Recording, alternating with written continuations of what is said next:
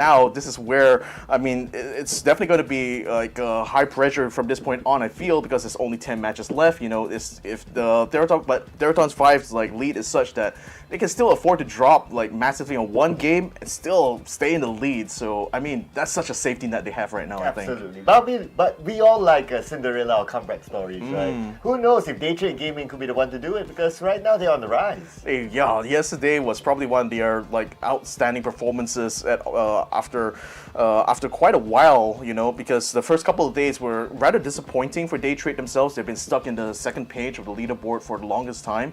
But yesterday's back-to-back performances, after they got the chicken dinner, they got 2 back-to-back top 3s, and after that point on, they found themselves immediately shot up to the second place on the leaderboard. Granted, after the last match yesterday, they're now dropped it down to 4th place, but I still feel that like these boys, they're back in competition now. Oh yeah, this is the thing about PUBG, right? It's a marathon, so you always want to be consistent if you want to stay on top, right? You don't want to be like looking back at those games where you felt like, oh, we could have done better if only we didn't drop those points, those unnecessary knockouts or something like that. So you always don't want to put yourself in the kind of position. So whichever game that you're playing, you always have to take it game by game and always do your best and get as many points as possible.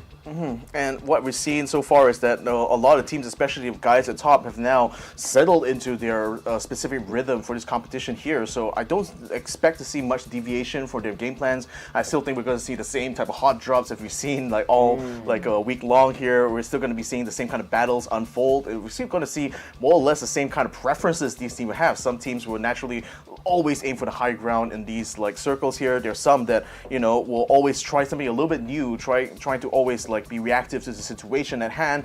But now that we're already like past the halfway point in this grand finals here, you know, to bring back the analogy you're bringing with like the marathons and stuff, you know, this is the part where the real race starts. You know, like in amateur races, it's often that the most inexperienced kind of like racers will often push very hard in the beginning, but lose a lot of steam towards the end. But the really good teams, you know, they've been conserving their potential, conserving their energy to bring it all out in these final 2 days. All right, so speaking about our schedule and our final 2 days, of course, we were done with the group stage last week, and then we moved on to the last chance qualifiers over the weekend last week as well. And right now we are at 27th of May. So the last 2 days, like what you mentioned, and tomorrow is going to be the last day, and we will crown our champions for the PUBG Asia Super Cup 2023 Summer. And that is it. It's locked and loaded. You can do nothing about whatever happened in the previous games. I know, that's why like, you know, the efforts for the last 3 days was really to get themselves into this kind of position for these weekend's matches here. So let's talk also a little bit about the journey these teams have gone through, because when we started this journey here, 24 teams all across Southeast Asia as well as some parts of Asia competed together in this group stage, splitting themselves into 3 different groups of 8 teams each, and then we just shuffled between these 3 groups as we played the 3 days of group stage, after which, you know, we took the top 8 in terms of points, and they will automatically be qualified to the grand finals. For the rest though, the bottom 16, they will have to go through the last chance qualifier stage, where they'll still have to fight it out for points once more, because only the top 8 from that LCQ stage will also join the other top 8 into the grand finals here. So now we only have 16 teams left. We said bye-bye to 8 teams in this PUBG Asia Super Cup already, but then now it's all about placements. It's all about position. Who's going to be number 1, who's going to be number 8, who's going to be number 16. Yeah, and the prize pool, of course, is going to vary depending on what their final placement will be. But for our teams, this is what they need to go through as part of the new point system, that is the super rule. And for the point system, winner chicken dinner will only receive 10 points this time around. It dwindles down until a 7th to 8th place, whereby all up to 8th place you will still receive something from placement points. But other than that, 9 to 16, they will not receive any points at all. And from what we have seen so far from teams who are successful, they are able to gather as many elimination points as possible. Yeah, this new standard universal PUBG esports rule set has been introduced since the first PUBG Global Series, and will be the new format that will be running for all regions here for PUBG competitively. And this also means that, you know, not only you have the new maps like Tego, added in the pool. That's also a highlight, I think, for this competition here. But you also have new items like the Blue Zone Grenade, the M79, the foldable shield, and of course the emergency pickup. All these new items have offered teams a lot more tools at disposal, and we've seen plenty of them make full use of it during the tournament itself. Yeah, I wonder if they'll make full use of the money as well. Oh, definitely. I would think. I mean, $20,000 for the champion to take home, and it dwindles down to well, at this stage of the tournament, it's going to be a bare minimum of $2,000. Look at the difference. It's a difference of 10x as compared to number 1 and number 16. But for number 12 to number 16, it will be the same 2,000. But looking at the numbers so far, it's still possible for even like the number 16 team currently, who is E36, to actually climb out of that and actually get the potential of getting a higher prize pool. That's the thing. Like the top 3 positions are still like I think the most contested ones out of like everyone else here. And the thing is that with T5 having taken the first rank and just stayed there for the last 3 days, it's really been teams just tripping over each other to get the second spot. We've seen plenty of movement from that second rank even to the 5th rank. Just a constant different rotation of teams match after match here. So I would expect that the same thing will still continue here today. Although like I will also want to see whether or not T5 Theerathon 5 will be able to maintain the consistent lead that they've been able to keep. You know, so now there's only 2 days of matches left here. It's going to be a lot of things that could still go wrong here, I think. Yeah, it could still, and it could still happen that, well, a comeback could happen. But, we're getting a preview here today on how the trophy might look like. So the Summer Champion Trophy, and wow, I mean, this is a very interesting design. It's not like your usual trophy where it just goes all the way up, but this has like a pattern to it. Yeah, the trophy is going to be 3D printed as well, and it's going to have all the details you're seeing here on screen. I love it. Like this is going to be something that I think the teams that will earn it will certainly treasure for quite a while, because it's again like the first tournament in PUBG PC under this brand new format. It's been a reorganizing of the whole competitive community itself, and I think it is vital for some of these organizations, particularly the ones that have been long running in this community since like the early days of PUBG, you know, to still vie for that recognition that, you know, they are still on top when it comes to the Asian region here. Yeah, I wonder how big the actual trophy is. Like, is that helmet like a size of an actual helmet?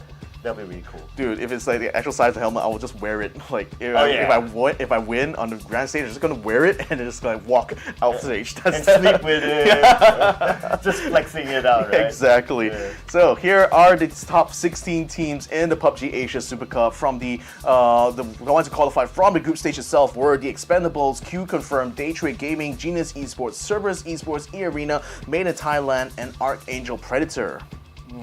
And also we have New Generation Esports, Theerathon 5, Unicorn Venom, Enter Force 36, One Call, Global Esports Xsset, Attack All Around, and Purple Moon Esports. A lot of Thai teams in the grand finals here, and out of the top 5 teams, 3 of them are from Thailand. I mean, it just goes to show how strong that region is, right? Because like none of the Thai teams were limited in this tournament. Even from the last chance qualifier, you still had Theerathon 5, Attack All Around, and Purple Moon Esport still make it through. But we conversely still also have representation from all the other regions here too. I mean, Vietnam being like another powerhouse region, I would say, for PUBG PC here in Southeast Asia. But you also have representation from the Philippines, from Taiwan in the form of Gex, with Indonesia in the form of One Call, and of course Enter Force 6 is as a region from Japan. Then map-wise, it's still the same rotation. We've been running this all throughout since the group stage itself. It's 2 rounds of Miramar back-to-back, then 1 round of Tego in between, and then we go back to Erangel for 2 back-to-back rounds, and that is basically how every single day has rolled here. Yeah, don't expect this to change throughout the entire tournament, including tomorrow as well. So do keep in mind, if you're watching one of these rounds, maybe you can ask a question of like, oh, what match is this? So in order for you to not have that question in your mind, you gotta watch every single round, then you know all the flow of the entire story and who excels in a particular round. So far, we can see that Tego is one of the messier maps. A lot of very, very quick fights, early fights, even from the get-go as well. Naturally, because it's smaller map, and I'm really enjoying the fact that it's in that kind of a situation or the kind of setting so that we can get a lot more action as the game goes. It's always interesting because a lot of teams are very familiar with the Miramar map and eArena itself. Granted, the new super rules have changed the I think the pacing of these maps a lot because it's now been standardized across all these 8x8 maps here. But frankly, teams that are still struggling to, there's not really one team specifically I feel that is wholly dominant in Taiko itself. It's even to the point where teams that are dominant in Miramar or Erangel can sometimes find themselves knocked out very early on in Taiko itself. And I think that's fantastic because it makes it a bit of, it adds that level of like unpredictability, I think, to each of these teams' journey in this competition. Yeah, so I think this is a great addition here coming in by putting in Taiko because for Miramar and Erangel, we've seen it time and time again that it's being played. So I guess for these teams as well, it's pretty much like knowing the map like the back of their hand. But okay, so coming to the numbers, this is where it matters, right? Theerathon 5 still very strong on top. They have a 27-point gap with the second place team. So with a 27-point gap, well, they can afford, like what you say, right? They can afford to lose one game, and it still doesn't matter for them. They'll still be at number one. Yeah, this will be a number one, and with other teams still kind of like pushing each other down every time they move up as well. We've seen that happen with like teams like Genius Esports and New Generation. Weren't in the second spot, to begin with in day number 3, but found themselves going all the way up there thanks to brilliant performances they've ran in their chicken dinner rounds. And I think the biggest mover out of all of them though is actually Daytrade Gaming because for the first 2 days of Grand Finals competition, they struggled to get themselves into the top 8. Then finally in day 3, it all came together so well for them because after getting a chicken dinner in, if I recall correctly, Taiko, that allowed them pretty much to get a lot of momentum for the subsequent Erangel rounds. You got like third place and third place again, and that pretty much kept them back in contention now. So that's certainly going to be good news for the boys from Thailand. Yeah, but speaking about the boys from another region, so we have New Generation Esports coming in from Vietnam, and so far they're at the second place with 72 kills and a total point of 114. So they have a 27-point gap with T5. But then again, here's the thing about like the second place onwards, right? Even like from day one, the switch is just insane. Like they're just climbing on top of each other and just cancelling out each other, allowing teams like a T5 to just go all the way and just laugh at the top. And I think it's also worth pointing out that yesterday was just a constant upward trajectory, for New Generation Esports. It's only the final match of the day in which they earned that chicken dinner, but even before that point, they got a second place already in the first Erangel round. They started the day off actually fairly weak actually because they got only a 13th placing in that first match of day number 3. So for these guys now, it's up to them to maintain this sort of prestige here coming this because Genius Esports, another team that is also just like their counterparts in New Generation, are also out there fighting really good fights. Got themselves a really good round in the first Erangel match of day 3, and pretty much has not looked back ever since. Yeah, and for them, the gap between the number 3 and number 2 is not that wide. It's about say 8 points difference. Yeah, it's 8 points difference. So with 8 points difference, again, it could still swap between all these teams, and they've been swapping with each other for the longest time in our tournament. The biggest question that I have is that how are they going to take out T5? What does it take for T5 to drop out the number 1 spot? I think it's like, again, like for them to like drop one round where they get no points at all, and the other either New Generation Genius Esports taking the chicken dinner, the bulk of the kills. I think that would be the only way to have an instantaneous movement in that direction. But nevertheless, let's have a look again at some of these highlights from yesterday's matches itself. I think like I'm still seeing largely a continuation of the type of pacing that we've seen even from day number 2 as well, where teams mostly take a lot of that fighting from phase 3 onwards, and we see them tend to crowd around inside this circle, making it like basically a very difficult kind of battlefield for a lot of these teams. So it's really a battle of survival from that third phase on. And then once you get to that, the final 8 teams, that's where things start to tend to slow down a little bit. Teams will be very tactical about where they decide to move and stuff like that. But you also conversely see teams just really keep the pressure going, sending so many frags, grenades. I think kills have been abundant pretty much even since day 2 itself. But in day 3, all these kind of angles were very hard to take, especially on Miramar.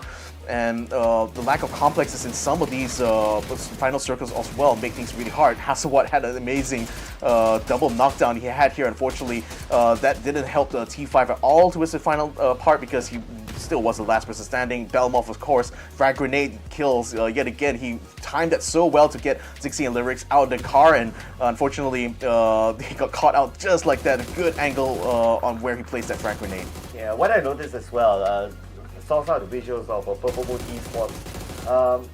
They are the team in the middle bracket that has the most kills so far.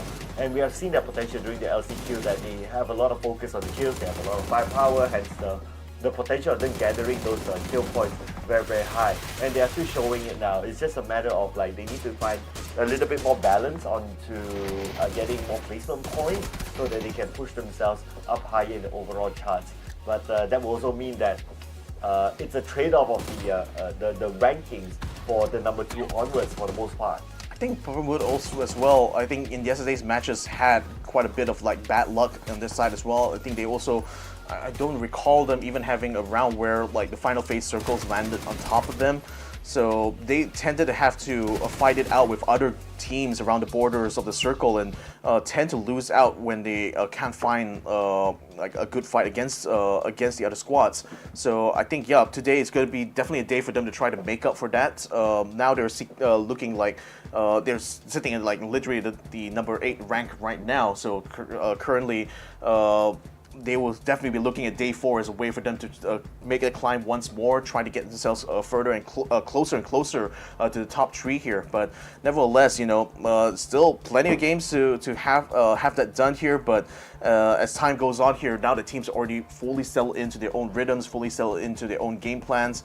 I think it's high time for some of these teams to start to show a newer, shifting basically into a new gear, changing up their strategies, seeing what they already know, kind of what works and what doesn't. And I think it's now just kind of going for the plans that will ultimately lead them to the greatest success. Yeah, so let's see, but still, T5 being the big boss.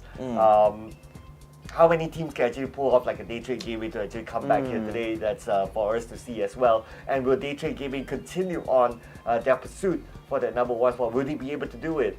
If we look mathematically, it's still possible. Okay, if I look at the numbers between Daytrade Gaming and T5, it is a 30-point gap. So you gotta think about it, 30-point gap, 10 more games to go, and if they did whatever they did yesterday, today and tomorrow, I mean, they could sprung out a miracle. I know. I think especially when I look at Theerathon 5, I think maybe day 2 might have been an outlier for them because I think day 2 they didn't get any chicken dinners. Or I could be wrong about that, but nevertheless, I think if Theerathon 5 doesn't get a chicken dinner here today, that could potentially threaten their lead somewhat. Again, most of the teams, whenever they have the potential to get into the last 4 teams on the match itself, it usually means they can accumulate a lot of kill points. And what Theerathon has done is that even in the rounds where they can't really contest for the chicken dinner, they still rack up plenty of kills. So that strategy has allowed them to just maintain the lead that they had, since the beginning of this grand finals here. So now. It's going to be the last 2 days. I feel is also where some of the teams that have been hanging around that midfield will also want to make a really hard and concerted final push here with this final weekend of matches. So it's not exactly definite, but I feel that T5 should, in these couple of days here, have to put maximum focus because every other team now knows exactly what they are capable of, what T5 will always tend to do, and it wouldn't be surprising at all if some teams opt to instead just go for counterplays against T5 specifically, just to make sure that they wouldn't be able to run away with the lead anymore. Yeah, what I realized as well for T5 is that out of the many games that we have played, they only have 2 rounds that they got nothing. Other than that, they were at least take home something from that particular round. So that is an amazing record to recognize as well. For attack all around, heading from Thailand, they are currently at 101 points, actually the same amount of points with Daytrade Gaming. So we only have 5 teams so far getting the 3-digit mark in terms of points collected, and AAA happened to be one of it. And being in the bracket of the 100 point above bracket, they are sitting at number 3 in terms of the most kills gathered overall in these grand finals. Yep, ladies and gentlemen, we're going to be taking flight right now to bring you guys the first match of day number 4 here. We're going off to the desert, dusty dunes of Miramar itself. It's a flight path coming from the north part of the map all the way down south, headed towards the prison island just off of Val de Mar. So that's a nice little split here. Still closing up Picado. That I still want to watch out for AAA, where they're going to be dropping off here. Are they still going to be going for another hot drop with CES once more? Looks very likely, though. They jumped off at literally the same time, so another Picado. This is like, what, round 4 now for them here? I'm starting to lose count, honestly. Yeah, starting to lose count, but not gonna lie, Picado is a good spot because it's in the center of the map. It's an entire city, so loot is definitely enough for one squad. For 2 squads, arguably it's a little bit tight there, but I guess that's the interesting part is that these 2 teams, they still don't want to let go of each other.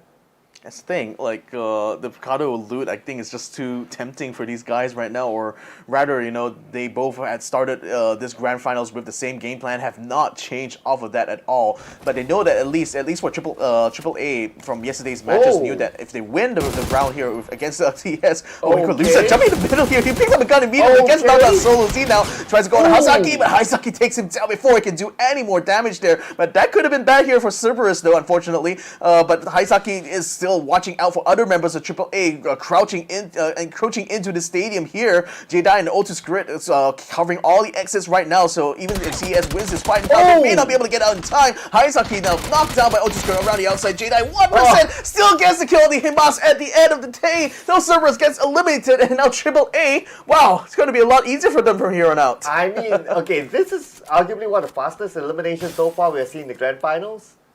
Of a squad? Yeah. One of it for sure. Equalusa, what a mad lad, jumping into this one spot together with the 2 members of CS. Again, like, I think they also knew that CERBERUS, especially Haizaki, will always take that stadium part of Picado every single time. So I suppose that Equalusa, having watched the previous matches, realized that, yeah, if I take control of that early on, CERBERUS doesn't have an anchor anymore once he takes out Haizaki. Now, granted, that still forced Jedi as well as Janku Tuoff to come in as well to clean things up, but that's a massive disruption there to CERBERUS' game plan for sure. And he was kind of lucky as well. The moment he landed, he got a suitable weapon as compared to his opponents, where we saw them still running around, so they didn't have weapons to loot and to fight back. So all they could do is just try and run, but if you run, you will turn your backs on your enemy, and that's where it makes it easier for them to shoot them down. I mean, you gotta think about it, right? CERBERUS is currently at number 50 in the overall charts, and for many rounds that we have played Miramar, if you kind of realize that, okay, we're not really winning the fight inside Picado, you might as well drop somewhere else. I mean, you have the entire map to still play with. Yeah, that's the thing. Like this circle, even though it's like down by the south western part, it's still very much inside the mainland itself. So I think that still going to be a lot of these teams, just especially the ones that jumped out in the middle of that flight path, are still in a strong position actually coming into this circle here. So it's not exactly going to be that crowded right now. The teams that did jump out late though are certainly going to be enjoying most of the time farming now, because they really aren't going to be any pressure to rotate or make any movements here. In fact, like especially for teams like Daytrade or eArena, this is the fantastic way to start off the day here for them, because now they can just pretty much focus on their own kind of like game right now, and doesn't really have to worry too much about engagements coming in from the north, because you got other teams basically to head them off before they're able to reach even into the inner reaches of the circle itself. New Generation Esports is one of those teams currently that's biased towards the northern side, starting to encroach under the position where where Genius Esports is currently set up in. QConfirm in the meantime starting to move down southwards to try to avoid I think E36 as well, but you also got the Expendables, who already set up and around the graveyard / La Bendita area that are in position now to maneuver down south towards Los Leones. So that could be a point there where they could potentially gatekeep QConfirm or even E36 coming into this next safe zone. So far, for what we saw earlier, I really like the position of eArena because they immediately took the high ground just below Chumacera, because those are really one of the key positions. And if anyone wants to go up to that high ground, it's going to be hard because as long as eArena is there, they can always defend it with a high ground advantage. Same goes for Daytrade Gaming as well, because they drop inside Chumacera, access to them onto the high ground is easier as well, so they can make that choice of going up there faster. Looking at this current circle, there is a possibility that the circle will end up on those high grounds, so whoever holds on top first will have that huge advantage. Yeah, Hakai finds a care package right in the middle. Just seems like it was wrapped and ready for him there. So picks up a Kara 98 there. Can't see what scope he exactly picked up yet, but nevertheless, that's going to be very important now for NGE because they're getting very close to Genius Esports' area here. You also got one call on the opposite side of this mountain, starting to put pressure on the Genius Esports at the same time. Trick, in fact, does have a 4X scope that he's using on his Mark 12 that should be able to give him the decent, good range as well as ability attack. Although now he's under fire, though. I think from Zest's side, they popped the tire off of his Jeep, though. Ooh, he's not going to be happy about that. Yeah, at least the good news is that it's the front tire. If it's the back tire, then that vehicle is pretty much unusable. So the front tire, still not too bad. But then again, Trick is not going to take the risk. Probably he thinks that, okay, if he hops into the vehicle, he could still be headshotted. So he's going to let that go for now. Gex, I think they just spotted ArkAngel Predators coming in over the road, but haven't quite opened fire on them yet, letting the rest of them pull in first, giving that false sense of calm and security. Leo is just popping energy drinks now. Now they see the tail end, that convoy, which is going to be Nan, and Xavier is actually putting him under fire here. Evil Patrick is also trying to keep Xavier suppressed, though, but then you got Alec right now trying to turn around to try to head off this attack that Gex is putting onto them, hopefully to help rescue Nan and Evil Patrick out the way.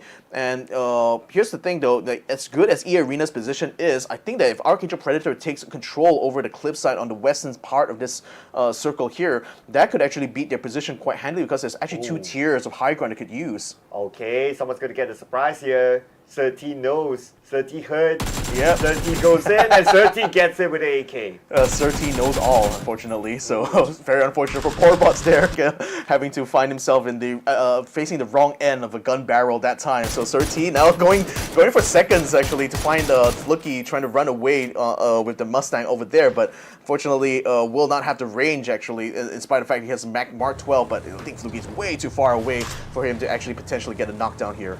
Yeah, so he's going to get away to safety for now, but unfortunately for the rest of the round, Purple Moon Esports, a team that has a lot of firepower, able to gather elimination points, unfortunately will be playing the rest of the round with only 3 players, so that would dampen their firepower overall, and with that, they might be playing this round a little bit more safer. The thing is, for Purple Mood, if Danawa and Thunder decide to push down south and try to pressure Surtees' position, that could actually make it easier for One Call and NGE to pressure the rest of Genius Esports because they were really relying on Surtees' position there to provide some sniper support. But if he's going to be tied up by Purple Mood here, that's going to be one less person who can help them in this pincer fight that both the Indonesian and the Vietnamese squad is doing onto Genius Esports here. Attack all around. In the meantime, they've already found themselves in the outskirts of Shumacera itself in a very secure position actually within this compound. That's going to allow them as well to get some shots onto attack onto E36, although the Expendables also spots Jankatuov trying to take those shots, and the Jedi has just been knocked down, so Jankatuov is now forced to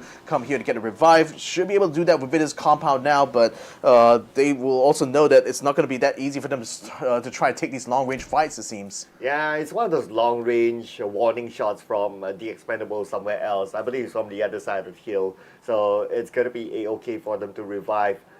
If it gets eliminated from that kind of a distance, well, it's considerably big for the Expendables.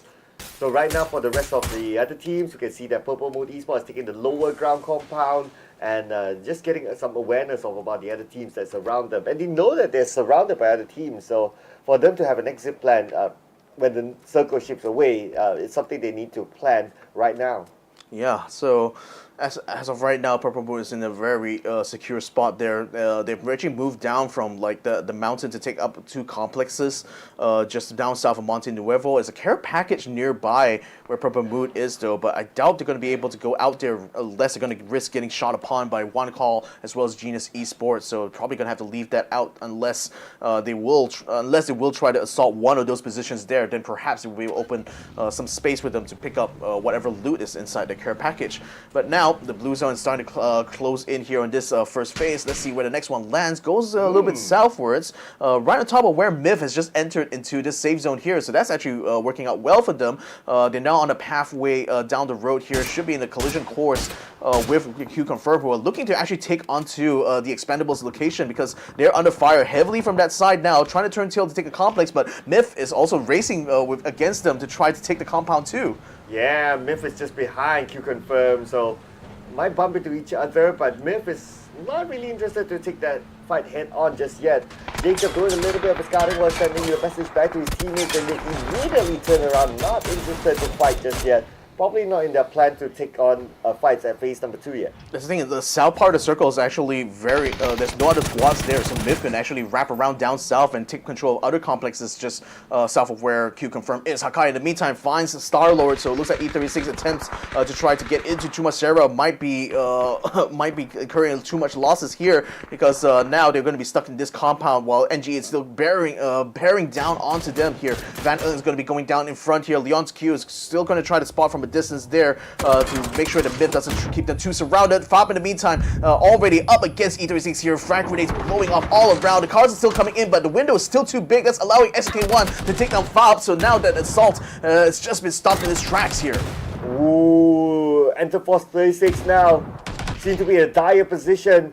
They're losing the fight, but they're not going down without a fight. Just yet, and that blue is there to take him down. Nice. They're gonna get a double. Triple knockdown. That blue. He is that guy to do the job. He is that guy indeed. The man, the plan, the one-man army here for NGE, taking over the compound that E36 was in just now. So that's a brilliant assault from them. I don't think they took too many losses per se in that one. Only they lost out Fop mostly in the opening of that fight there, but a good recovery nevertheless. Ooh, now long range coming in from eArena. They had the high ground just on the southern side of Chumacera, so this is where this area is really, really good. You get to see all the rotations coming in from the other teams, but we gotta enjoy the replay here from that fight, from that blue, with Scar L taking down 3 team members from E36, just shattering their hopes and dreams of not being in number 16. Yeah, Daytrade Gaming lurking on top of the cliffs overlooking NGE's position there. We also have like UV set up on the western part of Chumacera itself, so it's not exactly an empty town here. NGE certainly will be realizing that right about now, hearing the gunshots coming off on their end. Other teams are already piling in from the northern side as well. Myth has taken solid control over the southern part here, not being contested too hard by QConfirm actually, who are still deciding to hold on onto their own compound they found in the middle of this circle here, and doesn't seem to be letting go of that anytime soon, and still keeping the pressure going onto the Expendables while that is all happening. eArena in the meantime though, they see ArkAngel Predators within their backyard here, and they're starting to think about taking the fight here. Here we go. Lining it up right now, but very patiently just feeding information to his team right now. So was Inside Lyrics and KM99 are certainly thinking about what are going to be the tactical options here, because taking over ArkAngel Predators' position means they will have effective control over this west part of the circle. Eva Patrick saw him on the high ground, so they know that someone's there. But ZZ's not making the big moves yet. And Circle looks like it's going to go towards Chumacera. The high grounds around Chumacera, where eArena is still within the circle, but considering that it's by the edge of the circle, there's a high possibility that the circle will ship away from eArena's location, and that is where they need to start to plan on getting down from the high ground. Yeah, Zixi is going to have to be very disciplined right now, because if he decides to take the fight here before the rest of his squad is ready to meet ArkAngel Predators, that will be an easy way for ArkAngel Predators to take over the compound should they knock down Zizzy too early. Surti, in the meantime, he is bleeding out right now. His global esports exit collapsing collapses on top of NGE right now. Surti will be removed by Leo here as they continue to assault onto this compound here, trying to flush out the other members of NGE, but they seem to have already pulled out of this compound itself and started to stay away from Global Esports exit here, but it's still scanning around, making sure that the coast is clear before they will go ahead and reap the rewards of taking over this compound. Ooh, nice, beautiful angle shot there. Gotta admire their skill level for GE, Genius Esports, a little bit out in the open, especially for Zest. Global Esports exit on the other side, and when the circle closes, they might bump into each other. So we have 3 teams at least so close by each other that when the circle shifts, a 3-way fight might happen. Oh, okay. T5 has decided to go assault up from the southern part of the circle here and actually cuts right through eArena's position here to try to get themselves south of Chumacera, and it successfully found themselves a nice staging point actually within these dunes and hills. So eArena not able to react fast enough to stop T5 in the tracks. So this could be another interloper in this 3-way battle now forming between eArena, ArkAngel Predators, as well as Theerathon 5. While at the same time, still the NGE is still attempting to try to remove GE from their area here. Zest under fire from the frag grenades and that blue sending out the window here. Is he going to be able to get another kill here for himself? Just a little bit. Yes, he will. Zest is out of the game. And that's going to be 4 kills for that blue all alone. 5 kills for his team as a total score as of now. eArena still has a high ground. We can see that inside spots out ArkAngel Predator. He saw them from the previous occasion. Oh. And things are getting bad for worse now for eArena because Purple Mood has decided to join in onto their compound here. So Inside and Lyrics are under pressure here from the south, while KM99 is still trying to head off T5, and at the same time Zixi is still keeping ArkAngel Predators within his sight. So eArena is actually very spread out right now. They thought they would have the advantage here. I felt, they should have taken over AAP's position, but it seems like it's a little bit too little too late now. As Tanawat takes out Inside here, things are falling apart now for eArena. Oh, Lyrics in the compound all alone, and he might be sieged down by Purple Mood Esports. Purple Mood Esports saw ArkAngel Predator on the left as well. Long range coming in from Tanawat. That's gonna but not able to take anyone down just yet. T5 now in action. T5, they moved up into Chumacera now, trying to push Daytrade Gaming out of their position here and keeping their pressure, and that's actually working out well for them because this next circle lands on top. So now they just have to finish off the rest of Daytrade here, and they will take control over this sector. So Norin's still hanging around the outside, sends a smoke grenade out to try to head off any attempts to flank him around his building here. He opens up through the garage door and finds Hasawat, but now he's going to try to wrap around the other side. Actually, he's going to get onto the rooftop here, trying to get some high ground against T5, who are all set up inside this ground floor. They will remove whoever they find inside. That's going to be Chills, unfortunately, to be taken out to the lobby now. But T5 still has control of this floor right now, even though Hasawat is down. And the rest of Daytrade, Belmov and Flash is still lurking around the outside, though. They're still letting Norin's still trying to hit things off. He does get the frag grenade kill against knockdown against Hasawat right now, so at least is able to cover his tracks. Yo, beautiful nade there. Now T5.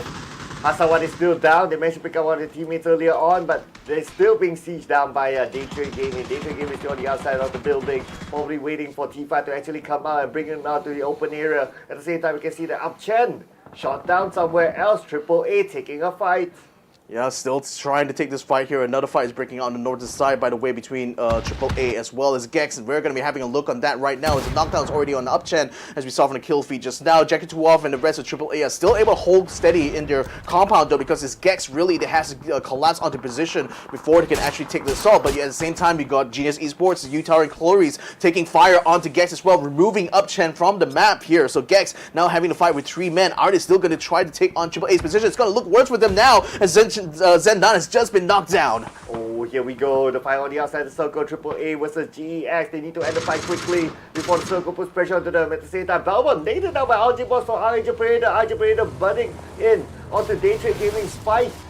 Yeah, it's now AAA is going to try to make the move now to undercut Gex here, while the Genius Esports is also moving in onto Savior there. So there's a potential for them to try to pick up some scraps here from this fight, but might be a little bit slow to try to stop AAA in the tracks. Unfortunately, though, J-Dye has just been knocked down, so that could actually work out well here for GE as they start to move in here. Savior shadowing the other 2 members there, also sends some frag grenades down. They want to try to use this opportunity to finish off AAA for good. Oh, Global Esports Xsset trying to find their way in, but now we move forward to new generation esports. They're kind of busy, but we move over again. There's just so many fights happening all around the map. Yeah, all in the northern part here. Chumasera is the biggest staging point right now, but just in the outskirts here, the fight between GE as well as AAA is still ongoing here. We already have NGE under massive pressure for one call at the same time. Elimination is already done on that side. Sakai knocks down one call's trick. Chloris in the moment, having taken control of the schoolhouse here, is keeping an eye out onto AAA. As soon as any of them pops up within his view, he will be in the position now to take them down. Oh, Chloris spotted out by his opponent. He needs to move himself. He needs to reset quickly before they come in. Eclipsia is still around the corner, trying to find his target. Yura is on the other side, but Chloris is inside the building. Right now we can see that trick.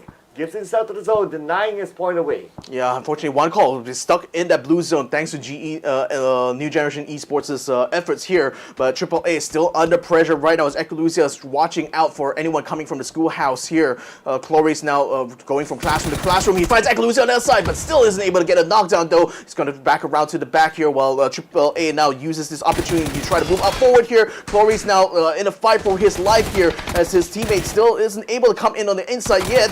Chloris coming outside. He takes out O2 Squid. Utah still around the outside too. Covers his back, takes out Ekalusa, and that will be the end of AAA. Yuda wins the fight, but this compound is not clear yet. We still have Zennan around the corner. Zennan can still come in and wipe them all out. Zennan resetting himself. He does have a first aid. He's still A-OK. But he still needs to find his target. This wall isn't helping him. Not at all, but well, it does cover his movements though compared to GE here because they're still Utah still focused on trying to get his teammate revived now. But Zennan peeking through the bars here. Oh, he finds a headshot. Nice, he finds it onto Chloris. That will be the end of Genius Esports. Beautifully done by Zen9 and Zennan. Nicely done, and now he can move into the circle. It's quite a distance for him. Hopefully he'll be okay from there. Sapao needed down by Larix. At the same time on the southern side we can see there are two teams fighting out each other, but look on the left side, the amount of teams there. Yeah, UV, still two members remaining, but they're able to keep a lot of pressure going to EA while T5 is using this opportunity as well to send whatever frag grenades ahead towards EA's direction, thus cutting down their ability to assault the compound right now. So under fire from two teams here, EA not in the best of spots right now. Zixi is going to be isolated now by Unicorn Venom, so that KM99 is now trying to pick up his own teammate there. Pantomime, the rest of Theerathon 5 now still not under pressure quite yet until Daytrade Gaming moves in from the north side, which they are actually doing right now. Both Flash and Norins are starting to move in and also are trying to take the fight to Theerathon 5. Ooh, the fight's not over yet on the left side of the map. We can see they're all stuck within the same area. Larix coming in from behind, shoots onto his opponent, but Larix being counterfire upon us. T5! Who wins the fight? What does it take to take out T5? A lot. I think a lot more than just that though. Daytrade is finding themselves in the quandary too. They tried to take the assault into T5, but now the Rosita is already clear out of the south. Now they can focus on the north here. So Norris is still down. Flash is going to be able to get a revive onto him, but Tantapong and Tanadol also have control over the other wing of the building here, and that's not going to be a good a good situation for them, I think. Oh, T5 still standing strong though after all those fights, but now the blue has come in and Tanadol is there, waiting for Flash. Managed to take him down, then Flash will be finished off by Hatsawan. But Nuris is not done yet. Managed to take down Patapong. Tanadol be taken down as well. Looks ahead, around the corner as T5 finally eliminated. It took so much to take them down. It took 3 different teams to take down this one squad here, but that's going to be excellent for everyone else because now the final 8 does not involve Theerathon 5 right now, so points are certainly going to be up for grabs here. UV is still going to have to get themselves in recovery position, but you got ArkAngel Predator already taking over the compound that both Daytrade as well as T5 were in just moments ago, and they're using that successfully to push UV further down south. They're still outside of the safe zone for now though. I think the Expendables are still in a good position compound-wise to keep pressure onto Myth, but unfortunately the spine of that mountain there makes it hard for them to pour any fire on top of them. They can only focus on Jacob right now, who is currently trying to bring the assault onto Purple Moon. They already have a knockdown onto Fluky there, and attack all around just gets the assault done onto UV, eliminates both Smell as well as Silhi. Well, looks like Seymour is not going to move from his area because he knows the moment he shows himself, he will be taken out. So he's probably considering the option of eliminating himself using the blue.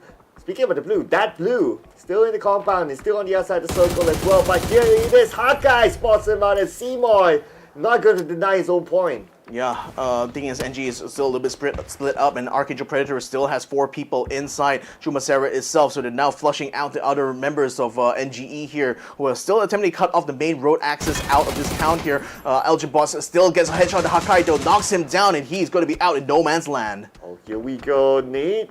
Toss out onto the other side, but the long range coming in from Pet.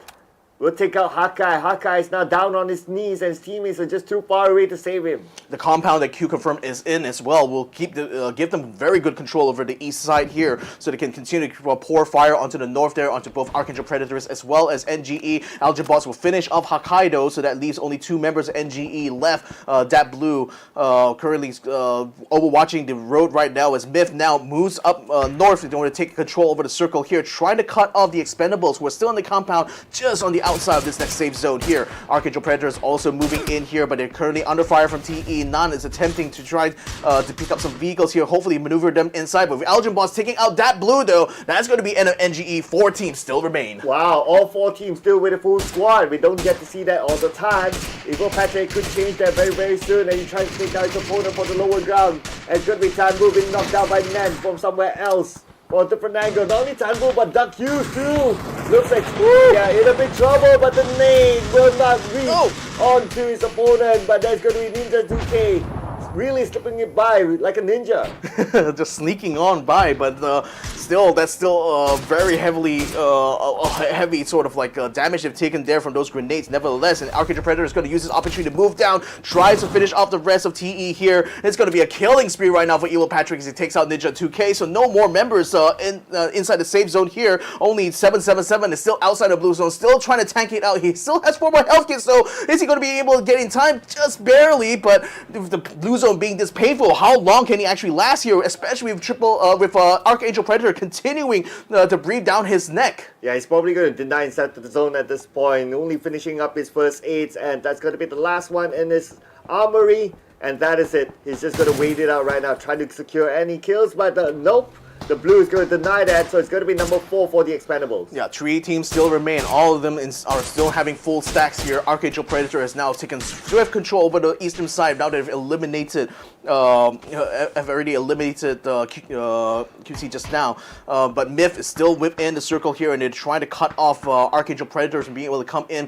QConfirm is still on the outer side. Have not moved out of the compound yet, but will soon have to, with the circle already moving further west of them now. But that will put them in the line of fire for Myth in fact, so now they're just trying to use this whatever remaining time that's left in this phase here to hopefully get some knockdowns onto Myth so they can open up a path for them to start to get into the safe zone. Well, Circle favors Myth, but we have seen it time and time again. The team that moves last will have the biggest advantage, and that could be QConfirm. ArkAngel Predator has no choice as well. They need to move further forward. They're playing by doing out the circle, putting pressure on the QConfirm. QConfirm making their move into the circle.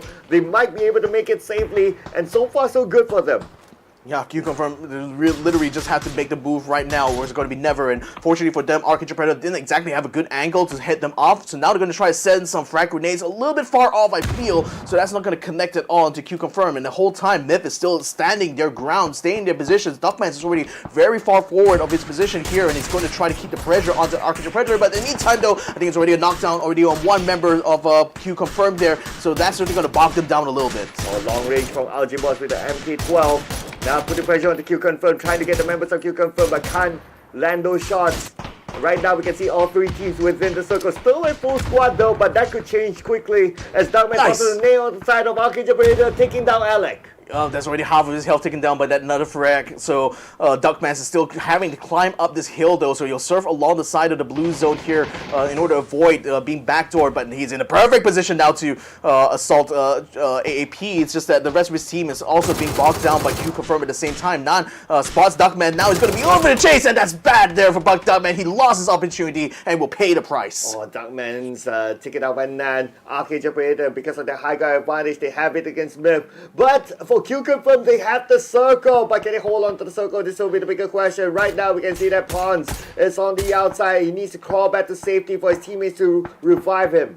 it wouldn't make sense for ArkAngel Predator to move from the position though, because it's still a high ground that allows them to take shots against both QC as well as Myth. So if anything, they want to try to get the knockdown, to confirm a knockdown here onto QConfirm. Unfortunately, that doesn't seem to happen until just now, so they're already finally taking the Q on the back. They will remove him as well, so that's a little bit of pressure relief though, but nevertheless, Zapalui as well as Daytrade continues to pour fire onto Elgin bots, so they can't exactly move up north even if they want to, and the whole time, Xsset is also making maneuvers up the cliff side here, so certainly Myth is now sensing an opportunity to try to cut off AAP, have not actually beaten them to the punch though, as they get on the vehicles, they're going to collide straight into QC here. Unfortunately, Nana will get knocked down, even Patrick does as well, Alec is able to slip by, but can he get a return fire done here? The knockdowns are still happening though, as Alec gets himself out of the blue zone, he will be knocked down instead. This is bad here for ArkAngel Predators. Oh, it's bad. There's the outside circle as Aljin board now in a critical situation. He needs to reset quickly. That's his last first aid that he'll be using. At the same time, we can see that El Pawns will be taken out by Rogue. Rogue will take out Nan as well. ArkAngel Predator down to the last man, and Myth has the best advantage. Yep, Myth right now still has more people standing and ready to fight here. Louis is going to have to get himself revived very quickly, and Predred's in position to try to do that. While that is happening though, Myth is starting to move in onto ArkAngel Predator's position now.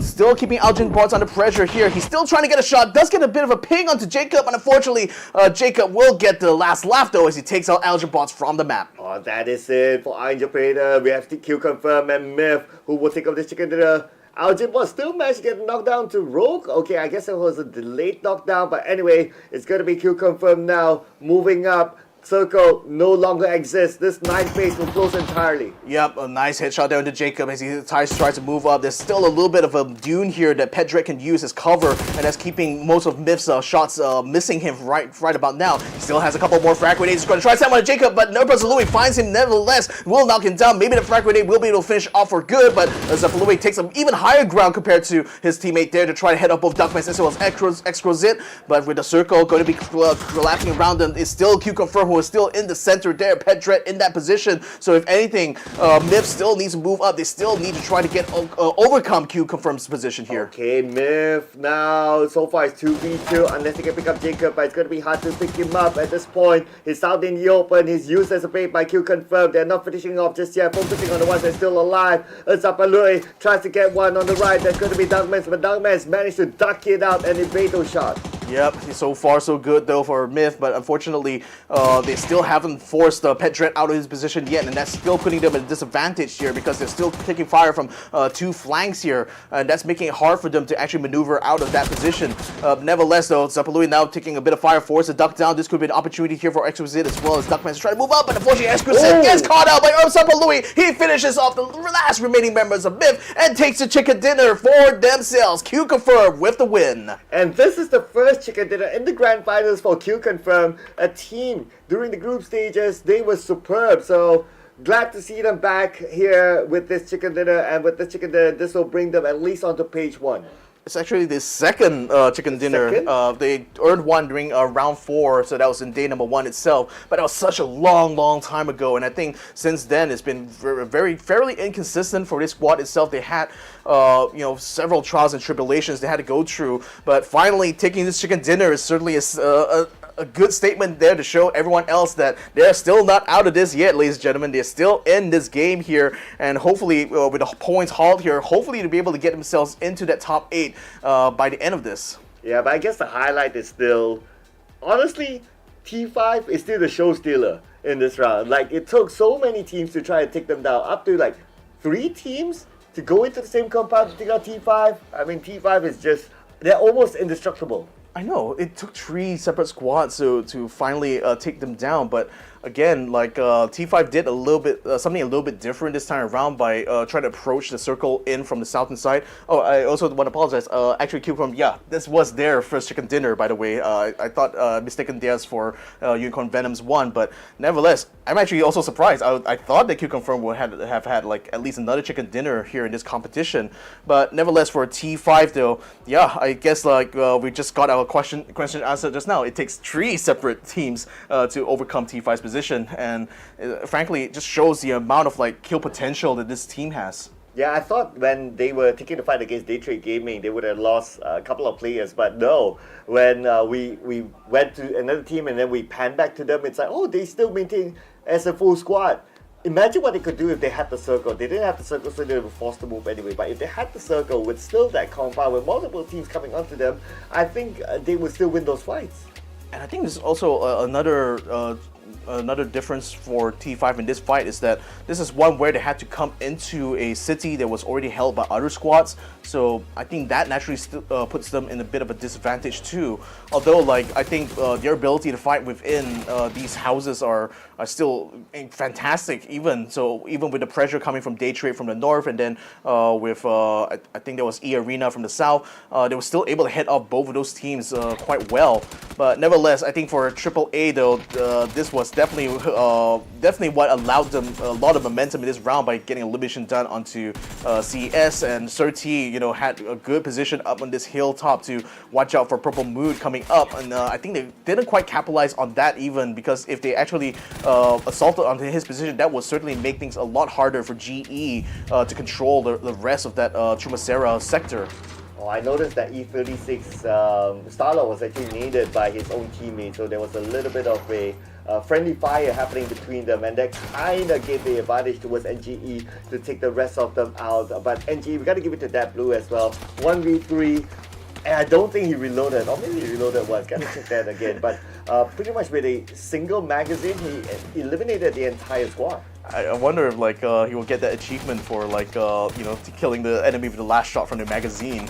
I know that's achievement in CS:GO. I'm not sure if it's an achievement in PUBG itself, but certainly an achievement for that blue to not only take that 1v3 but also to get the frag grenade kill against GE's Zest as well. So that's certainly a highlighted performance here for New Generation Esports for sure. Unicorn Venom, they tried to sweep in from the western side and found themselves in the battle that eArena and T5 were bogged down in, but Rascal Jr. came out of the gates like swinging, took down 2-3 members of eArena and pretty much secured that sector of Chumacera for themselves. And even Daytrade Gaming tried to come in from the north there, was giving them quite a hard time, but they still got the eliminations done. And eventually it was another team, which I think one call, that actually went in and sweep that side anyway. So nevertheless, T5 were not able to hold on until the final phase here. That was mostly a battlefield here for ArkAngel Predator, who took control over the western side compared to other teams that I thought would be able to control that sector. Like ArkAngel Predator actually took full advantage of all these other chaos here to get full control, and that led them to be part of the final four in this fight here. Yeah, and the fact that ArkAngel Predator, they took the high ground at this stage of the game, it gave them a lot of advantage to take out QConfirm. QConfirm, they won the lower ground, and it's pretty much an open area for them. That's why there's very minimal cover for them to take that fight against ArkAngel Predator. So it was well taken by them. Myth, on the other hand, yes, they were on the lower ground, but somehow they managed to fight back against a team that was on the high ground. Yeah, Sapalue, what a mad lad this guy was, because his eliminations was what pretty much secured it, and Pet Dread, by holding the position in the center there, kept Myth under pressure the whole time, so they were more worried about trying to pick off hits rather than actually moving up as well, and that dual play there pretty much secured them that chicken dinner, so a fantastic show of tactics here from QConfirm. Yeah, QConfirm finally getting the chicken dinner in the grand finals. I guess we all kind of missed that performance of how they did inside of the group stage, where it was superb. They were at number 1 for most of the game until their second group stage game. They kind of drop a little bit, but by that time it doesn't really matter for them as long as they are through straight out onto grand final. So QConfirm, a team that has a lot of potential, and since the points are not that far actually from number 2 onwards, QConfirm definitely will be in page 1. I think so. It's just a matter of how far they were able to get. I didn't quite catch how many kills they got. We will definitely get the update once the full match results are up here anyway. But again, like you mentioned, first chicken dinner for them in this competition, which again surprised me so much that it's I had to check back and I realized, oh yeah, their best performances were only 2 second places, and that was in day number 2. But now they've got their first chicken dinner there, and just in the nick of time too. They did chicken dinners during the group stage, but that was only during the Tego round. So the fact that they managed to get it in the first map of Miramar itself, I hope this is going to be a sign of things to come here from this squad. Yeah, we like to see surprises, right? But here comes the question again. After seeing what T5 did, what does it take to take them down? Because they are still consistent. It doesn't look like they're dropping. But let's go through the scores. As we can see here, ArkAngel Predator gets the most points because of the kill points collected. Exactly, but now QConfirm is only like 2 points behind ArkAngel Predator though, so they're not too far off in terms of like what progress they can make. But for AAP especially, they were also another team that's even further down that second page. So this is going to be a good piece of news for them that they've actually gotten the bulk of the points here. But nevertheless, Bain and Thailand and New Generation Esports had a fantastic round here. NGA especially were able to capitalize a lot out of their fights inside Chumacera. So 9 kill points is nothing to be shy about. In all honesty here, I think the only outlier really is the Expendables, only 4 placement points but 0 kills throughout this competition here. Compare that to Theerathon 5, who didn't get any placement points but still managed to net 4 kills, so that's still 4 points to add to the tally. So if my mathematics is correct, that's 145 points they have in total now overall.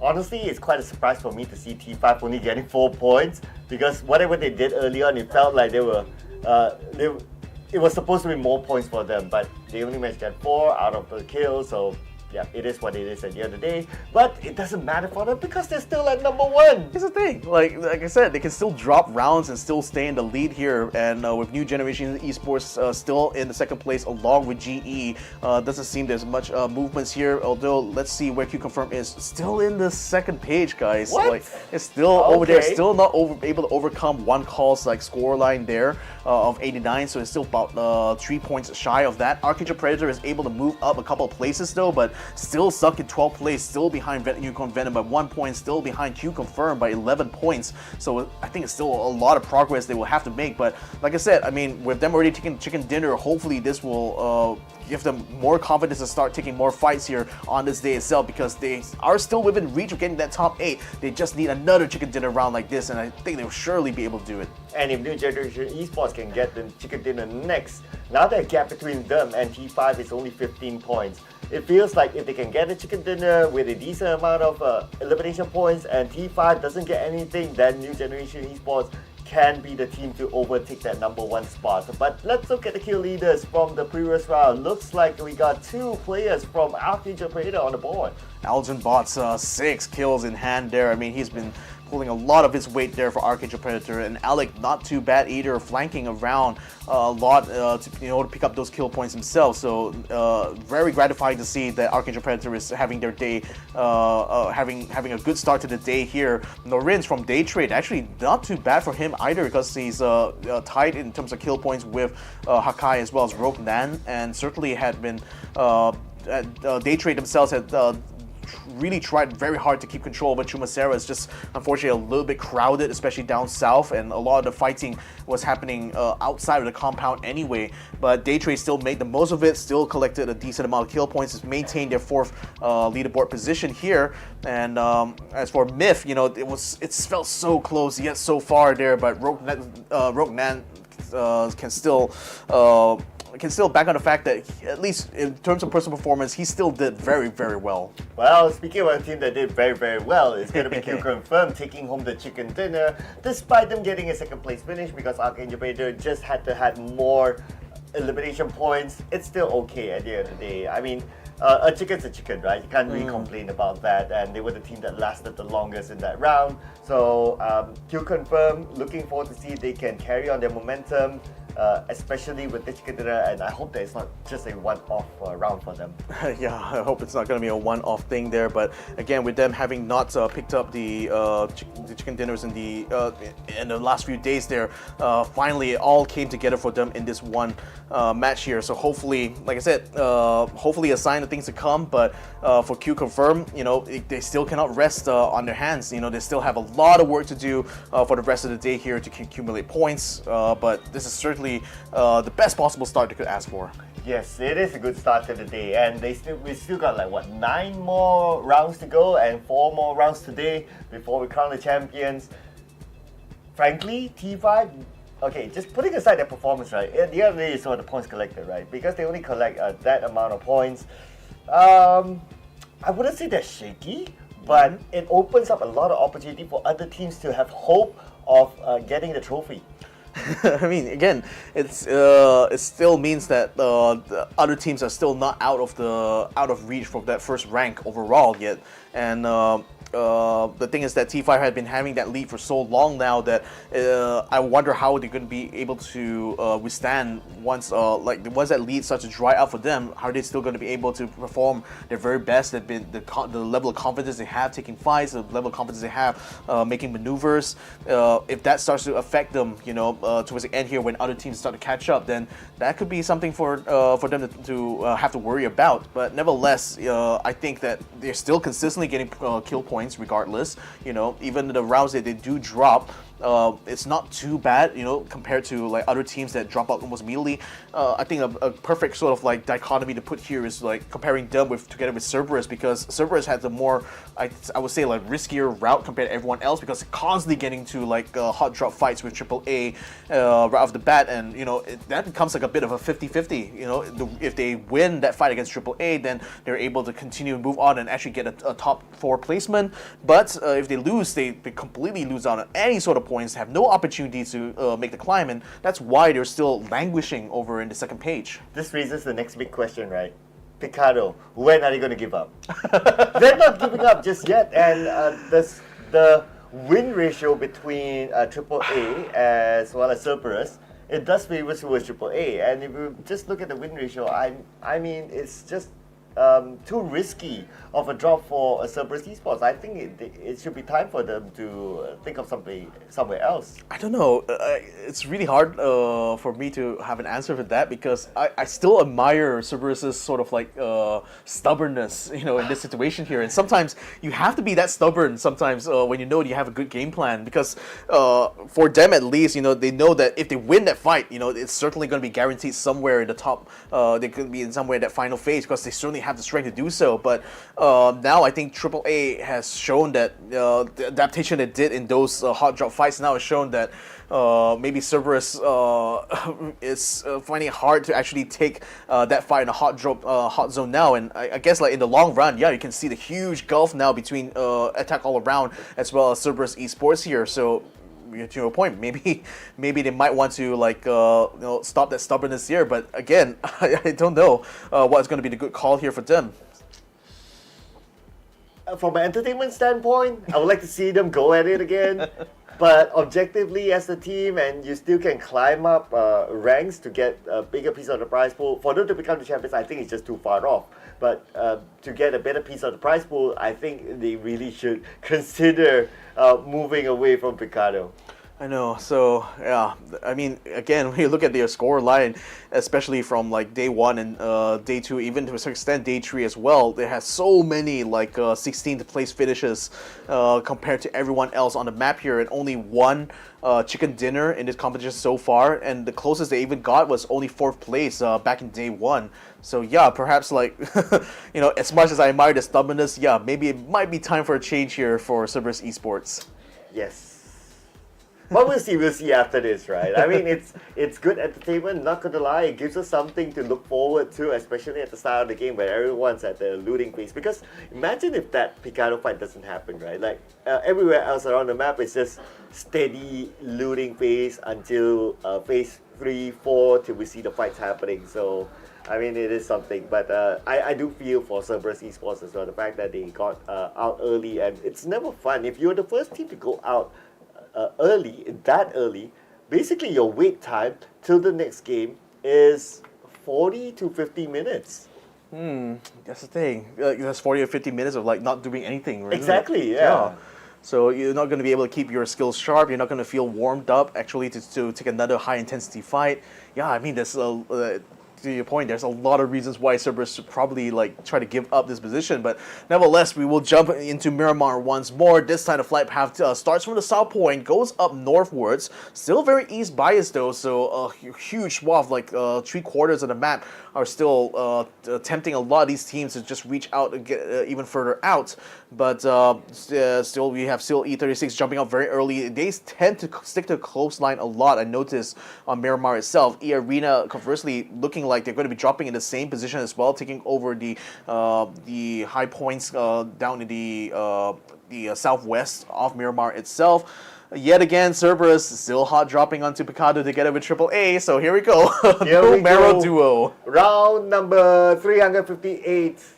the fight between these two teams. But this time around, looks like AAA is not going to jump straight into the stadium, so they are kind of spread all around. But looks like a split between the two teams, at least a little bit more gentle this time around. Yeah, but for Cerberus, at least they don't have to worry about Equaducia backdooring them anymore. Janko 12 is still going to be taking a lot of fire, though. He hasn't found any ammunition for his, or rather hasn't reloaded his shotgun quite yet, and hasn't even found a proper gun to head off against Cerberus Esports here. Solo Z is actually moving down further south of Picado itself, looking like he wants to try to find even better loot down there, while Cerberus continues to hold the stadium, while AAA stays in their own respective places. So not much engagements this time around. Hopefully not too much of a toss-up for them as well. Looking at where the circle lands, oh my god, similar to what we had last round though. So are we going to be seeing like a rerun of the match we just only concluded just now? Yeah, if not because of how the current state of the Picado fight is, right? You might think that, hey, are we watching the first game? It's like, should we like fast forward our live stream or something? But don't worry, ladies and gentlemen, this is round number 2. I can assure you that. Looking over at the spread of the teams across the map, right? I do notice again that T5, again, their trend is that they like to drop on the northern side of maps, including like Miramar as well. This time around, ArkAngel Predator is just behind them, so they drop around the areas of La Coberia for them to make that rotation. Yes, you can go through the high grounds where T5 is at, but you can, if you did your homework enough, which I'm pretty sure they did, they would know that T5 will be somewhere around the area. So for them to like make that straight rotation into the circle through that high ground, I don't think that'll be the case. So they might want to consider like moving towards either the left side, past El Pozo, or right side, passing by San Martin to come into the circle instead. Yeah, but either way, there are already squads in position there to prevent them from making that rotation. T5, though, they're going to move even further up north, it looks like, getting a convoy to join out at Pantopong, just on the outskirts of La Cocherera. In the meantime, QConfirm currently looking like we're inside of another fight that's going on here. I think that's around where Picado is. Yeah, in fact, they're just cutting them off from the center of the circle here. So just overlooking this fight is still going, the siege is still going on between Attack All Around and Cerberus Esports. No other teams are making any major movements quite yet. We already got Myth very solidly placed inside Los Leones themselves. Daytrade, they've been one of the teams that tend to hop around from place to place. This time around, they decided to drop closer to Chumacera, and they're going to be encountering NGE, who decided to take up the same 3 complexes they did in the last map there, and that's allowing them to spot one call moving down southwards towards Ladriela. But with Belmov and Flash now starting to pressure Hakai's position here, I wonder if the other 2 members of Daytrade are going to be coming here to make this a 3-way fight. Ooh, okay. One call is making that rotation out to ZZ. ZZ's all alone. He probably heard the vehicles. Now he's onto his own vehicle, getting away. Good call there for ZZ. Hopefully he'll be able to get away safely. There's a decent amount of open area between him and one call. And one call just landed into the compound, not ready to take that fight. So last match, I was saying that one of the mistakes that eArena did was to not take control of the 2 cliff sites further west of the circle. But you already got Global Esports Xsset actually moving very quickly to take over that position there, and so eArena loses out on a possible strategic advantage there, and they're going to be conceding that now to Gex, who's already got themselves much closer than they eArena probably expected. In fact, I think they might actually catch Lyrics by surprise here if they just come on the top. Oh, lots of damage done. A knockdown for sure, and eArena loses control over the cliffside just like that. So, nevertheless, though, eArena, the rest of them are continuing to stay in 2 other complexes further down south. That still puts them under fire from Gex. One call in the meantime, under fire from, rather, they spotted Bell Move and Flash, so they're forcing a bit of a fight now further into the inner reaches of the circle itself. Daytrade's Bell Move having to take onto the ground. Very interesting to find out that he doesn't wear any shoes in this fight here, completely barefoot. I guess he just want to feel a little bit more closer to the ground, I think. Well, fun fact as well for all of you watching at home, the reason why these players, they don't wear shoes, because if you wear shoes, it actually makes a bit more sound as compared to, that's how realistic it is, right? Like you wear boots versus you go on foot. But the part that is not realistic is that if you go on foot on a hot sand like this, you don't get burned. Yeah, I mean that's really funny. Like the tactics is such that just removing equipment actually gives you an advantage. That's wow.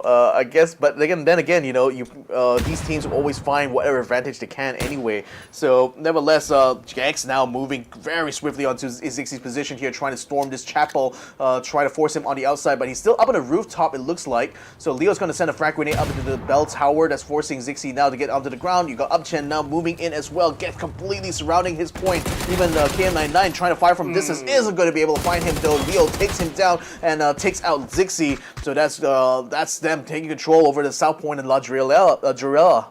You got to feel for Zixie, right? He ran away from one call and then he chooses another compound which he thought would be like, it's okay, I'm going to be safe here. But another team just comes in and take it out. It's like, guys, give me a break, guys. No breaks on this train, unfortunately, as one call also hearing all that commotion has making some moves now to try to take control over La Driella.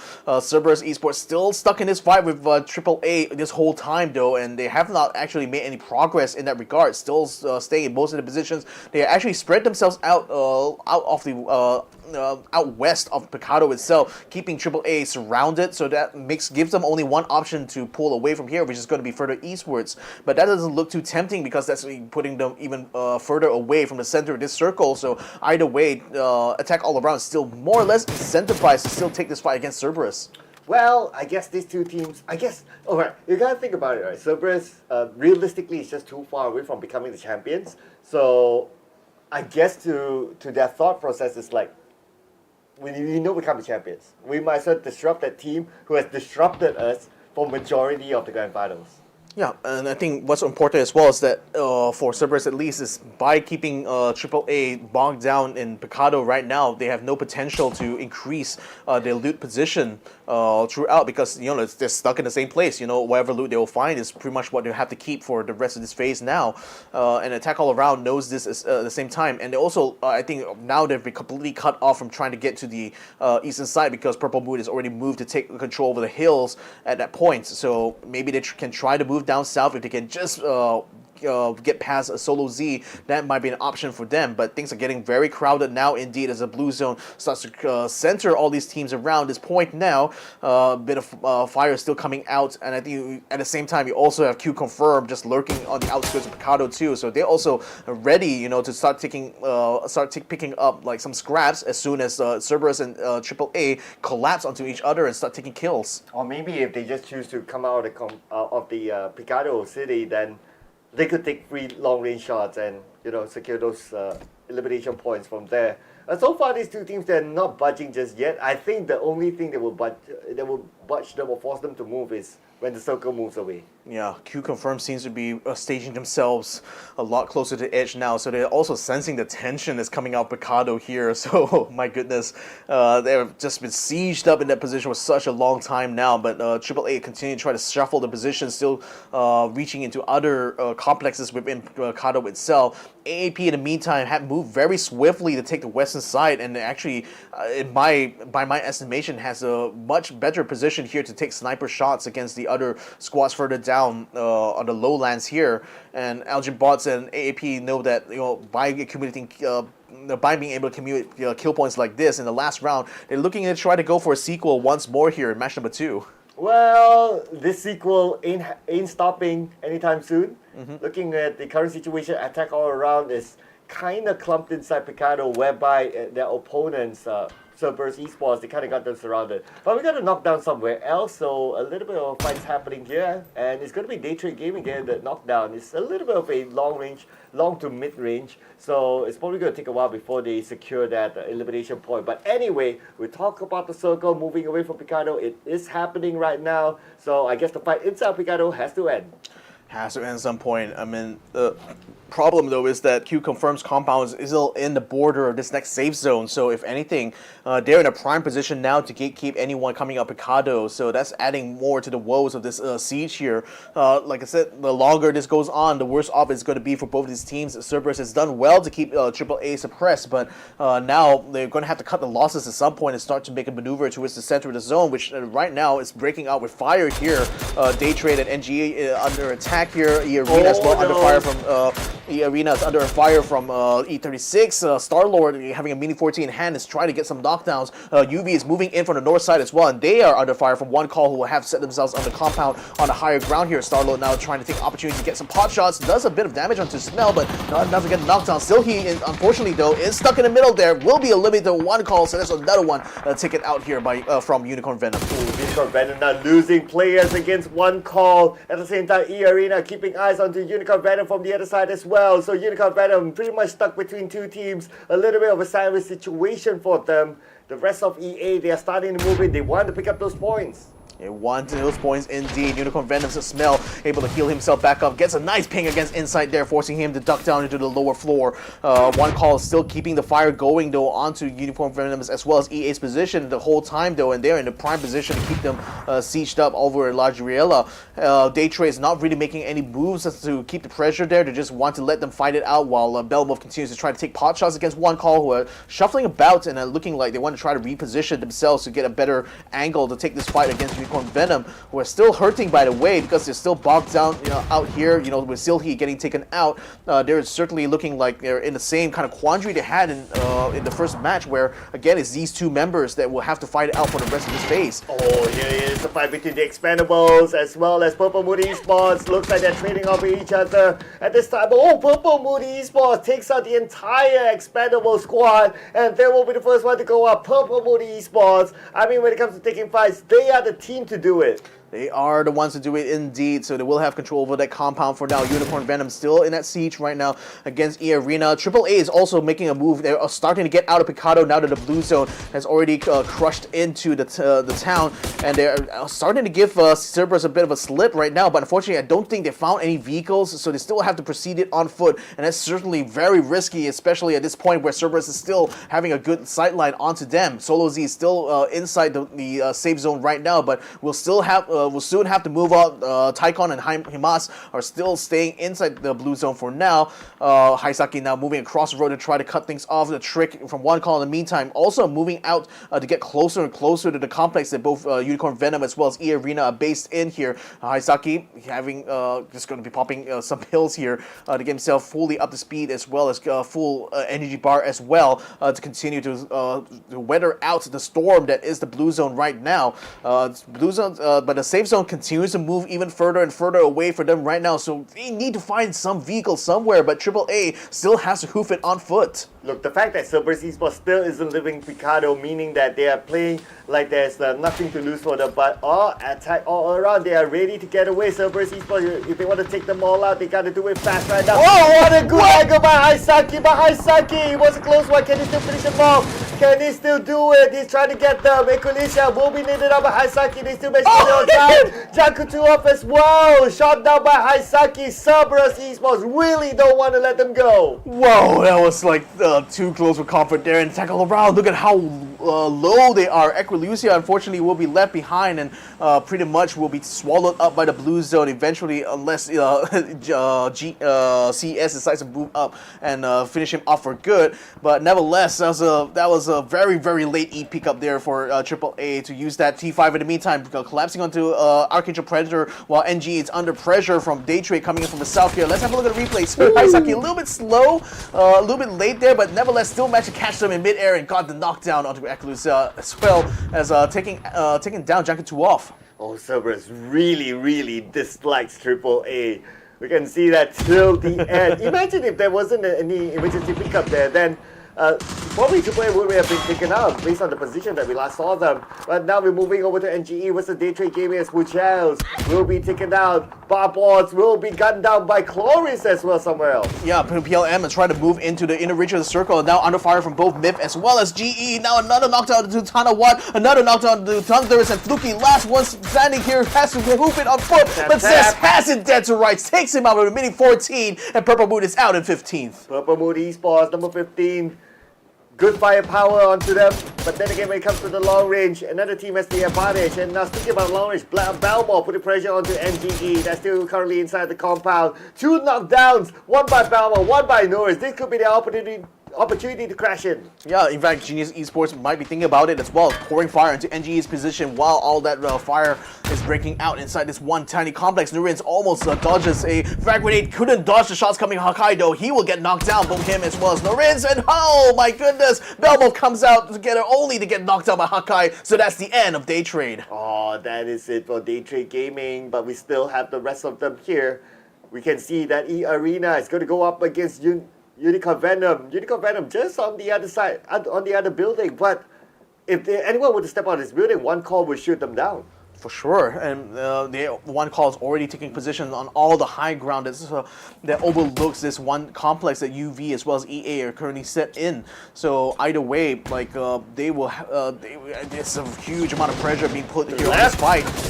They can't really pop out. Oh, and him 99 taking out some power. Smell will be able to get a trade onto him immediately and takes him out from the map completely. So Unicorn Venom is still within this fight, but eArena's inside now. Last person standing is still trying to find a way to get this last knockdown here, but frag grenades or flung grenades going to be coming out, not going to be clearing out this point. Oh, he gets up in the staircase there. He finds Mel. He takes him out. Saparo is also down, so that's going to be the end of Unicorn Venom. Nicely follow up right inside. Inside now, the last man standing for eArena. While we move over to other teams. So before that, let's check the circle and where they are. We still have a good amount of teams on the outside circle. CERBERUS Esports, one of it, passing by Myth, trying to get into the circle, but it would be fun if CERBERUS Esports can spot on Skirt, who's on the northern side, but they're not taking that route. The CERBERUS is moving very rapidly into Chumasera now, and almost Myth was trying their very best to knock them down, but then E36 might have another chance as well as Deva sees the convoy come across to him. He tries to go for the spray, but then Haimas is able to duck behind the dudes there to avoid that fire. But Pantopong on the other side, T5, they use an E pickup to get themselves in this position here. That could actually try to head up CS, but nevertheless, CS will try to move further down south to get towards the main road instead. So Pantopong loses his opportunity to get another knockdown here, but then you also have NGE set up further north of where T5 is. So that's another point of pressure that NGE is able to do onto T5, so they can't exactly go down to try to beat the CERBERUS out in the field. Oh, and one call, losing players in the hands of QConfirm. But then again, ArkAngel Predator also getting something for themselves onto Jexy for one call. Game up at the long range, putting pressure onto the other side, down to T5. T5 currently within the circle. T5 is A-OK for now, but their position all compromised as E36 moving in. Yes, only Star-Lord though. Deva, XK1, and Sylvia are still staying in Chumasera right now because they need to head off Myth, preventing them from being able to go into anything. Star-Lord is trying to set up another forward position here that perhaps E36 can back up into.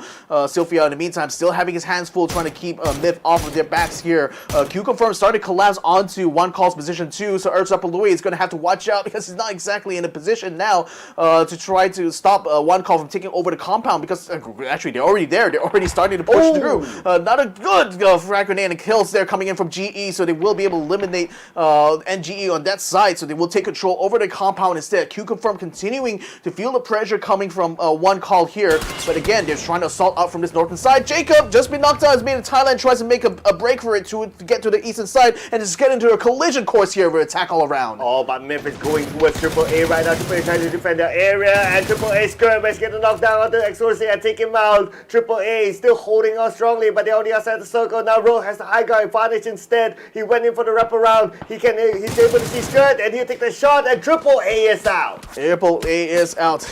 Now with Myth taking control here, it's not quite secure for them yet because E36 continues to keep fire going on them. T5 and GE are still locked in their own battles right now, and Pantopong a little bit on the outside is taking some damage from their own, but he's still getting a knockdown being done onto Myth. And in the meantime though, QConfirm and one call still continuing to fight on the northern side into Force 86 inside the blue zone right now as Chumasera is completely swallowed up. They were going to have to reposition. Starlo has been knocked down and CERBERUS decided to get onto his position there, so they don't exactly have a good point to hold back. Now Sawat takes a kill onto Tanadol there. Now he will try to use a frag grenade to try to force Chloe's out of position. Hopefully we will nail him down. Another frag grenade coming in from his teammate there. Not going to be connecting, unfortunately. He will still come down and finish him off the good old-fashioned way. Oh, nicely done there by Hasawa, but I noticed as well that Tanadol mollied himself, probably denying the point away, and that makes the T5 only having two players for now.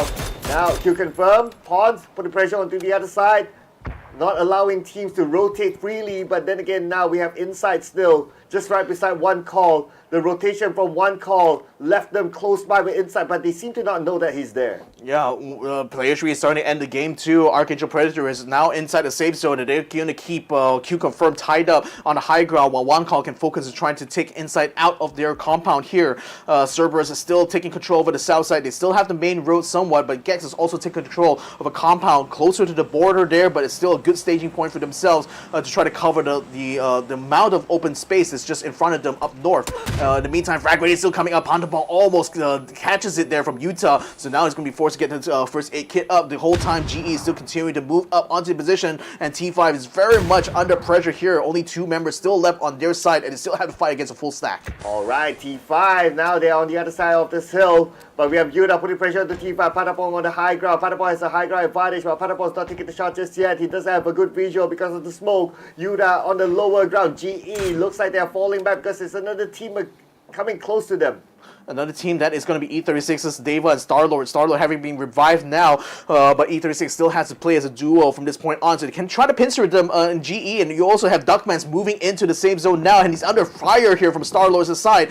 2 remaining members of E36 will try to move up to get a good staging point on the ball, trying to take shots against GE, still not able to get enough knockdowns quite yet, although he's still attempting to try to get in front. Unfortunately, he'll get knocked down by Zest, unfortunately, and will get removed there completely with his nice, well-played shot. Well, E35 is still there, and they can take advantage against GE. GE right now on the outside of the circle. Duckman's coming in from behind. No! Duckman's will be taken out by 30. GE spots him out. Yeah, GE is now moving rapidly down south here to try to head off Deva and Sylvia, and they already got a knockdown on one. Now they're just trying to get a second one there. Starlo will get knocked out as well, so E36 is taking some casualties there in this fight. GE is still very much in a collapse position now. Haimas, in the meantime, taking the opportunity there to try to finish off 2 members of E36. Now goes on to XK1, who is still under pressure from GE and has his hands completely tied. So this is just easy pickings here for CERBERUS' Haimas. Ooh, they'll be happy with that, but they won't be happy with the fact that the circle moved away from them. Now they must take the fight against E36 as well as GE on the other side. And now they're starting to move in, closing onto E36. Starlord is currently down. Solozi is moving in. Starlord be taken out by Hima. Solozi tries to find where the rest of the members of E36 are at. But they're on the other side of this hill. Nate's been tossed out just to be sure, and they won't spot him just yet. Yeah, won't be able to take him out just yet, but SK1 is very much sticking out like a sore thumb because of that ghillie suit. Tycon will still take the kill anyway with the frag grenade, so he's going to be out, and that's going to be the end of him. Opons in the meantime holding off against AAP, but unfortunately will not be able to stand the ground. QC gets taken out in 7th place. Oh, ArkAngel ranking in those kills there earlier on, but now it's going to be CERBERUS Esports time. They're going up against GE. Long range coming in from Kimas. It will not connect just yet. This is a fight that's necessary for them as the circle will close anytime soon. Now we move over back onto Global Esports Xsset. They spot out where the rest of the team members of ArkAngel Predator are at, and both of these teams are on the outside of the circle. This is a fight that they must finish. This is a fight for the high ground pretty much here, and Gex knows how advantageous his position will be, and he still has some frag grenades to use. Unfortunately, Upchan has just been knocked down, so they need to try to pull back a little bit to get it revived there, and AAP may be able to use this opportunity to move down south, and that will get them supreme control over the western side. Nevertheless, frag grenades still coming in onto them and forcing Zenan to try to pull out away. AAP still moving down south here. Nan leading the way right now. He sees Zenan over the crest, takes him down now. He also sees Leo just ignore him right now because he needs to push out the rest of GEX. They find the last member there, Zenan, and will finish it off. GX is out in 6th place.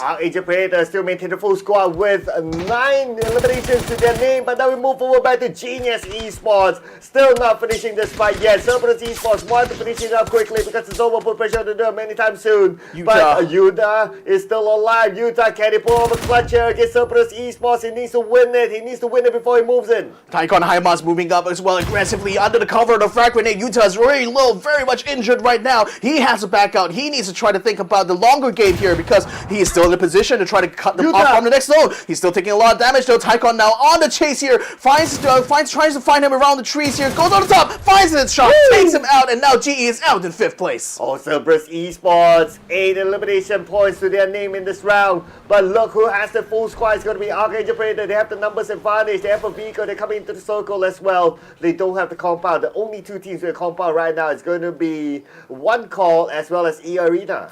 Yeah, I think the main thing for AAP is just to eliminate the remaining members of CES. They are very much weakened right now. They have spent a lot of their resources to take that fight earlier on. So now they are certainly hurting. And Taikon trying to duck away there when Nan tries to take shots against him. One call in the meantime can just hold steady inside the compound here. The only person they need to worry about is Insight.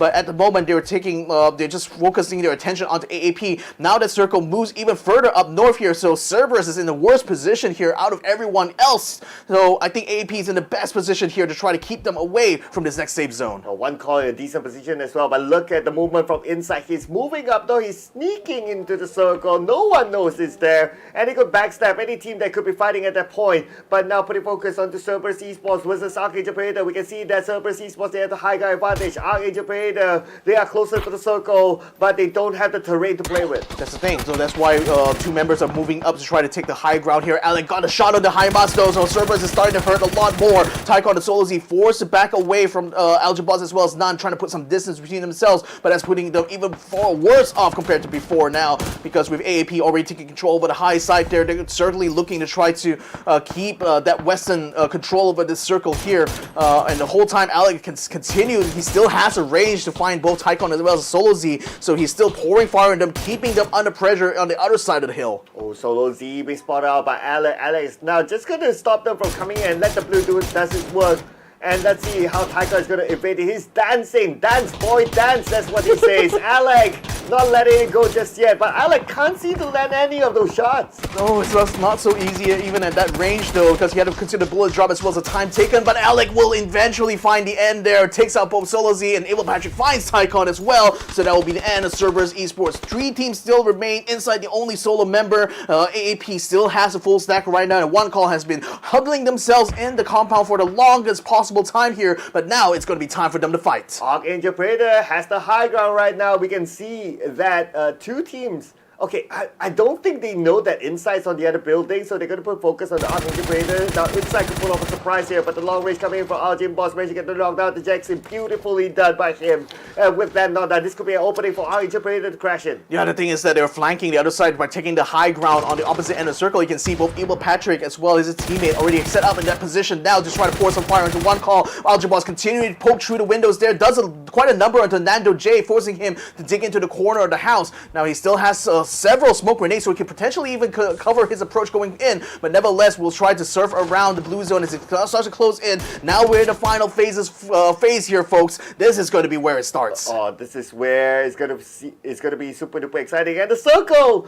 Evil Patrick has the circle! There's no way, unless they get a knockdown to Evil Patrick, there's no way they can go up to the high ground. It's not Evil Patrick there, there's someone else as well. There's going to be Alec, and now Nandu, he's kind of low, he needs to reset. He needs a reset, but he still wants to send the frag grenade out to force Algin Bots out of position. That will give a little bit of relief now for One Call, because only the blue zone is really the only thing keeping them from being able to come out. But no, the frag grenade comes inside. Inside takes out Nando J. The back door has just started now. Nando J on the ground, bleeding out. Alec will try to take the shots. One last one. He will be able to finish him up. Unfortunately, he ducks in the corner just in time to avoid getting eliminated. Oh, can Inside be the one to steal it away? Yes, he will. Wait and see, but Nando will be taken out by Alec. That's going to be a point secure for ArkAngel Predator. Already 13 eliminations to their name right now. Arjun Bond is guarding the other exit, pretty much surrounded. One Call has no other option but to exit onto ArkAngel Predator. That's the thing. ArkAngel has control over the circle, guys. I cannot stress this enough, because they have the high ground. They have Nance and Algin Bots keeping One Call completely suppressed inside the compound. Inside is pretty much a non-factor at this point, although he's keeping the pressure onto One Call the whole time, which is actually working in ArkAngel Predator's favor here. But nevertheless, they're still keeping the ice pin on those windows. As soon as One Call moves out, they're going to be in for a world of hurt. It's going to be raining lead all across the map here from ArkAngel Predator. And Inside is still alive, but ArkAngel Predator, they're going to put focus on One Call. Now Arjun Boss at the forefront. He sees where his opponent is at, trying to peek onto the window, to get knocked out to Jackson. Only one more left to go. He should be able to wrap things up. On the right, there you go. It's going to be Arjun Boss, and somehow Inside survived to a second place finish, giving the extra points from placements. But however, it's going to be ArkAngel Predator hailing from the Philippines to take home this chicken dinner. Yet another team, and this time I can confirm this is the first chicken dinner for ArkAngel Predator in this competition. What an amazing finish now for this second match here. And wow, the boys are certainly going to be feeling so relieved right now. They had every advantage in hand for them. It looked a little bit worrying for me when ArkAngel Predator decided to move down south, but because they really wanted to take the fight against one call, and they decided that they sort of like were gambling that the next circle is going to favor down the south side. Didn't quite turn out to be. If they actually stayed in that position there, I'm actually not sure how the fight will turn out, but nevertheless, ArkAngel Predator, by cutting off like any possibility from one call being able to maneuver out of the way, they had full control of the circle in the final phase. It was their round to lose very much from that point on. Yeah, they win a lot of fights as they fight their way into the circle, so gotta give it to them as well. And not only winning fights, but they also managed to maintain a full squad, and that's really, really helpful towards the later stage of the game. With a full squad, you can cover multiple angles, like how we saw earlier on. Evil Patrick as well as Alex, they took the high ground, the rest of them took the low ground, so it was a good split even at the 8th to 9th phase of the circle. And low-key Gex as well had done very well in their maneuvers to control the western side, because they very early on took onto the cliff side, and that allowed them to have a good staging position for the next phase of the circle. But nevertheless, with CERBERUS keeping attack all around completely tied up, I think in the end of the day, neither team really capitalized too much with the second match here. All the delaying tactics has pretty much left them with very little points hauled out overall. Even though attack all around survived a little bit longer and did get into some fights here, especially against Myth, but ultimately they were not going to be able to last long enough to get to the final phase. Well, speaking about attack all around, I have a gut feeling that our Picado fight will last until the last day. I know, on right? the last Marama game. CERBERUS Esports, they have the mindset right now of like, okay, we got nothing to lose, guys. We just want to have fun, and we want to take the fight against Triple A just because. And it's just because. This is just revenge, I think, because Revenge, because attack all around, they limited them so early on, and so they really wanted to try and recover a lot of that kill points there. But nevertheless, once we get to the final phase there, it really was the ArkAngel Predator show, because they took such supreme control over the circle here, leaving one call with no options to run. They pretty much had to huddle in. It's only when Bots moved out and finished them off that really spelled the end there for one call. Yes, and at the end of the day, there was a sneaky second place finish as well. Inside, somehow, he was there all the time, the entire time, but nobody knew he was there. So he was like, shh, don't tell anyone I'm there. And he managed to get a second place finish. He'll be really happy with that. I mean, there's a frag grenade kill, especially that's completely ruined one call's position at that point, because they were under assault heavily from ArkAngel Predator's Elgin bots the whole time. But then like ArkAngel really couldn't make any good progress because they were so dug inside the compound and just avoiding all the windows, all the doors. So if it wasn't for that frag grenade, I don't think Elgin bots would be able to move up anyway. So if anything, it's kind of like an assist coming in here from inside to help to get a chicken dinner. Yeah, so pretty much there was a double agent there. Oh wow! To a certain extent. ArkAngel Predator again. Okay, 2 rounds in a row, they got the most points out of everyone else. I know. Oh yeah, that's the thing. That's the thing. 13 kills in the last round. And then now 15 kills as well. Whoa, they're making a comeback here, ladies and gentlemen. They're trying their level best now to get to mix it up in the top 8 here, and having hoarded so many kills from themselves. Look at everyone else only getting what, 2 kills, 3 kill points, 2. That's going to be eArena, 1 call, Global Esport, Xsset, not able to capitalize too much on the final phase fight. Then you have like Genius Esports.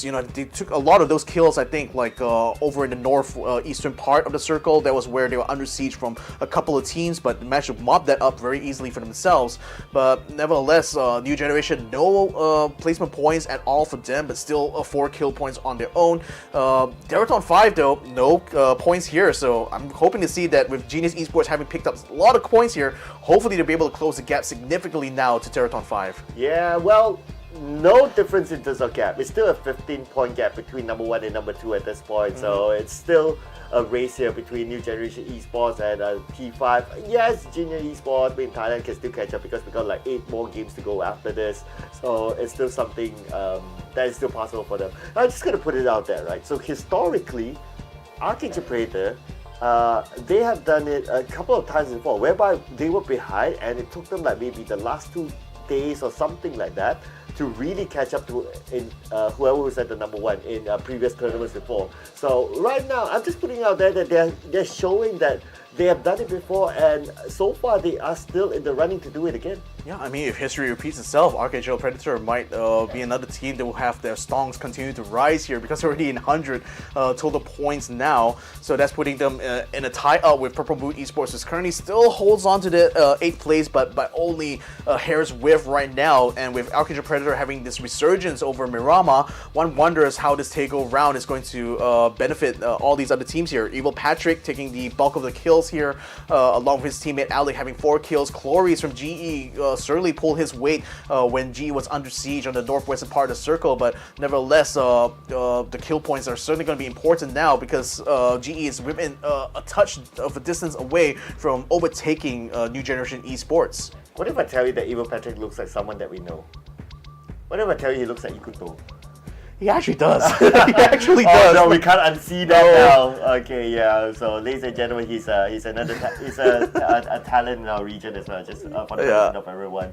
So, we got 3 players from ArkAngel Predator now up on the kill leaderboard. I mean, impressive. They got the most elimination points in a single round in that previous round at least. Yeah, and Algin Boss as well. I also completely forgot he's also in 5th place, overall when it came to the kill points there. So fantastic team here that we have in ArkAngel Predator. Slow start for them, but then it doesn't matter how you start; it's how you finish. And what a finish it was in that couple of rounds here on Miramar for ArkAngel because they hoarded so many kills. Remember, every kill they basically take is kill points that will be denied to other teams here. And having taken control over the western part of Miramar twice in a row here. This is supreme tactics that ArkAngel Predator was able to do, especially in the final phase fights. So all credit to them. This is very well deserved. And the previous survival time, maximum survival time of QConfirm is somewhere around 31 minutes. This time around it's a little bit faster, so it's 29 minutes, about 2 minutes faster. So ArkAngel Predator, 2 rounds in a row with the most points inside of today. I think looking good. I think an honorary MVP for certainly will be Insight from eArena. Frag grenade was what opened things up for them for sure. So yeah, maybe they should buy him a drink next time we see him around. Yeah, but when will be the next time we see him around? Will be after the break, ladies and gentlemen. So we'll be taking a breather here. We'll allow our teams to reset themselves and get ready for the next map inside of Tego. So don't go anywhere. We'll see you in a bit. Welcome to the Update 23.2, where you can now revive your teammates, transport knocked out allies onto vehicles, and engage in a new social feature, the clan system. Let's dive right in. First on the menu is the brand new revival system. To reduce frustration during squad play and promote diverse strategies in normal matches, you will now be able to revive your fallen teammates. Just retrieve the blue chip from their death boxes and register it at one of the transmission towers scattered across the map, or through a wireless transmitter item obtained through farming. They can then rejoin the match via a respawn plane that flies once per phase. Note that this feature is available only in normal and custom matches on ArkAngel, Miramar, and Jester. Next, we're introducing a new DBNO feature, allowing you to carry knocked out teammates and place them inside vehicles. This addition provides players with an alternative way to evade danger without having to only abandon or revive your teammates. We are also finally ready to unveil our new clan system. Create or join a clan, play matches, and earn XP to level up your clan. As your clan levels up, you will be able to upgrade your clan tags. Not only that, but you can also earn a BP boost by playing with your clanmates. Definitely worth. And as always, make sure to check out the patch notes for all the details. Update 23.2 has plenty more in store this month, including a DBNO rebalance, general lobby UX UI improvements, a slight buff to the Ace32, and more. Starting with this update, prepare to become your team's hero, transport teammates to safety, and establish your own PUBG Battlegrounds clan for double the excitement. And we'll see you on the Battlegrounds.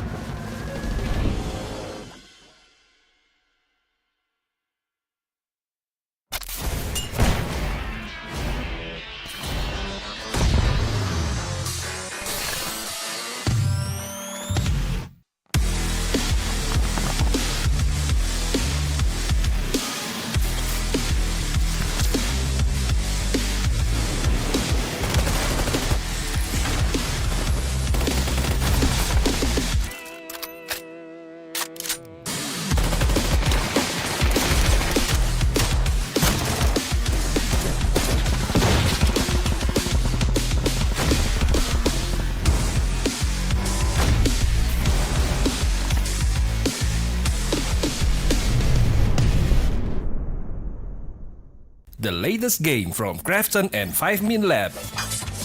Fast-paced and full intense PvP action brawler game.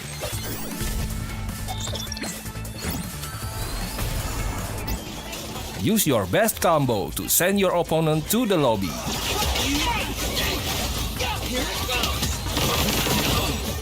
Select your legends and be the winner.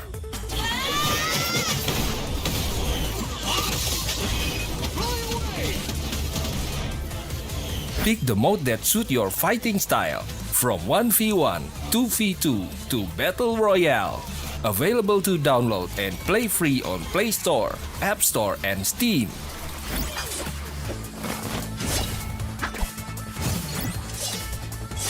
Let's be legends today!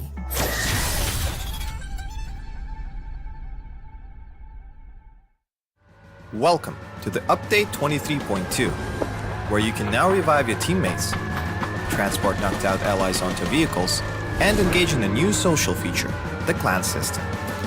Let's dive right in. First on the menu is the brand new revival system. To reduce frustration during squad play and promote diverse strategies in normal matches, you will now be able to revive your fallen teammates. Just retrieve the blue chip from their death boxes and register it at one of the transmission towers scattered across the map, or through a wireless transmitter item obtained through farming. They can then rejoin the match via a respawn plane that flies once per phase. Note that this feature is available only in normal and custom matches on ArkAngel, Miramar, and Jester. Next, we're introducing a new DBNO feature, allowing you to carry knocked out teammates and place them inside vehicles. This addition provides players with an alternative way to evade danger without having to only abandon or revive your teammates. We are also finally ready to unveil our new clan system. Create or join a clan, play matches, and earn XP to level up your clan. As your clan levels up, you will be able to upgrade your clan tags. Not only that, but you can also earn a BP boost by playing with your clanmates. Definitely worth. And as always, make sure to check out the patch notes for all the details. Update 23.2 has plenty more in store this month, including a DBNO rebalance, general lobby UX UI improvements, a slight buff to the Ace 32, and more. Starting with this update, prepare to become your team's hero, transport teammates to safety, and establish your own PUBG Battlegrounds clan for double the excitement. And we'll see you on the Battlegrounds.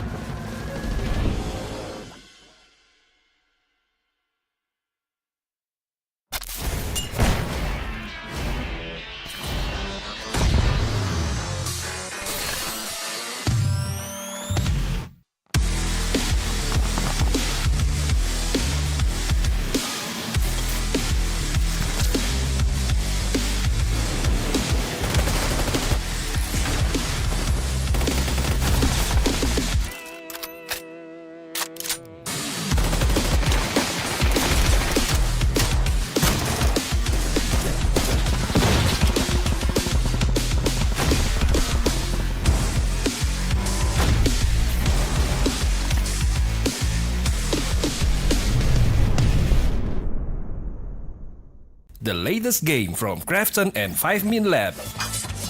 Fast-paced and full intense PvP action brawler game.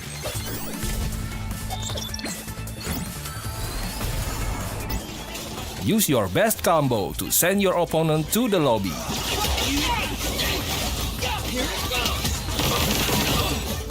Select your legends and be the winner.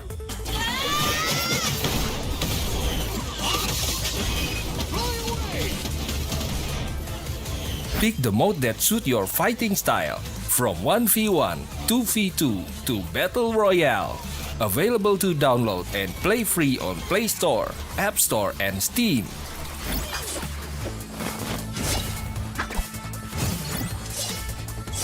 Let's be legends today!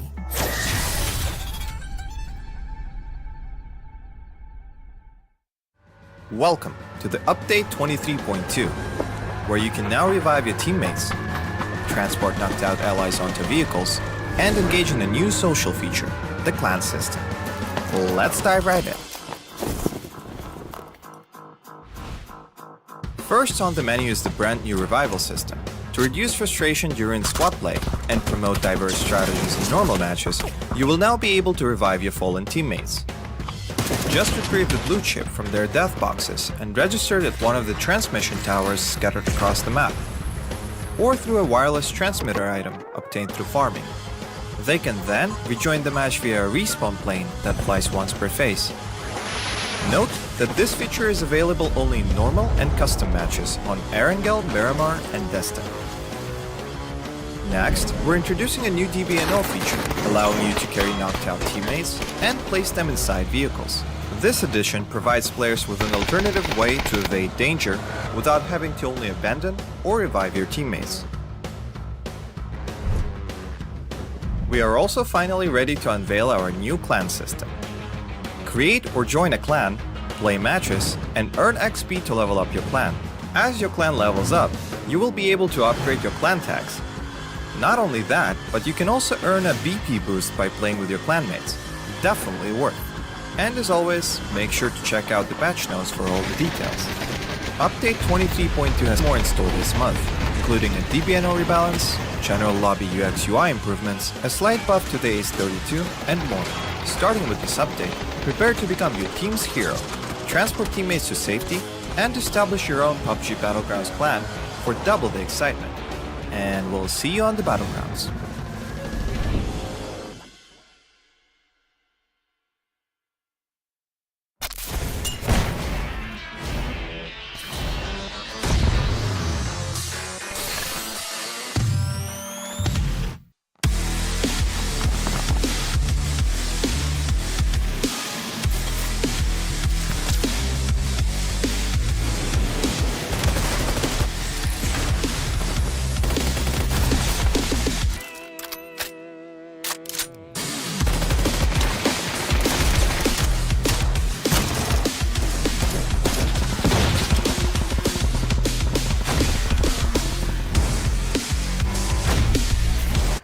Welcome back, ladies and gentlemen. This is the PUBG Asia Super Cup Summer 2023 edition. My name is Victor Cax. Joining me here is Cloud.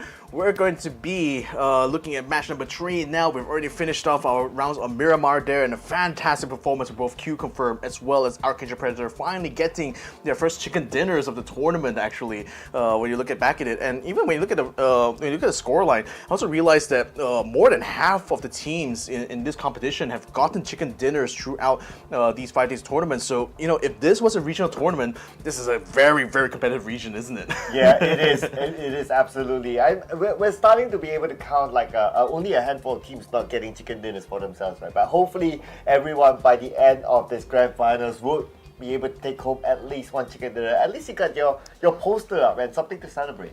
Indeed, they will have. ArkAngel Predator certainly cannot do the early celebrations yet. It's still this match and takeover to worry about as we get themselves warmed up and ready for this next drop here. And I wonder, what will be the game plan from them coming into this one here? Because most of the west part of this map here is mostly on water.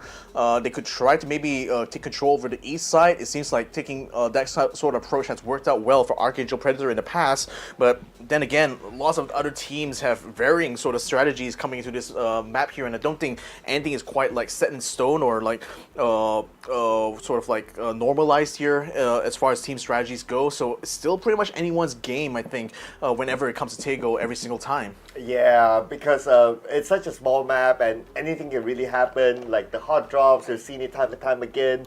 And not only that, teams are still sometimes teams are still studying, like, okay, what other teams will we do and how do we deal with it, because it's such a new, it's a new map as well in the competitive scene. Yes, it's been in casual play for quite a while for now, but in the competitive scene, it's all different. And the mindset of players, of course, you're putting at this stage of the tournament, you're also putting in the 16 best teams in this region as well. So, I mean, that is how they try to really overtake or counter each other within the game as the rounds go by. And that's something also to consider, right? That even though Tago has been in play for 2 years now, like it's been in development for 2 years from Krafton's side, but competitive teams, they will usually only focus on the maps that are in the competitive pool. So that's why I think they will practice more on Miramar, ArkAngel in general anyway. It's only now that under this new rule set that they finally added this map into the pool. So that's why I think a lot of teams just kind of have to quickly get to grips with this new map here. And so far, they've had to be fair to them as well, they already had experiences from the group stage as well as the last chance qualifier to really rely on, to see what sort of data they can get from other teams. But again, once you're down on the field there, that familiarity is just not really there, I think, for a lot of players, because it's first time it's ever been played competitively here in this region, officially. So I think there's still a lot of room for these teams to kind of figure things out. Okay, keeping my eye on some of the hot drops now. E36 and QConfirm just next to each other, but QConfirm still gliding all the way down south, so no early fights there between them. Previously, we saw early fights in South Terminal. Godot had an early fight as well, just because they're kind of in the center-ish map. Well, maybe not really Godot's, right? Maybe more on Terminal. So we might see the same fight happening again. But now it's going to be QConfirm and ArkAngel Predator, probably sharing the same compound. Yeah, literally dropping down between Okyang as well as Studio, and they're going to try to get themselves into some of these compounds quickly on. ArkAngel Predator, though, they decided to stick closer to the road there, so that kind of splits up their squad somewhat. That forces Evil Patrick and his teammate to try to find a vehicle to join up with the rest of them, and they leave QConfirm to, they basically allow QConfirm to take control of the Studio quite early on here. Purple Mood as well. Smash there from the Haizaki, and kill there from Zendan onto X-Cruiser as Viv tries to get into the compound there. Zendan will be able to finish him off there. So huge contact going on here out in the terminal. Duckman going for the huge wraparound, so he will be on the northern side of Terminal. And as what we've observed so far, Terminal is one of the really, really hard drops. I mean, we've seen time and time again at Terminal, there's always two teams hard dropping into this area. And so far in this round, Global Esports Xsset, they have the advantage against Made in Thailand. Made in Thailand only left with 2 players, hoping that the Global Esports won't find where they are exactly. It's at Terminal and able to loot and able to get out safely. That's the thing. I consider both Terminal as well as Godok to be the biggest hotspots on this tournament. On Tago itself, because these are the 2 biggest sort of cities here. Terminal obviously having much bigger urban compounds to fight inside of, so that becomes a good preference for a lot of teams, because if you can't take control over the by the Terminal, Pop getting overrun now by CES as they get onto the rooftop here. Hamasan as well as Solo Z already taking control there. They're attempting to try to force off the rest, and that's forcing now the rest of NG to try to come in. Hakai is still staying in the compound, still trying to watch out for CERBERUS Esports, waiting for his teammates to come in to back him up. Nevertheless, he will get knocked down anyway, so now it's going to be up to the rest of Rejection to try to hold things on, but unfortunately Grant just got knocked down. That leaves only one more member left to try to hold it, which is going to be that Blue. He takes up on the rooftop, still has a frag grenade in hand, still trying to head up CERBERUS Esports, but with Hamas being on the rooftop there, that's certainly a disadvantaged position here for that Blue. Well, let's see if that Blue can pull off another clutch, just like how he did it in Miramar earlier on. This time against the 2 members of CERBERUS Esports, going to be Tycoon as well as Himas. And CERBERUS Esports 2v1, obviously, they're going to try to finish up the job. They don't want to allow that Blue to get away, because of course it's points in the board for them, as Tycoon is closest towards that Blue, but that Blue is going in for the wraparound. That's a hefty frag grenade there, so it forces him now to try to back down. Hamas actually sends a frag grenade towards that Blue. Looks like it does connect a little bit, but not enough to get the knockdown. Obviously, Hamas and Tycon continue to try to come in. That Blue is still huddled in the wall, just across from where Tycon is. So close yet so far. That Blue is going to move across. He's going to be spotted through the window, and Tycon takes him out. Yeah, no heroic moves this time for that Blue. And for NGE, they're at 2nd place. They're supposed to be in pursuit for the number 1 spot. Only 15 points difference. T5 will be the happiest team to know that NGE will be the first team to go out. Yeah, enter Force 36 on the move right now. They don't really have a lot of resistance going around them. In fact, they're trying to get themselves through the southern side of the circle, and they may be able to have a staging point around the school area.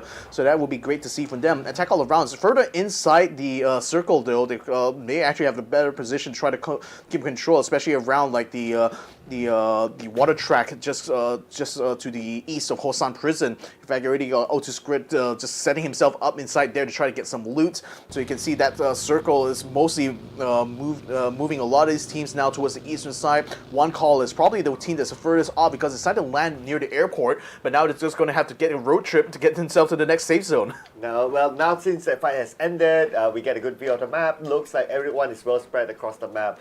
So again, for tomorrow's Tego as well, I guess keep your eye on to Tego, keep your eye on to maybe Road Dogg, and those will be the hot areas that teams would like to take fight upon. And after that, it's all about the rotations and depending on where the circle is.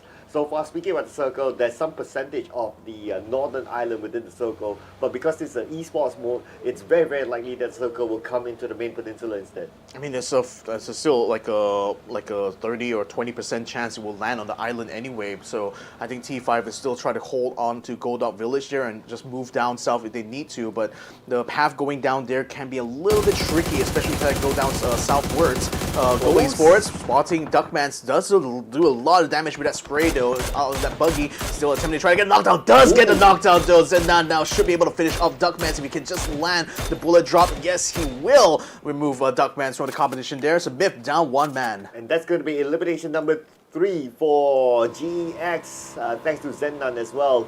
Made in Thailand, still has Rogue, okay. So he somehow managed to stay alive enough, but he's on the bike and the bike is not the most protective of vehicles. Balmond could land a shot to him. Now Rogue is trying to get and finally been taken out by Balmond. Again, it's because of the bike. It is really, really fast, but not the most protective. He was moving in a line like that pretty much allowed him to get like the angle he needed, but it was also a fairly lucky shot actually when I look at it too. Let's have a look at it replay again. Like he was moving in that line, that slight turn there. He was thinking about trying to move to the right, but unfortunately that little window of opportunity there was just enough for him to get that drop onto him there. So very unfortunate for Rogue Lands. In the meantime, attack all around. Currently, the spotted Lyrics trying to get into the compound here. He's all alone though, so if Jedi can just line it up there, he might be able to take him out quite quickly. Use the power of the Force, my friend, and the opportunity is still there. He can take a shot. Okay, alright. Nope. Okay, nope. Nope. Not quite yet. But again, he's alone though, so he could still try to go for the shot anyway. But nevertheless, Lyrics I think is deciding that no, it's better to try to regroup with the rest of his teammates because they're still spread out across the land here. Janku Tuab is still going to try to spray him down anyway though, getting a couple of pings onto him. Not enough to get a knockdown quite yet. Lyrics still trying to zigzag around to avoid the shots because he doesn't actually have any cover against attack all around right now. Still struggling to try to keep some distance away. Look at that, still zigzagging to the left and right. Janku Tuab just trying to get the beat, but still not able to get a knockdown. Okay, he's still trying to tap away with Winnie 14, but finally he gives up. So fair enough. I mean, the target was just too far away, and the terrain was not friendly to him to land the shot. So that's okay. But good thing, managed to get away. So now we are still at 55 players. Yeah, Unicorn Venom right now, they are getting closer and closer to Hosan Village. The thing is that there are already two teams that are inside the area. They got Daytrade taking control of the crossroads. That will potentially spot the UV as they come into the town. Then you also got the Expendables currently trying to loot around the northern part of Hosan, and that puts them in contact with Daytrade as well. Then you also got Gex further up north. One call as well, just moving down south. They were bypassed, Archangel Predator was even further south compared to them. I think they found an e-pickup somewhere that allows them to drop closer to the school. So one call is only just now making the way into the safe zone here. Daytrade, they see exactly where the Expendables is. They're set up inside the same village as them. So right now, they're mostly going to be focused on this fight here, I feel. Yeah, but speaking about fights, I guess everyone's just going to stay put for now, waiting for the next piece of the circle. Everyone seems to have their own area, except for one call who's still on the outside the circle, making that late rotation, but that's still okay for them. We can see from our view, there's a lot of space. There's enough space for them to rotate and park wherever they want to go. Yeah, still even like tiny compounds that litter the outskirts of Hosan, they could potentially try to pick one of those. Although they are in a collision course with QConfirm, should they reach further inwards of that past the border of this next phase here. But nevertheless, you got AAP at the same time moving quickly to try to take control over the T junction just south of Hosan, and that should be a good staging point for them to keep control over the south side. Should they not get pressure from QConfirm, that is. But as of right now, we're just waiting to see where this next circle is going to land. We got T5 also moving down south. Oh, if they take control of a palace over there, that could be a good place there for T5 to gatekeep anyone trying to get across the river. Wow, we did talk about like what it takes to stop T5. Right now, just look at their position. Nobody's going to challenge them. The entire northern island is theirs.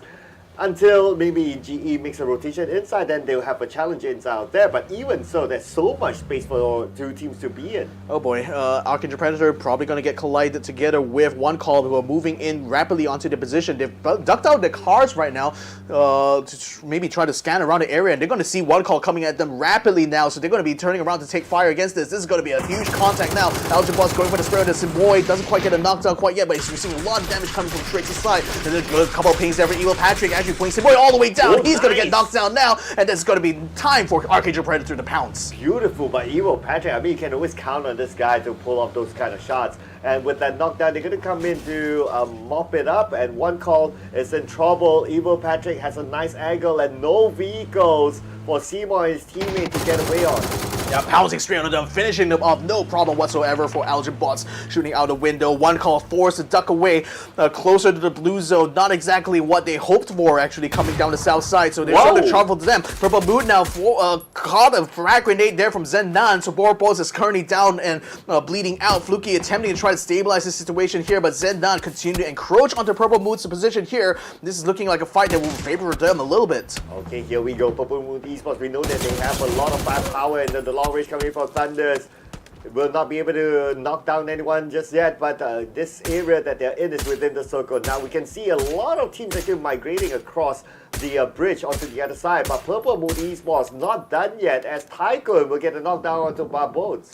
There's a chance. There's still a chance that the circle might land closer to Palace, so that's why you got GE as well as AAA using E pickup, getting themselves north of Palace itself. Gex has just got himself across the bridge, so they're trying to avoid taking any more casualties from PLM and successfully stayed away from there. But PLM is also giving chase, coming across the bridge now. GX in the meantime trying to keep this compound clear is actually quite clear for them, so they will be able to take control of that, no doubt. CES in the meantime still staying on the fishing camp side and perhaps in a position now to try to gatekeep Daytrade, although there are a bunch of care packages just landed in the river just across. Tanawa now is just trying to get some shots onto Hamas in order to try to gatekeep anyone trying to get across the river here. Nobody's going to pick up that care package in the middle of the river, so yeah, it's pretty much going to be just there.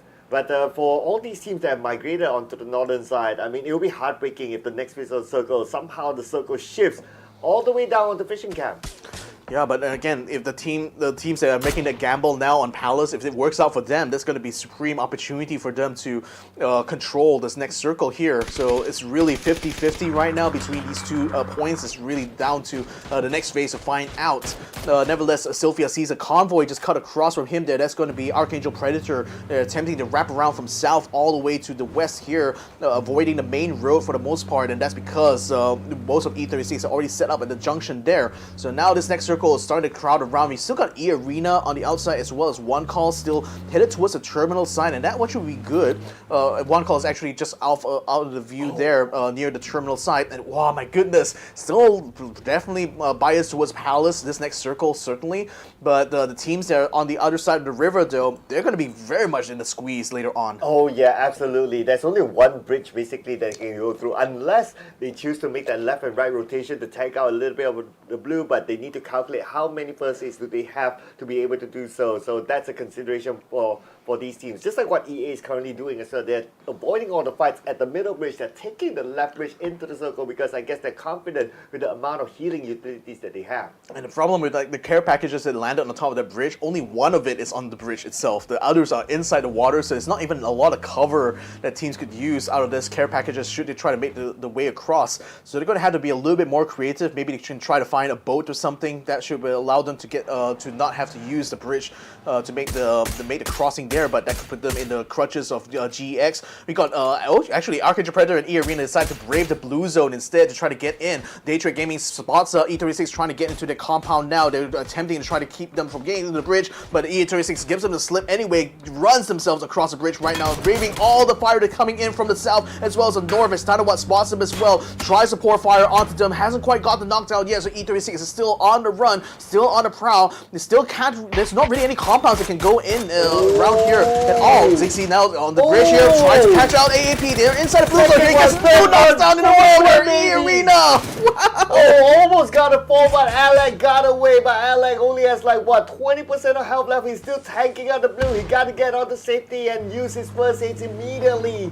Yes, his life is ticking down. He should be able to get in just in time. Alec praying that no one else is there. So close. Alex should be on the clear. Should be clear, like he should be clear, but damn, there's a lot of damage he's taken, and unfortunately he had to abandon all of his teammates there. Let's have a look at the replay again. eArena, they got to the bridge earlier compared to AP. They set up knowing that the team was coming that way, got the perfect ambush position, and that's pretty much decimated most of APO and Alec caught out by GX, who were in the compound in that safe zone, so that's so unfortunate for ArkAngel Predator. From 2 rounds back-to-back, having the most points in those rounds, unfortunately, ArkAngel Predator will bow out this time around without a single point. Oh no, they managed to get 2 elimination points, so that's okay. But for them to be in pursuit for the number 1 spot, they need to do a lot more than this. So unfortunately, this round is just not theirs.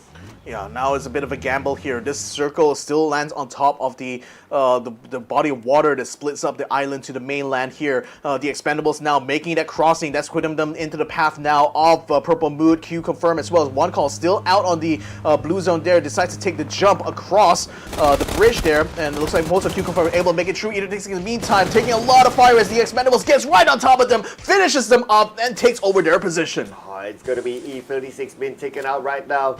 Interestingly, we don't see any teams actually getting the emergency pickup item. So all these teams, they use the natural route, which is just to get a vehicle and get across, and they just need to pick whichever choke point is there. So speaking about the emergency pickup, okay, so we have Daytrade Gaming actually using it, but they're dropping around the area of GE. Yeah, and in the meantime, eArena is also moving on to T5's position, so that's going to be another fight that's breaking out. eArena, in the meantime, still on the outskirts there. They're still trying to get themselves closer and closer to the palace there. GX under fire from AAA as well. You already got Leo being knocked down by Janku Tuov just now, and eArena just reaching into the palace here, but under fire from Purple Mood as well as AAA. Daytrade Game in the meantime has already landed, taking out the compound across the road from where GE is, so that should be a safe staging point for them to try to take the fight. And Zixi in the meantime gets knocked down by Janku Tuov. That's going to be the end of the road for him. Zixi, the hero of that second place finish for eArena. Unfortunately, he'll go out now, but he still has his other teammates to actually hold on and actually fight for more points. But eArena still making that rotation, but they can't find somewhere nowhere to call himself home. There's nowhere to run, there's nowhere to hide here for Lyric, so he's pretty much out in no man's land. Daytrade Gaming now under pressure from Unicorn Venom, who are coming across from the coastline here. They're spotted No Rins, forcing him now to try to duck away and join up with the rest of his team there to try to head up this assault, but that's also leaving the compound exposed here, so if GE decides to capitalize, they could come down south and keep Daytrade even further under pressure. Tanawa takes out 777, and now Sapao is starting to move in as well. He has a nade in hand. He'll toss it onto the side of Daytrade Gaming. The nade will be tossed out onto Nurins. Nurins managed to evade it, so that nade will not be used onto Daytrade Gaming. At the same time, you can see the zone is coming in, and Nurins knocked out by Sapao. This could be an opening for UV to come in. Yeah, Smell is trying to flank around. He's going very far forward here while the rest of his team continue to pour fire onto Daytrade. In the meantime, the bridge behind him, CS has just gotten across. Back when they're going to come down. Oh, so close to flash there. But nevertheless, no dice. UV still not able to push Daytrade out of position. Looks like the call has come true for them to take on the compound. That will be the good call for them, because that will be a better place to take cover compared to UV. Oh, Daytrade Gaming going to the compound right now. They're going to use this as the fortress against UV. UV moving into the circle. UV needs to push further forward. They're trying to find their target, but no one's at the coastline at this point. UV hugging the coastline, but they're not putting focus onto the compound. The compound is where Daytrade Gaming is at. That's the thing, but the crest is allowing UV a bit of a cover against Daytrade. They could potentially try to lob drag grenades there onto the corner of that compound. That could catch out the Norids as well as Pachills. But nevertheless, Daytrade are having a much better dig-in position here, especially with GE not forcing their hand at the moment, still staying in the Palace compound right now. TE, in the meantime, they're the ones who are still on the outside, just at the exit of that bridge, and CES has just made it across, but aren't able to force TE out of that position. The circle still lands on top of Palace, though, so GE and AAA are actually in a prime position here to control this. Yeah, it looks like it's going to be a city fight towards the end, but now putting focus onto the outside. Cerberus Esports who got Team Mars taking one out Nice. of the Expendables, and Solo Z will take a duck use. There's going to be 2 knockdowns for the Expendables at this point. Cerberus Esports trying to secure those points, but they're still on the outside of the circle. They are gatekeeping the Expendables from coming in. Anytime anyone asks why I picked the SLR over any other rifle, I would just show them what Hamas just did just now. Just two knockdowns at a distance and no risk for himself. He will eliminate Ninja 2K, so TE very much hurting right now because only one more member left. T5 and GEX also moving down south here. Oh, they're going to be running straight into AAA, making a three-way fight on the northern part of Palace. Oh, T5 moving up further north, but if they go north, they're going to meet up with QConfirm instead. Attack all around, needs to defend this area. The shots fired out by Skirmish, get a knockdown. Can they get more out of this? Looks like it's going to be a second knockdown onto the side of GEX. GEX not looking too good right now. T5 taking this opportunity to move up forward. Hasselblad gets inside the house now to try to hang up the Jack 2 off. Attacker while Kalisa is already down. Hasselblad Tanadol already picking up kills onto AAA here. So even though they were tied up with GX, now they're under pressure from the other flank here as T5 moves into control. This is the north part of Palace. Oh, but T5 still managed to win the fight so far. I believe they got a couple of kill points out of that. And now GX is now down to Zennan to pull off the heroics here. Can he actually pull off a clutch? And now Zennan goes in, and Zennan taken out by AAA. That is it for GEX. And under the cover, all that fire, QConfirm takes up position by the Nova Palace too. So now they're putting pressure onto GE. A good frag grenade from Utah from GE as well. As UV as well as Daytrade now pushes in from the south side of the Palace here. So 2 fights breaking out at either end of the Palace here, and neither of them are going to be able to counter each other. Petred takes a high ground there, takes out Pantapong. So now only 2 members of T5 remain. Oh, but T5 still 2 members, but they have 4 elimination points at this point. So right now they are still holding it strongly. They'll definitely still take that number 1 spot. Very, very likely because right now NG has been eliminated. Only G is the closest one to them. 19 points gap at this point. Skirt taking out the blue. He has 2 first aids, but how Skirt? Okay, Skirt. That's a blue grenade there that he still survives. He cannot risk getting out to the doorway there because T5 is set up in that position, so they could easily gun him down. So the blue zone grenade is pretty much meant to flush him out, but fortunately he had the first aid in his hand. QConfirm is still on the outside of the Palace though. They haven't really found an entry point into the compound quite yet. Molotov is actually preventing the rest of T5 from being exfilled out of the position. Another blue zone grenade on the Tochills. He's down. He'll get him with Belmo too. 13 with the comeback. Beautifully done. It was a combination of a frag grenade and a blue zone grenade as well, and that is how they were eliminated. And now for Cerberus Esports, somehow they are still alive. They managed to take down MBK from UV, and now for UV, they're down to 3 men. They're down to 3 here. The zone is still going to be going further upwards though, so TS has to collapse onto UV here to take them out. Tanfu now in a direct confrontation. He does force Auto Square out of position, and Tanawan takes the kill away from him. But nevertheless, the Expendables are still in play. With the 1 solo member in Tanfu still heading up by the remaining 3 members of T5 to manage to get a revive onto Rossetet just now. So now GE still has control over the south side somewhat. They've managed to head up both Daytrade as well as EA, so both of them are just hanging around on the outside of the compound at this point. Cerberus in the meantime wrapping around. They're still in the south point of this safe zone here, but they're still outside of the next circle here. So deciding if they want to try to wrap around west, that will put them in collision course with PLM. And Tanawan in fact spots Tycon and Hamas, puts some fire onto them, and makes them reconsider their choices. But Cerberus Esports, they need to cross the road as well. So open area road doesn't go well for them. But for the rest of the members of UV, at least they have 1 player. Oh no, actually they don't. It's actually GEU inside of the compound. So now UV is pretty much in the same situation, but they're taking the right side whereby there are airdrops there that they can probably use as a cover to get in, but they're still being shot at from afar by QCE. That's been the problem for Lyrics and Flash is that it cannot move from their position. If only they could call a temporary truce, but here comes CERBERUS coming across the road right now. Lyrics is going to be hearing, spotting them. Utah actually sprays down and takes out Solo Z here, so they're taking a lot of damage there, but Utah has been traded out as well. Hamas now trying to exfil out, trying to find a staging point here for them to start toss some grenades, but Surti already beats them to the punch, pulls out a grenade to take out Lyrics there, so he's already out for the count. Now the GE can now fully focus on the CS here, and they're keeping them by that doorway, gatekeeping them from coming into the palace. Oh, and now the utility's been tossed out onto CERBERUS Esports. They need to get away from the nades. Gotta be careful there. Surti wants blood, and Flash is going to come in from the other side, and Flash will finish off Sly High, and that's going to be another point. 3 points for Daytrade Gaming. They still have Flash. Really, he's just staying there as a ghost, not letting his position away. Yeah, Sly High just basically came across the road and just didn't expect to see Flash over there. GE though, they're getting closer and closer to trying to head off CS, but the UV is using the opportunity now to try to move up towards the wall too. And Zest and Surti are finding their attention kind of split between both of these squads right now. And you still have Flash just hanging around there, being opportunistic for anyone who just happened to be out of position. So it's not going to be an easy fight here for Genius Esports. Oh, Utah, he uses the rooftop right now to his advantage, but he can't seem to spot where exactly his opponents are at just yet. But this is a good angle for him to gather information and also for him to stop any other team who's trying to come into their position. That's the thing, but CES has already moved on. They're going to go further westwards now, so I think GE has a focus onto Flash. They will find Flash to take him out, and now they can fully focus onto UV, who are wrapping around the eastern side, while CES actually being held up by Thunderous. He got a knockdown on Hamas right now, and it's keeping Solozy and Tycon inside the blue zone and tanking a lot of damage right now. Frag Grenade's going to be coming out, not going to connect though, as CS is able to get themselves somewhat into the compound and somewhat into the safe zone. So Solozy unfortunately gets caught by Clory, so he's going to be down and out out of the game. I probably wanted to deny inside to the blue, but then again, he was spotted out there. He was taken out, so his point was given to another team. Now, Genius Esports do not have the circle. Look at the circle. The circle shifted, and T5 is in the circle. Not only that, they are on the other end, and no other team is going to challenge their position. And QConfirm has gone to take control over the main palace building now, so they're in the perfect staging position here to head off Genius Esports to come in further from the south side. And you got Panawat as well moving along the corridors here. You might actually find Cloris if Cloris decides to drop down from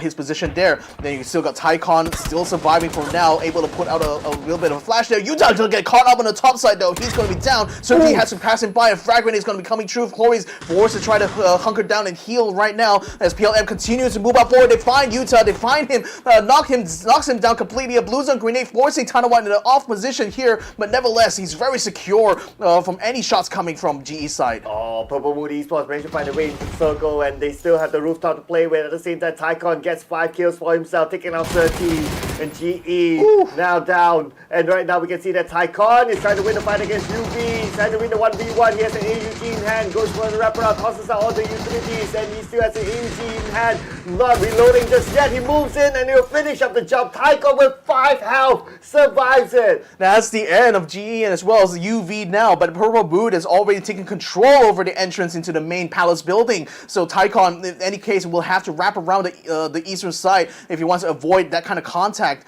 QConfirm in the meantime still trying to keep an eye out for T5. There's still 3 members of them roaming around on the west side of the palace there. The walls pretty much giving them perfect cover away from QConfirm right now as they try to control their sectors. Now Purple Moose Tanawat is moving up closer and closer to Tycon's position there, but he's really also watching out for QC's positioning there. You can see from the top of the map how much ground is actually being covered here by QC. They really have the best control over the circle so far. Okay, Zapaloy closest towards Tycon, but Tycon is being approached for 1 member. Okay, now he sees Tycon. Tycon behind the tree. Tycon super duper low. Only 1 shot on the Tycon and he's out, but who needs that shot if you have Tanawa from behind to take out Tycon? Stole it away from Zapaloy. That was so rude, isn't it? But nevertheless, this next circle will land still on that main building. Q confirms Leon's Q is making sure that they keep that compound secure for themselves with the open ground all around. That's going to be a huge challenge now for Purple Mood to challenge Q confirm on that position. T5 has not moved out at all. In fact, they were still their side of the palace is still inside this next safe zone, so they don't really have any incentive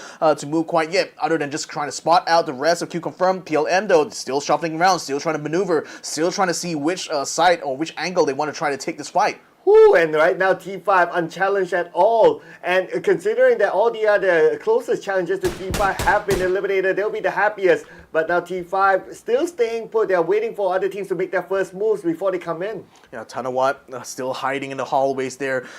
Hasawat still not able to spot Thunders up to the top of the roof. He's taking the high ground while Tanawat stays on the low ground to try to finish things off. Thunders spotted on top. He gets spotted by Hanawat now, so at least he knows that PLM is up, just hiding inside that side there. But in the meantime, QConfirm still holding in their positions for now. Tanawat Thunders still considering what kind of options they have at the moment. So still no kills quite yet. We apologize for the network issue there, but I can still see on my side, Tanawat still continuing to move up onto the compound. He may get into counter Leon's Q really soon, but it's going to be crucial for him to get that first knockdown. And Thunders is waiting behind just to give cover fire for Tanawa in case it's needed. But now, since all the teams are within the circle, I guess it's just going to hold on until when the next circle shifts. But right now we're back in the game. We have visual onto T5. T5 on the other side. T5 is not going to put the trigger just yet. They are waiting for the commotion to start before they come in. Thunders has just been knocked down. Thunders has just been knocked down, so Tanawa is going to be alone, and T5 could continue to rain down some grenades on their side as SunSister Jr. starts doing that on his own. Unfortunately, he's not going to connect onto him though.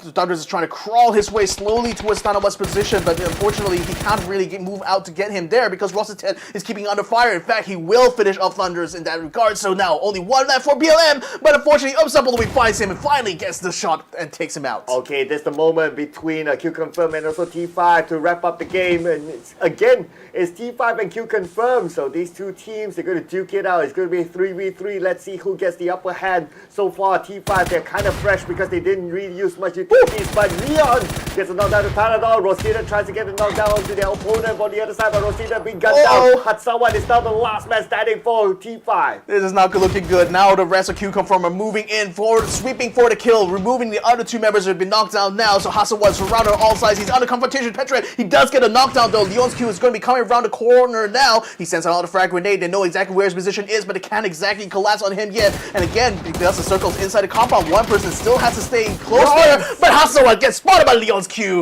and QConfirm takes their second chicken dinner of the day. Well, we waited almost the entire grand finals for QConfirm to get the chicken dinner, and when they serve us with one chicken dinner, they say, nope, you need to eat a little bit more, especially me. And that's where they gave us 2 chicken dinners in the day. Oh boy, QConfirm eating really good tonight, I think. Right now, 2 chicken dinners when the whole competition, they haven't even been that close at all. I mean, this is brilliant. Brilliant now for QConfirm here. So, not exactly back-to-back chicken dinners, but nevertheless, this is certainly going to increase their chances getting that top 8. Oh yeah, absolutely. QConfirm. This is the performance that we missed from the group stages. This is the QConfirm that we know of. Now, coming back to the highlights, there was an early fight here with NGE, and the moment NGE got eliminated, in fact, they were the first team to go out. T5, they were the happiest of the bunch. And that's the thing, like, looking at the way they maneuvered as well, you know, instead of moving quickly down south to take control of Palace, instead they took a checkpoint just outside of that Palace itself, deciding that instead they want to try to move in along with another team at the same time. It just so happened that GX was also having the same kind of quandary, so when GX moved up, so did T5 at the same time. There was a perfect cover that allowed them to sweep around the further north part, and yeah, eArena, perfect place there to just suppress and completely ambush AAP. Alec, even though he survived, eventually he was taken out when he got into the safe zone anyway. So it's a massive L there for ArkAngel Predator. Yeah, but it was, I gotta give it to eArena as well, because they were at the bridge for the longest time. They were kind of anticipating that teams would take that long rotation into the circle, and it so happened that ArkAngel Predator happened to be that one team to go there. So it's going to be 3 points given to eArena, and gotta give it to them again. It's very smart of them to be there. Yeah, and Cerberus, they had the most difficult approach out of every other team to get into the Palace. It's still good on Tycon to be able to kick up those kill points, but frankly, QConfirm, like they moved in so fast to take control over the main building Palace, and that was a key part for that final fight, because the final, like where the circle is going to close around was in the Palace itself. So I was worried that while still trying to take the fight to T5, that one person still had to stay behind to maintain maintain position should the circles end up closing around them, but they still found Tanawa at the end of the day and finished them off, and QConfirm gets the chicken dinner that way. Yeah, QConfirm 2 chicken dinners today. Now, I know the points is a little bit far, but if the Untitled Champion plus T5 got a second place finish, that was pretty nice as well. So for them to really catch up to the number 1 spot, it's still a lot of work to do. I'm still holding it on for them. But if they get another top 3, I mean, just like how Daytrade did yesterday as well, you know, they could have the potential to have a massive, massive comeback now. So let's see as we get to the full scores here. QConfirm only 1 point ahead of CERBERUS Esports, who surprisingly had the most kills out of everyone. And again, they had the hardest path, like I said, but they still met every single challenge head on and still managed to earn so many kill points out of it. You know what? This is what CERBERUS Esports can do if they don't take early fights with AAA. Like AAA is their kryptonite, basically. Yeah, very much so actually. And like with AAA, you know, mostly tied up in that fight with T5 as well as GX, that pretty much put them in a disadvantage. Even though they got into the Palace early on, it was a siege for both of these teams coming at once that proved to be their downfall. So only 4 kill points was the best they could do. Global Esports Xsset, you know, wasn't able to get into the final phase of the fights, but still earned a lot of kill points there in that encounter between T5 and Attack All Around. Theerathon 5 though, still earning a lot of points here. So again, if either CERBERUS or New Generation Esports especially, like, just basically washed out so early on too, with only a single kill point to the name, it's still looking harder and harder for them to try to catch up here, I think. Yeah, well, what matters is how far are they right now in the kill leaderboard, so in the overall leaderboard. So right now we can see that T5 obviously still ahead, and they have a 20-point difference. Before this was 15, and now it's 20, so they kind of open it up a little bit more. Genius Esports, however, they went up onto second place, overtaking New Generation Esports just by a 6-point gap. But with the 20-point gap between them and number 1, it is still doable. Yeah, and low-key, Purple Mood still making some moves up the board here, because 113 points is enough to get them up in 4th place ahead of Attack All Around right now. Made it Thailand, Daytrade, unfortunately dropping down to 6th and 7th place respectively. Global Esports Xsset, I think, have just made it, just barely hanging on there in that 8th place. QConfirm still outside of the top 8 right now, but only 4 points away from overtaking Global Esports Xsset, so they're certainly still on that upward trajectory. Yeah, and there will be a difference in terms of prize pool if they're able to do that by the end of this tournament. What's interesting as well in the overall charts, we can see that T5, they are 97 kill points, only 3 points shy away from getting that 3-digit mark in terms of kill points. So they are really still on the roll. Again, I would like to pose the question again: what does it take to take down T5? Yep, they only got in the fight with what? Only 2 squads? 1 more squad. Yeah, just need 1 more squad in that fight there, and maybe T5 would have been taken down. Okay, I have this theory, right? Because we had a few rounds where we noticed that T5, I think we see the trend right now. T5 likes to drop on the northern side of the map, irregardless of whatever map, right? And when they do that, they are unchallenged. Like, nobody tries to take them out. Like, everyone's just busy doing something, whether in the middle of the map or the southern side of the map, left or right, but nobody really disrupts them at the top.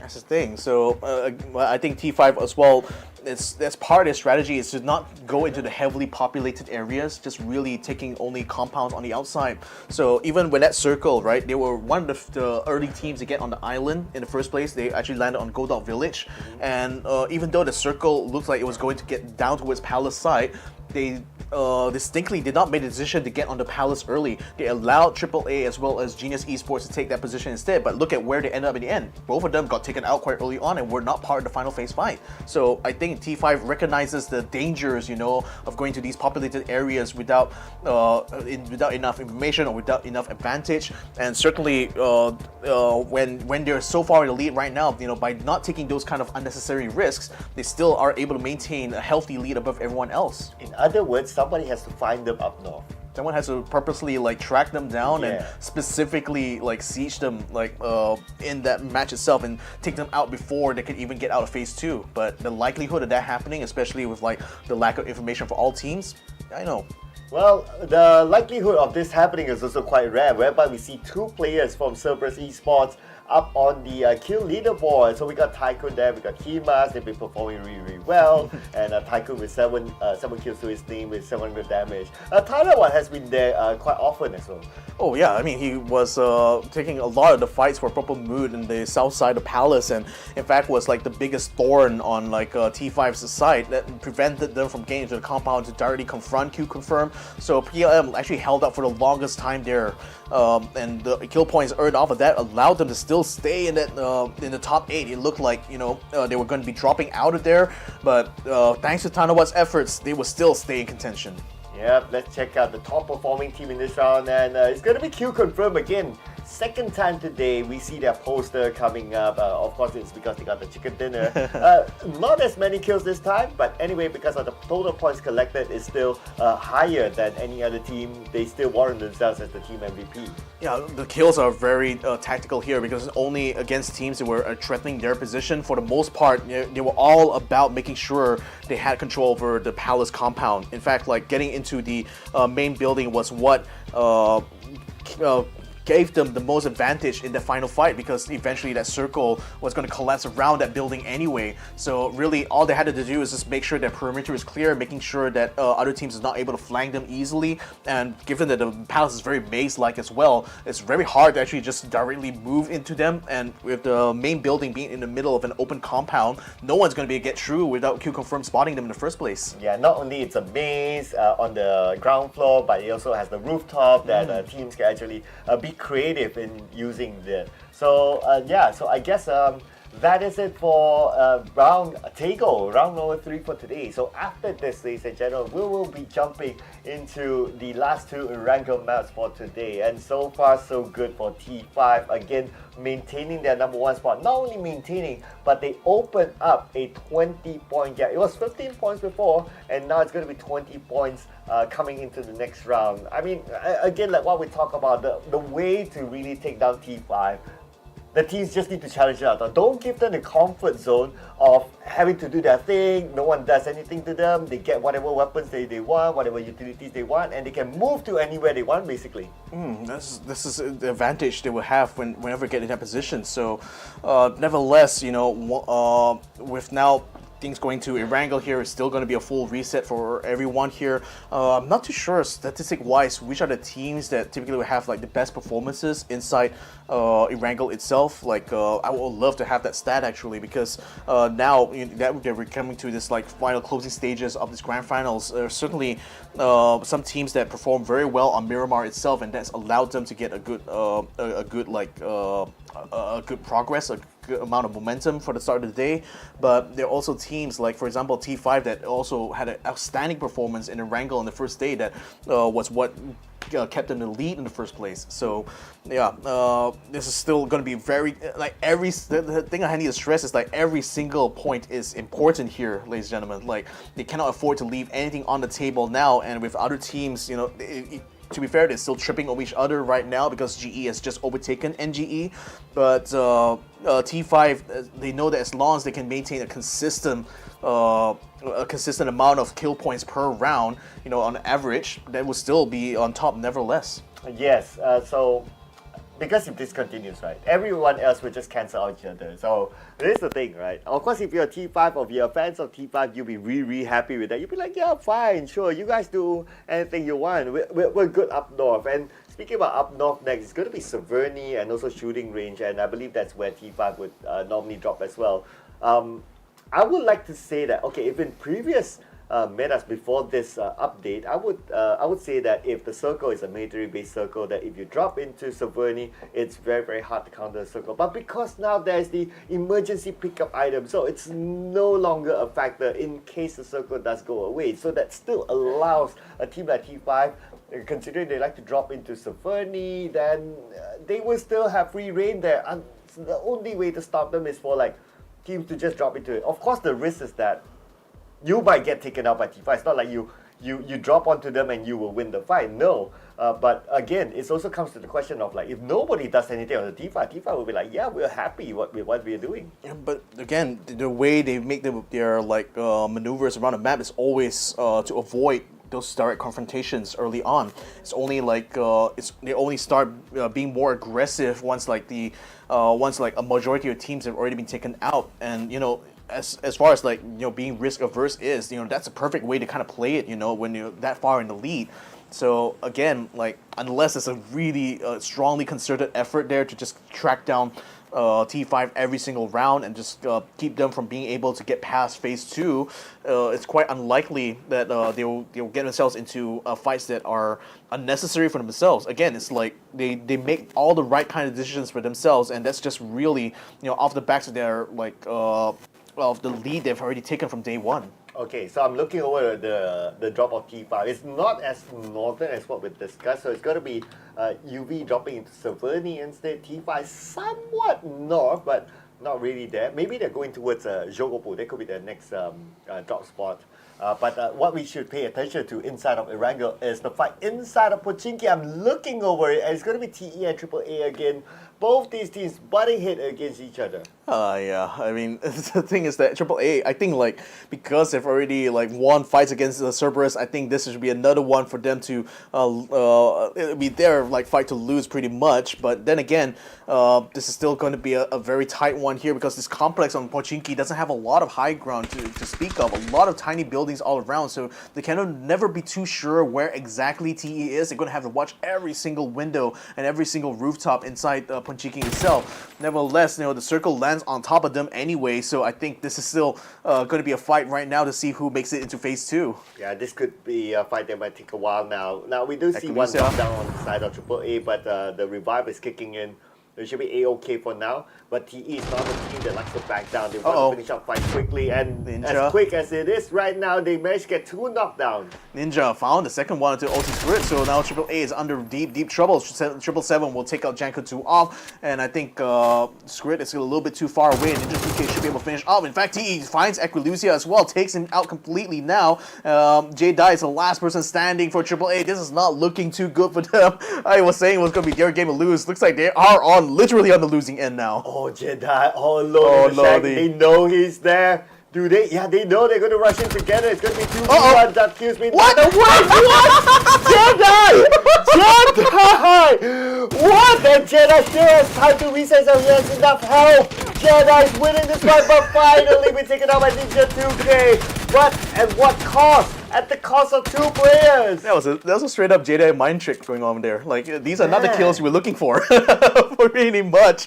Oh boy! But nevertheless, it's still a finish for TE. But then they lose 2 members in that fight, so at least AAA can bank on that fact really that they didn't exactly lose out that badly in that fight. Nevertheless, GX also in an encounter right now. eArena, they are currently just trying to push them off of the barricade. This is another hot drop that we're seeing constantly between both of these teams here. GX as well as EA, although Leo finds both Lyrics as well as Zixi, takes out Zixi with a headshot as well. Now eArena just scrambling and trying to get themselves out of this quandary here inside under fire from Leo. Nice. He almost finds him on the outside. He gets him. No way! Perfect timing for him to take out Insight. Oh, amazing game sense there by Leo. But now Upchen is going in. They want to find the last member of EA now. They're trying to find... Okay, they probably know that he's on the other building. They probably heard the footsteps now. KM99 going up to the second floor. Trying to find a good... Okay, he only has an M16 and nothing else. An M16 is a burst weapon. So there is a certain disadvantage to having a burst weapon, but now he picked up a shotgun instead. Yeah, this is, anyone comes up the stairwell is going to be in for a lot of hurt. But then again, KM99 has nowhere to run. He's pretty much going to hang on this roof here, camp here as long as he can. Xavier also has a shotgun, although this is a double, this is another model here, so it may not be as fast as firing compared to KM99, but nevertheless, plenty of damage reach come up the top. So they're trying to use frag grenades to try to flush him out. Hopefully that does quite a bit of damage to KM99, so one shot from the shotgun should be enough to take him down, but nevertheless still very afraid of trying to get into the doorway. They know how risky it is to try to take up on the top here, especially KM99 already having a good position here. Smoke grenade is also going to be popped up, so there's not going to be a chance for anyone to snipe him out from there. I don't know, like right now it's either they got to do the hard way and just risk losing one of their own, or like just basically try to flush him out. And Leo is going for an off angle, so on the other side it will be Leo. That means there's no exit route here for KM99. He needs to win this fight somehow. With only a shotgun in hand, no further utilities. Luckily he has a helmet together with a vest, but that's about it on his body.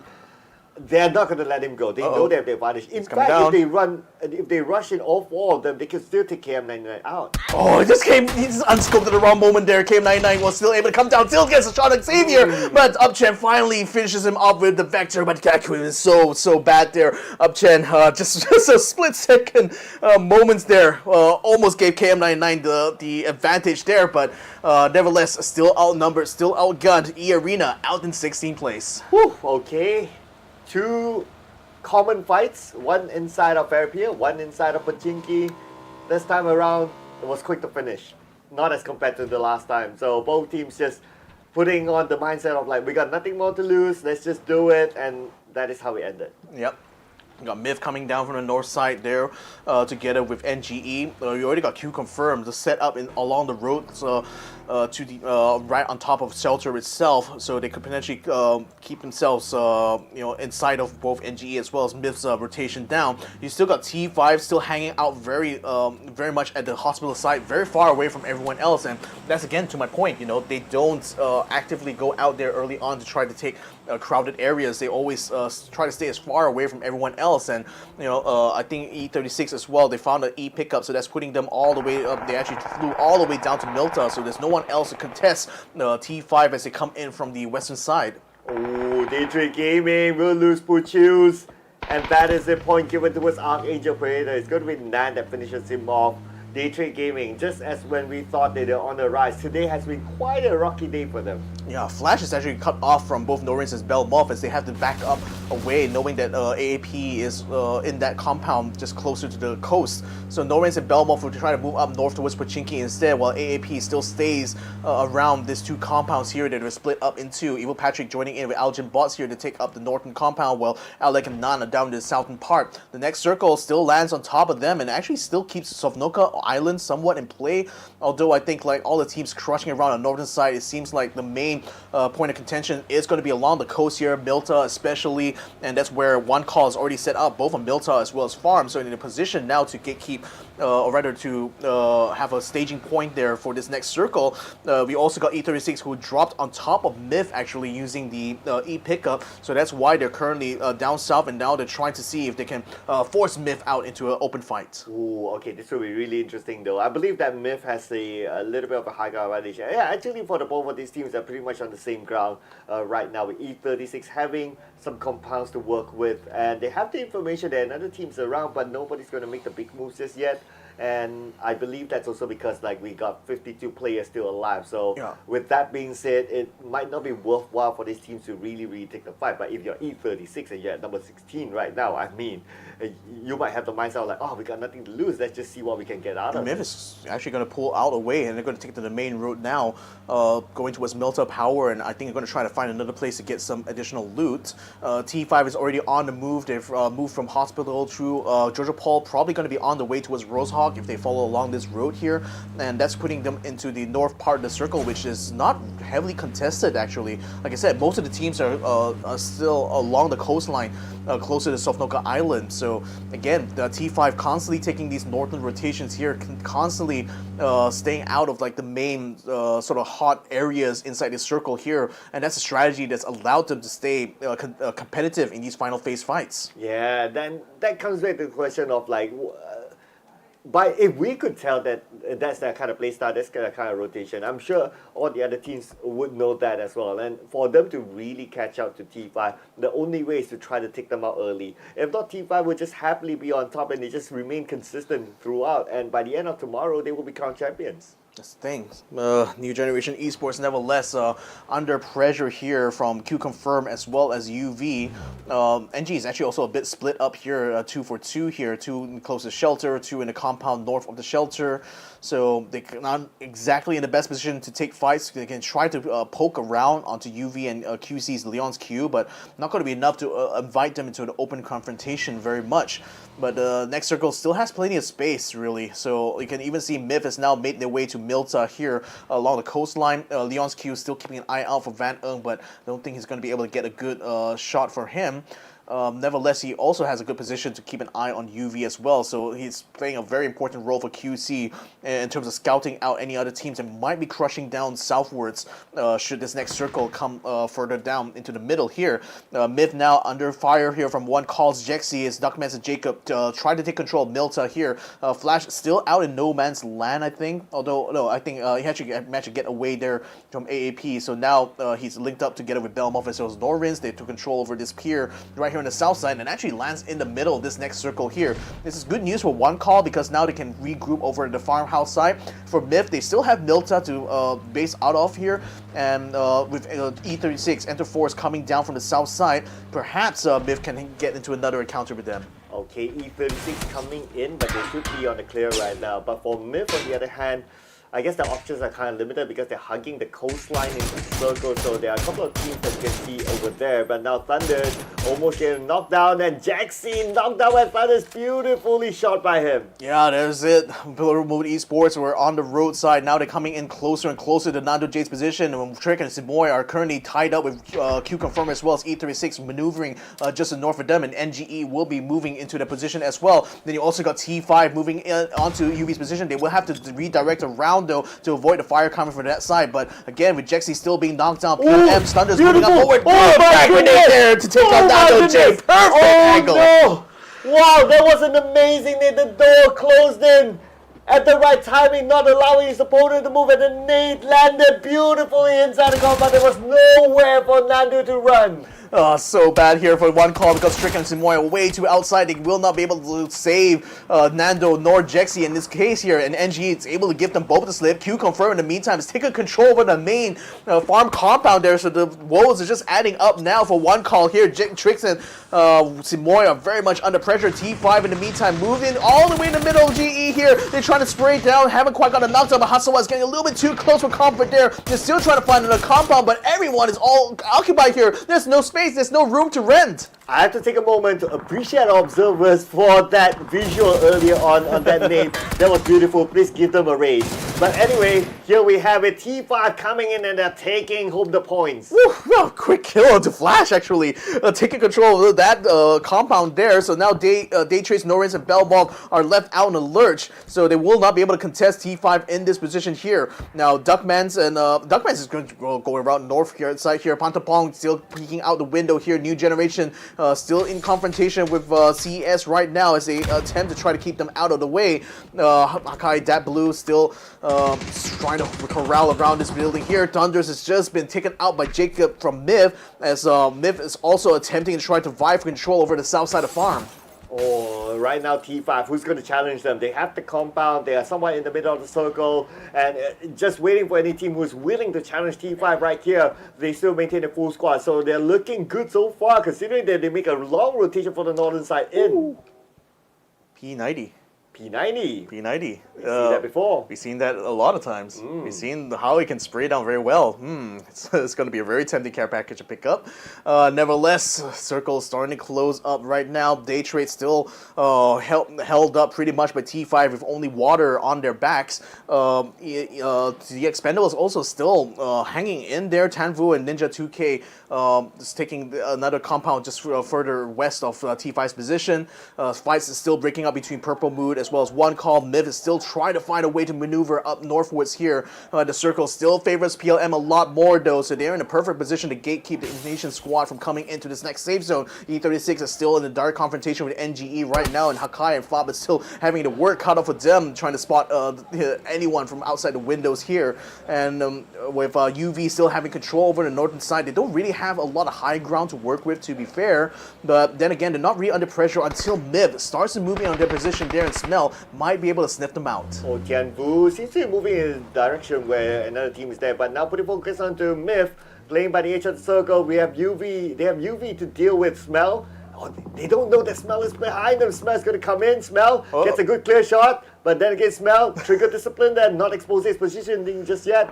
Just let Duckman cook. He's going to come out of the top, and Sapawa we want to take the spray, forcing him down to come down. I think Smell might be in position to try to catch him as he comes across here. He goes with the spray as well. Duckman's taking damage. Not enough to get a knockdown, but forcing him out of the car because he's on fire here. One shot there will take him out. Now, NGE as well under fire here from E36. They will be able to find Tanvu as he comes across the road here. Sapawa and Silky still trying to hold their own here on the top of the side as Jacob and Exquisite continues to try to push in on the position. He does take out Duckman's completely though, so that leaves only Jacob as well as Roguenan and Exquisite to try to hold out into this position. Oh, look who's coming. It's going to be QConfirm, but QConfirm, they have a couple of players still gliding down, and QConfirm at the crosshair of Myth. Right now we can see that Thunder has been knocked down as well somewhere else with an AWM being held down, and at the same time, QConfirm, looks like they dropped, and they're on the outside of the circle still. They need to fight their way. And they fight their way in. It's a three-way confrontation here in the northeastern part of the circle here. You got QConfirm just on the outskirts, UV on the northern side. You got Myths completely hold out, just stopped in their tracks here as they try to come across the road. So they're in the worst position compared to everyone else. And if QConfirm continues to push in there, that's going to put Myth under a massive amount of pressure. So Jacob just try to spot every single position here through this shack, but there's not really much maneuvering that Myth could even do at this point. Oh, QConfirm, how are they going to get in right now? There's two teams waiting for them in the circle. Right now, Purple Moon Esports has a clear entry. Same goes for One Call as well. One Call unchallenged, but we're back onto QConfirm. Made in Thailand, playing by the edge of the circle. Sees where QConfirm is at. They're ready in case QConfirm comes onto them. Yosuke and Opon's moving very rapidly down south to try to cut off Myth, and actually will put them in the path towards One Call's his trick here. In fact, the rest of QConfirm will be piling in together, so they're now just trying to make a break for it to try to take onto the eastern side. Trick sees them, tries to take a shot, isn't going to land enough though, but then the rest of QConfirm still running around. Petra 1%, so close there, but yet so far still able to stay out of trouble for now. They find themselves in this little tower here in the middle of nowhere, but then again with Pale M and still firing upon them, E36 as well, seeing One Call Simoy trying to come across Fluky, attempting to try to find a way to get out of this quandary here because Thunders has just been knocked down. He needs to try to hold his position here. Oh, One Call, still quite a distance for them to get into the circle, and look at the amount of teams shooting at them at this point.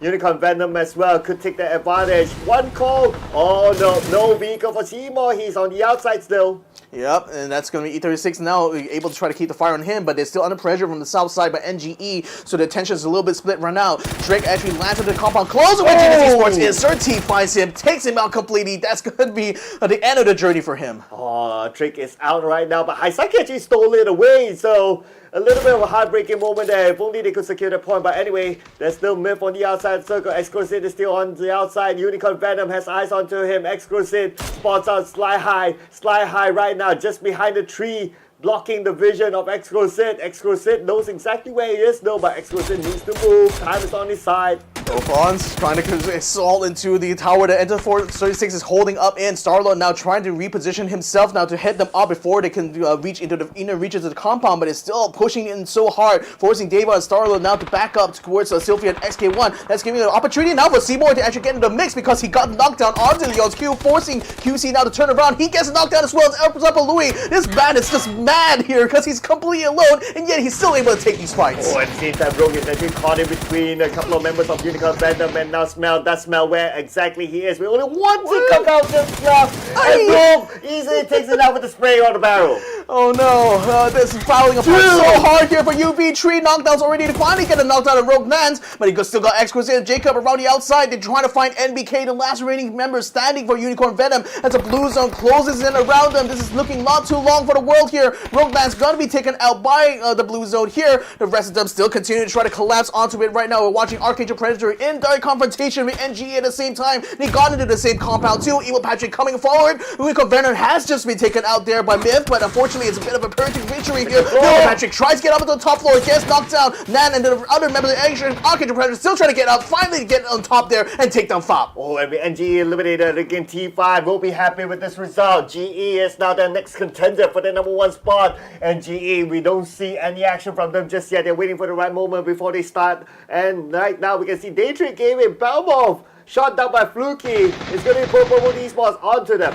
Now Daytrade now under massive pressure here as PLM tries to move in down south. Blue Raid's last one standing tries to get the spray on the Tanawa, but PLM moving rapidly all the way up here. They're going to be surrounding this rock right now. Blue Raid's still up on the top there. Purple's comes in behind there, gets the shot, gets the kill. Daytrade is out. Daytrade is out thanks to Purple Mood Esports, who still maintain a full squad right now. Because of that win, they'll have an easy entry on the southern side at least, but they need to manage the road later on. But there will be a story for later. Right now, the circle moves away. It's going to be ArkAngel Predator in the middle of it. Yep, the only one of two compounds and the biggest compound compared to Gex's one that they took on the north side. Tanvu is still the last remaining member from Expendables, still in this fight somehow. But then he's surrounded by both PLM as well as T5 down by the south side. GE is still close enough to the border that can continue to try to stay within this compound to try to head up, enter 436. CERBERUS is now trying to make the move down, but they still have a compound there trying to work out on. Unfortunately, Hamas has just been knocked down along with Haisaki, so Solo Z is going to be the one who has to try to salvage the situation here. And E36 is still alive, so right now, not only they're still alive, they still maintain a full squad. So Lozi has to fight his way into the circle. His teammates are currently down, so Lozi pretty much all alone at this point, going up to the sniper tower to pick up his teammate. Yep, Cerberus still trying to hang in there. Haimas is going to get himself revived, but Haisaki is being left to bleed out right now. E36 is not really pushing too much pressure onto E36's compound quite yet. In fact, taking a very slow, methodical approach. PL in the meantime under fire now from AAP as they try to come across. Two people has been knocked out so far. Trying to get a third one is Algin Buzz. He goes for the spray onto Fluky there. True to smoke, still not connecting though. Although Thunders has just been taken out though, so PLM is definitely hurting very bad. Oh, PLM, right now, how are they going to get in? They have to get across the road right now. And they now need to fight up against ArkAngel Predator, who's coming towards them. They're taking the active approach, and not only that, T5 is coming in. Swift running by and driving by and shooting out of the window right now. T5 wants to take over PLM's position. They already got down Purples now. Now just trying to focus fire onto Tanawa as well as Fluky here. Rascal Jr. coming around, trying to seize it and finds Fluky around the smoke here. Fragment is still going to be coming out. Unfortunately, he's just been knocked down by Alec, who are also firing upon them on the position here. Coming down south, trying to crush T5 in this position here. They are finding themselves a little bit headed off now by AAP as they continue to send whatever grenades they have, frag grenades, stun grenades, all going to be sent in their general direction. Oh, right now they're not only caught out on the outside of the circle, but the blue is going to put pressure onto T5 as well. T5 now down to 3 members. T5 needs to fight their way in, but ArkAngel Predator is letting go of T5. They're going to go into the center of the circle where the compound is at, getting ready for GE to come in. Yeah, that's the thing. GE just decided to make them move right now and try to take over the compound that AAP is in, so they're forced now to turn around and find that gets a bit of reprieve for T5 as they try to escape that situation and will escape that very handily there. Knockdowns onto Zest as well as Cloris. GE tried to take this fight against AAP, but they haven't been able to find a knockdown quite yet. Algin Boss still around the outside. The Molotov is going to be burning both members of GE that have been knocked down alive there. Alec will finish up Zest, but still needs to try to find Upchen because Upchen has just found trying to find other members of GE. Here's Surti still around the outside under the cover of smoke right now. Algin Boss now assaulting in his position. He comes in front, through the smoke there, tries to spray, cannot find the other two. He cannot quite see. Oh, he can't quite see there. If only he can have vision. But now GE is counter-firing upon them. But GE is still eliminated. And T5, they still survive above of GE and NGE. Oh my goodness, he couldn't see through the smoke, so he couldn't finish off that quickly, and GE will be down, and Algin Bot's fortunate to be able to survive that encounter, but now here comes T5, they're coming in for round 2 against AAP now. This time it's going to be inside their own compound. Oh, they want to be the mop-up crew at this point. They want to pick up those points to just widen the gap with GE as well as NGE, and now T5 is in the compound where ArkAngel Predator was at. ArkAngel Predator now suffering heavy casualties from that fight with TE coming in. TE is well and fresh. That's the thing. So right now, Algin Boss and Naz is just going to be digging into that position, not exposing themselves to T5's wrath here, and they're not going to be under too much pressure because Gex is currently having their hands full, trying to keep Solo Z out of this next safe zone. So they're not really interested to try to take this fight. Instead, they're just going to be watching, overlooking this whole encounter here. And you also got Haisaki coming in. He picked up the P90. Whoa, the spray taking down Algin Boss. Oh, he's going to be the interloper now. Player tree has entered the game. Oh, that's the beauty of a P90, ladies and gentlemen. And now Haisaki is coming in as well onto the other building where ArkAngel Predator is at. Molly's was tossing. But now they need to find the final target. Player 3 could be the one to take them out. What is Caliber when you have the highest rate of fire compared to everyone else. Solo Z coming in clutch here with the Jeep. Unfortunately, will come under fire with GX. He'll get knocked down by Leo instead. So Haisaki is going to be alone in this fight here against GE here. Against AAP. Oh, he just gave Yonan the slip there. Unfortunately, he comes around the corner. Whoa! Done! One shot, one kill. Haisaki is out, and Cerberus is eliminated in 5th place. And now we're down to the top 4 teams. But look at this. GX and T5 have 3 players, while ArkAngel down to 1 as well as TE. Long range coming in from Tanado. He will secure that kill, and that's going to be Xavier out. Yep, he's already out now. The rest of GX crashing into this party here that T5 and AAP have been doing all this while. Elgin Bots is still on the ground, still beating out. Thunderball trying to spray down the rest of GX on the outside there, but still not connecting any form whatsoever. T5 still has the most people at this point though, as GX is only has Upchen and Leo left to try to take this fight. Pantapong still on the outside, spots Upchen down by the side there, but cannot quite get a beat onto fire. He needs to try to get a reload. So T5 trying to find a good angle here, but the smoke is not helping him. At the same time, we can see that GX is at the lower ground. Tanado not letting his opponent go. He's keeping eyes onto them, keeping the crosshair tight. At the same time, we can see that Upchen, Leo together, but how are they going to counter upon this? Now, we'll leave that thought for about 10 seconds later as the circle will move, and in case the circle does move away from this compound somehow, then it's going to be all-out warfare. I think it's still phase 7, so again, that circle, if it moves further north, that's going to be advantageous to GX as well as T5. If it moves down south, it's going to advantage AAP. Nope, Land still in the middle. We're still in the status quo here, ladies and gentlemen. Neither team incentivized to move out.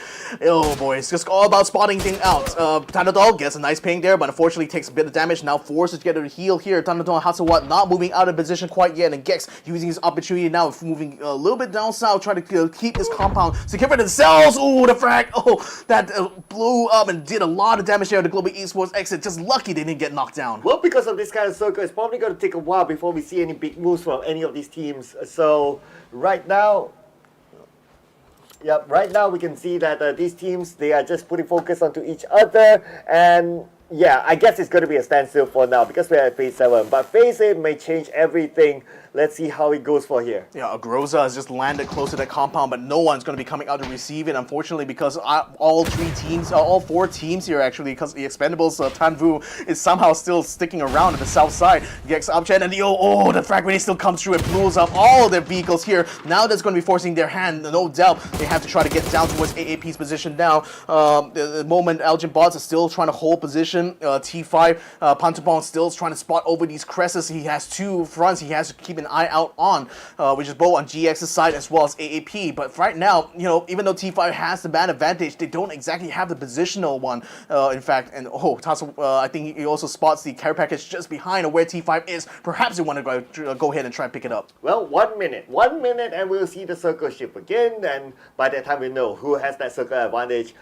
But if the circle again goes to the middle, maybe we're going to have a slow ending. That's the thing. So, it's just a waiting game right now. Although GX has done done quite well to get themselves inside, or rather within a safe reach of the compound here. AAP, I don't know if they still have any more frag grenades quite left, but we'll have to see.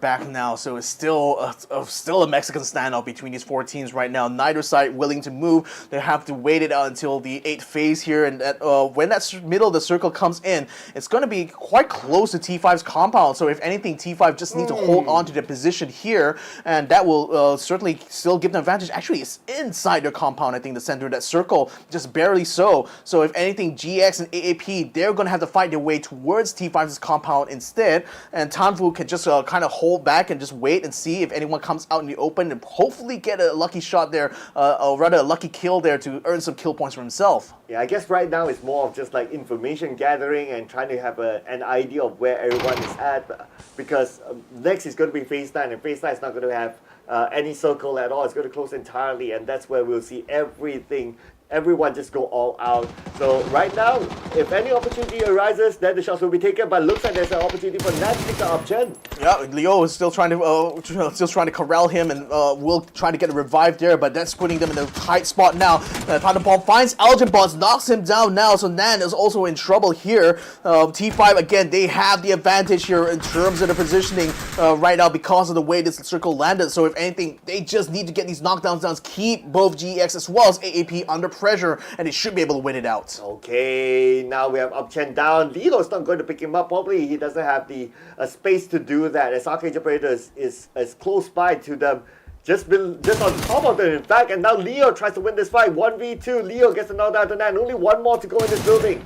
Yeah, he's still trying their very best. Algebot's trying to go around the outside right now while Leo tries to give it a slip. Goes inside the building now, takes onto the rooftop here, hoping to get close enough to finish off Nan over there. So now he's up in the upper floor. Algebot's still on the outside. Pantapom still trying to spot out. Algebot still has doesn't have frag grenades, still had a stun. Already has used it up now, or rather, he's still thinking about where he wants to put it out. But Leo is going to get a drop on him! Oh, but through the bars, Algebot takes him out. Oh, that timing was insane. And now with Leo out, we're down to only 5 more players left.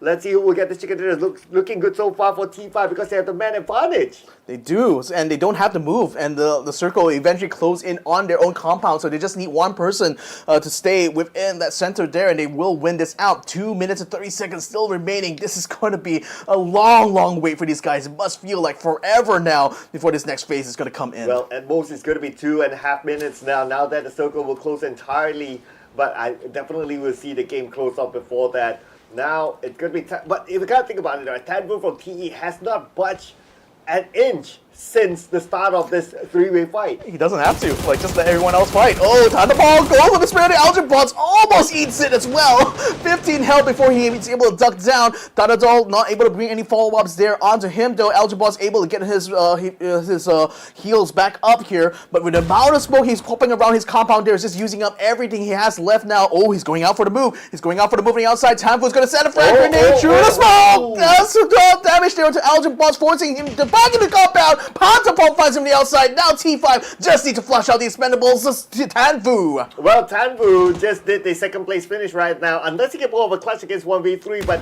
he doesn't have any room to move at this point. Well, Tanvu takes out Pantapom. 2 more to go. Who knows? Who knows? The circle is closing though. Tanvu is going to be forced to come out. He's very low. Hatsawat keeping an eye out for him, watching the back door, watching him gets a spray, but forces fall back a little bit. Again, they just need to hold on to the compound. Tanvu now opens the front door. He's trying to find a way through, but no, Tanadol catches him before he could make a move. Guys, somebody stop T5.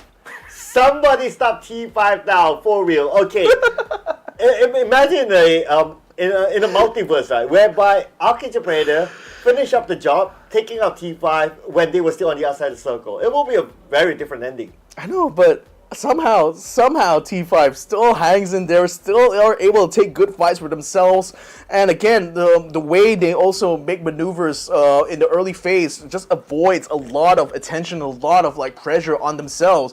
So if anything, it's a very hard ask you're doing there, Circle, to ask everyone else to just aim them specifically, because they could be anywhere on the map, maybe a little bit more to the north since that's where they like to drop. But then again, for all the other teams that are on the ground there, how can they possibly find them in this early phase when they're just constantly evading all these other teams?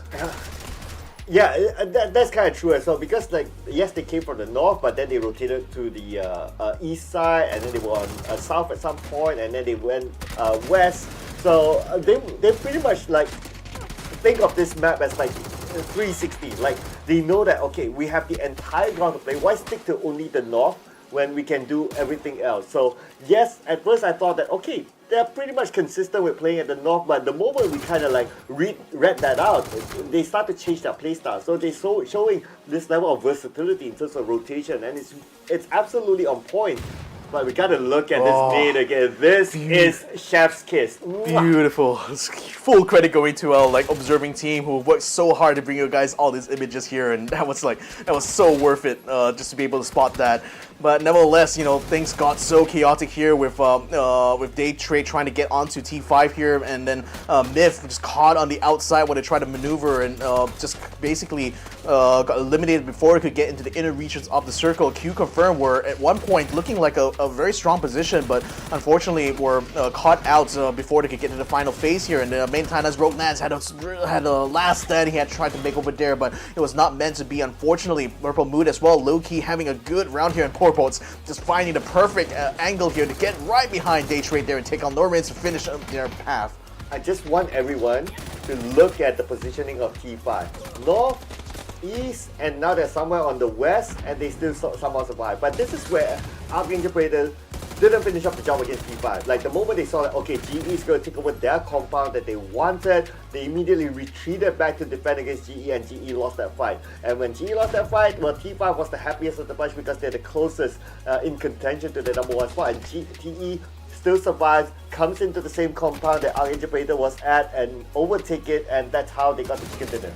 Yeah, well, I mean, especially looking at that final phase there, I mean, the Algae Boss here, just perfect angle there to finish him off. It could have been really bad for him if he got the drop there, but nevertheless, yeah, I mean, again, T5, so dominant now. I mean, I don't know. Like, I don't know what exactly other team can do right now to suppress them. It looks like virtually that path to rank 1 has just been laid out like a red carpet for T5 here. The whole this whole grand finals. Absolutely. At first, I kind of like doubt like, oh, no one's really challenging them. But this time around, we got more teams challenging them. We saw like they had to take fight after fight after fight. They had to make like long rotations and all that, and they still win. So right now, they're just showing that, yeah, okay, yeah, casters, maybe you kind of doubt us, maybe we're lucky that no one challenges, but now they stood up to it. They say that, hey, yeah, come challenge us, and when other teams do that, they still win. So, I mean, I guess they just did the mic drop. Again, they're like done. You know, if you were to do this scientifically speaking, like all the evidence is there, maybe T5 is just that strong. You know, maybe they are D1s right now in the PUBG Asia Super Cup here. 18 points for them, 1 point ahead of ArkAngel Predator. Even though ArkAngel actually had way more kills compared to them, still not enough to overcome Theerathon 5's like brilliant chicken dinner run here. The Expendables still managed to get a third place finish there, and Tanvu deserves a lot of credit for being able to stay in the fights for so long, and they still managed to get a healthy amount of kill points as well. Two other teams here, Global Esports, Xsset, and CERBERUS Esports, tied right now for kill points, and 11 points for GEX, while CES only has 10, but still fairly spread out across the board here. It's just that because Theerathon 5 has been able to do a lot better compared to Genius Esports, especially compared to New Generation, who is on the exact opposite side of the page here, the lead between like first, second, and third will still continue to widen up, I think. Yes, definitely, for sure, with this chicken dinner. I mean, look at the who were their closest ones, right? So their closest one was New Generation Esports and also GE. GE only managed to get 6 points, New Generation Esports 2 points, and T5 obviously with the chicken dinner with 18 points. So we will let the experts do the calculation for us, and it will be shown right now, ladies and gentlemen, and enjoy the gap here. What's the calculation here? 20... Wait a second, no. It's 32-point gap. Yes, yeah, 32-point gap now between T5 and Genius Esports. Jeez, that's just crazy. Again, like the teams that capitalized the most out of like that last round were mostly in the second page anyway. CERBERUS Esports, Expendables, QConfirm. These guys are the ones racking up points, whereas like Genius and New Generation, especially New Generation, had found themselves completely at a standstill as far as the progress goes. Genius Esports continue to pull away from them now, 10 points ahead in rank number 2. Global Esports Xsset also creeping up towards New Generation here, but still about 13 points clear the NGE is to the Taiwanese squad here. ArkAngel Predator getting themselves back in contention here with that 5th place. They're like 1 point behind GX right now, closing the gap to the top teams here, so a fantastic comeback here for the Filipino squad. I have a wish list. Yes. My wish list is to see Enter Force 36 not ending this tournament with a single placement point digit. I don't know which one will be the harder ask, like asking other teams to take down T5 or getting E36 up. Only savage. I'm just keeping it real here, guys. The score line is still way too far away, I think, for E36 to overcome like 15th place there. But nevertheless, kill leaders all about here for ArkAngel Predators. Again, well deserved for them. The performances they've done so far today, just even though they're not really been able to nail down those chicken dinners, but these kill points that they've been able to earn has certainly brought them back into the competition now, and they're still in the top 5. So I'm really excited to see where they can go from here. In a different multiverse, if ArkAngel Predator performed like today, like in the days before, they will be challenging the #1 spot. You're gonna have to find a reality stone somewhere to make that happen, because I don't think it's gonna be that likely anyway. But then again, it also still speaks to the strength that Theerathon 5 really have in this competition here, because even when the odds are stacked against them, they still are the ones who come out on top at the end of the day. And this was probably one of the longer fights, or rather longer final phase fights here that Theerathon 5 had to do. A lot of patience certainly needed to be in hand for them, but they knew that position-wise in that final circle, they had the advantage.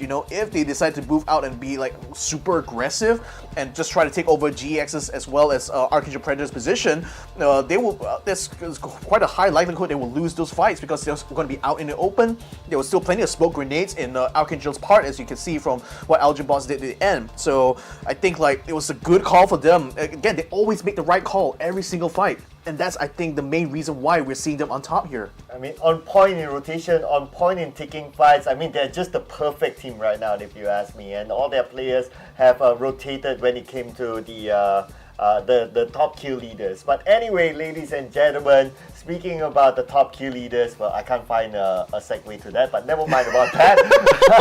This is the first time I feel so far, right? Give me a break. It's okay. It's alright. Yes. It's been 3 days. It's been 3 days. It's been many, many days now. And I guess that's the break that we needed here, ladies and gentlemen. We're going to enjoy more action when we come back after this break. So you guys don't go anywhere. We'll see you after this.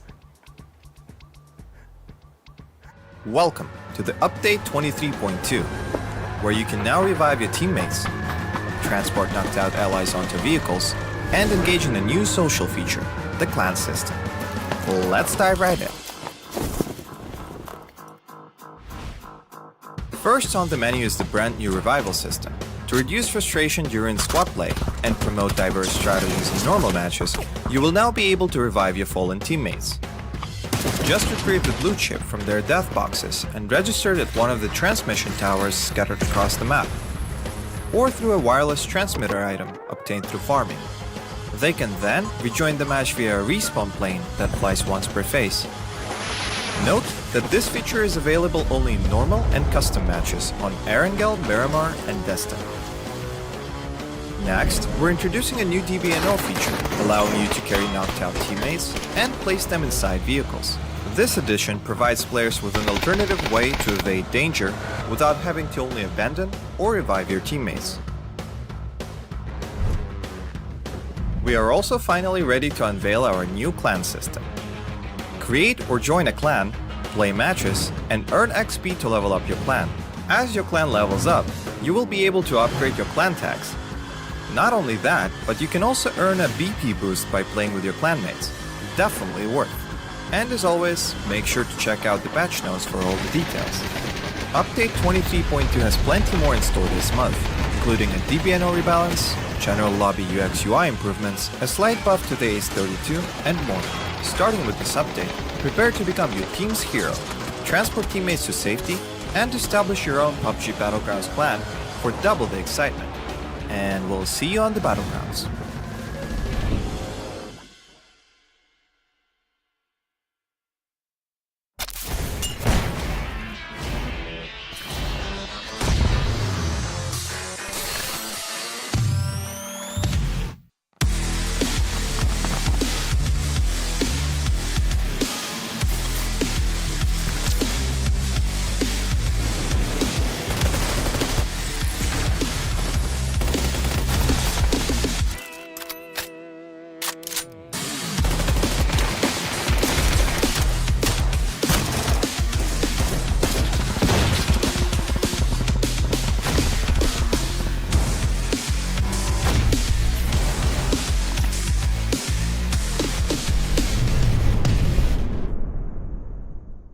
The latest game from Krafton and 5min Lab. Fast pace and full intense PvP action brawler game.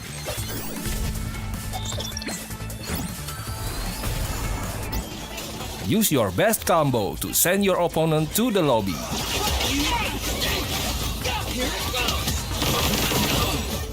Select your legends and be the winner.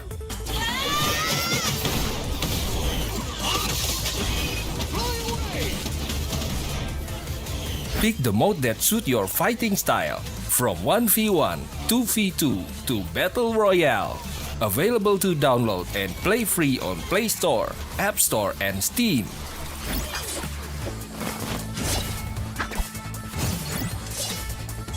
Let's be legends today!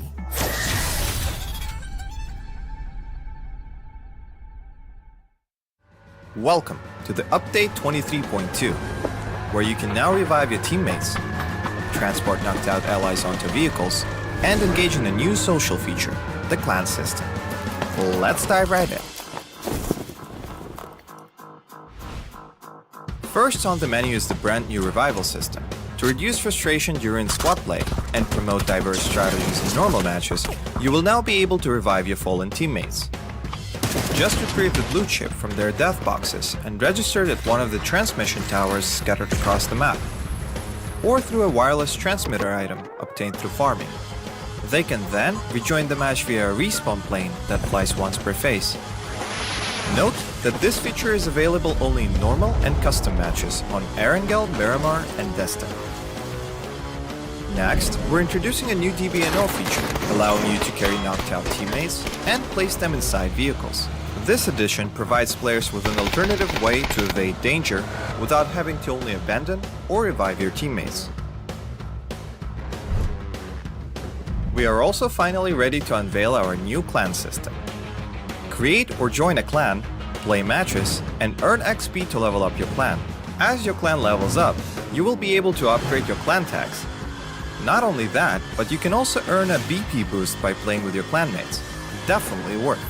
And as always, make sure to check out the patch notes for all the details. Update 23.2 has plenty more in store this month, including a DBNO rebalance, general lobby UX UI improvements, a slight buff to the Ace 32, and more. Starting with this update, prepare to become your team's hero, transport teammates to safety, and establish your own PUBG Battlegrounds clan for double the excitement.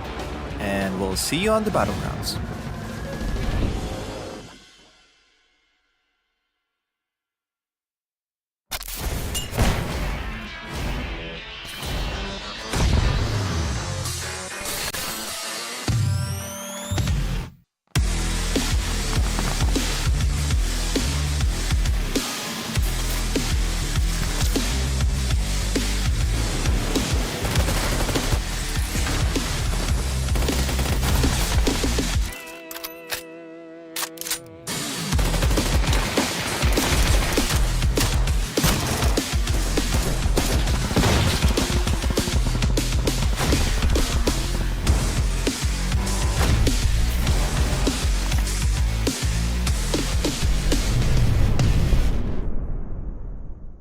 The latest game from Krafton and 5min Lab.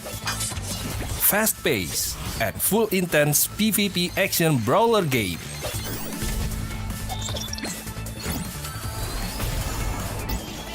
Use your best combo to send your opponent to the lobby.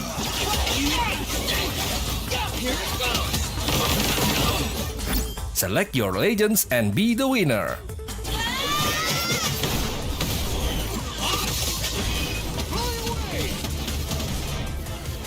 Pick the mode that suits your fighting style, from 1v1, 2v2 to Battle Royale. Available to download and play free on Play Store, App Store and Steam.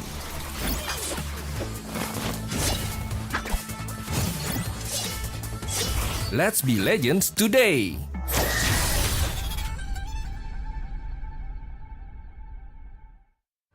Welcome to the Update 23.2, where you can now revive your teammates, transport knocked out allies onto vehicles, and engage in a new social feature, the clan system. Let's dive right in.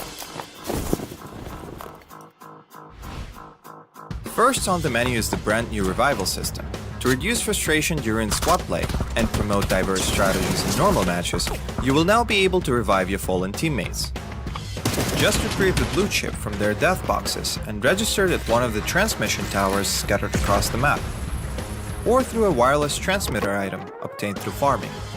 They can then rejoin the match via a respawn plane that flies once per phase. Note that this feature is available only in normal and custom matches on ArkAngel, Miramar, and Jester. Next, we're introducing a new DBNO feature, allowing you to carry knocked out teammates and place them inside vehicles. This addition provides players with an alternative way to evade danger without having to only abandon or revive your teammates. We are also finally ready to unveil our new clan system. Create or join a clan, play matches, and earn XP to level up your clan. As your clan levels up, you will be able to upgrade your clan tags. Not only that, but you can also earn a BP boost by playing with your clanmates. Definitely worth. And as always, make sure to check out the patch notes for all the details. Update 23.2 has plenty more in store this month, including a DBNO rebalance, general lobby UX UI improvements, a slight buff to the Ace 32, and more. Starting with this update, prepare to become your team's hero, transport teammates to safety, and establish your own PUBG Battlegrounds clan for double the excitement. And we'll see you on the Battlegrounds.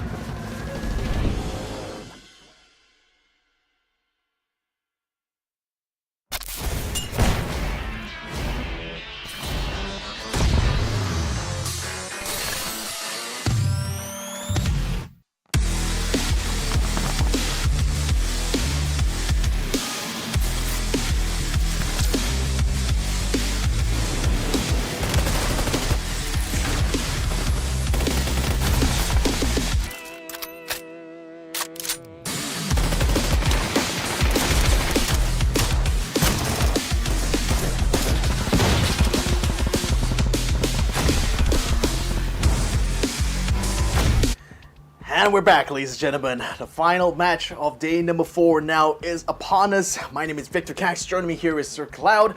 We have been commentating this PUBG Asia Supercard for quite a while now, and now it's going to be coming down to the wire here, ladies and gentlemen. 6 more matches still remain, 5 more matches tomorrow, one last one here today. T5 still on top of Asia here, ladies and gentlemen. We've still been asking the same question over and over again. What is it going to take to knock these guys off the top spot here? And it seems like the answer has still yet to reveal itself. Right. I do hope that the points will be close enough as we approach tomorrow, which is our final day, that the last game matters. Yeah, because there are certain instances. Second last game, a team is already confirmed to be champion. So T5, I know you guys are on the roll, but take a chill pill, you know. I think they're pretty chill. Honestly, just looking at their faces as well, you can't really tell that these are the guys who are right now dominating everyone else on this map here, on this grand finals, in fact. So Theerathon 5 still the team to beat, even from day 1 all the way until day 4 now, and they know they're just within an arm's reach now. They just need to complete this next 6 matches in the best way possible, and they're surely going to be guaranteed a trophy by the end of this. Yeah, I remember when they got the chicken dinner, they're still like with their regular faces. It's like, yeah, it's another day in the office. I mean, it's pretty much the same story for a lot of these teams, actually. You know, the office for them is pretty much in front of this computer screen with PUBG loaded up, you know. So, again, for those guys, I'm especially surprised from like T5's performance here, because if you look in the past, especially during the Thailand series, they were never in the conversation, you know, for the top 3 teams in Thailand itself. But then now, coming into this, you know, they qualified in from group stage, they qualified in from last chance qualifiers, actually, not even for the group stage itself. Oh, yeah, so, true. Yeah, like this is if you want to consider like the full journey that this Theerathon 5 has gone through, this is like as massive as a comeback as you could imagine here. Yeah, you made a good point. They are a last chance qualifiers team, and if someone were to just follow and watch like the grand finals, they wouldn't believe that, oh, is this a last chance qualifier team? Really?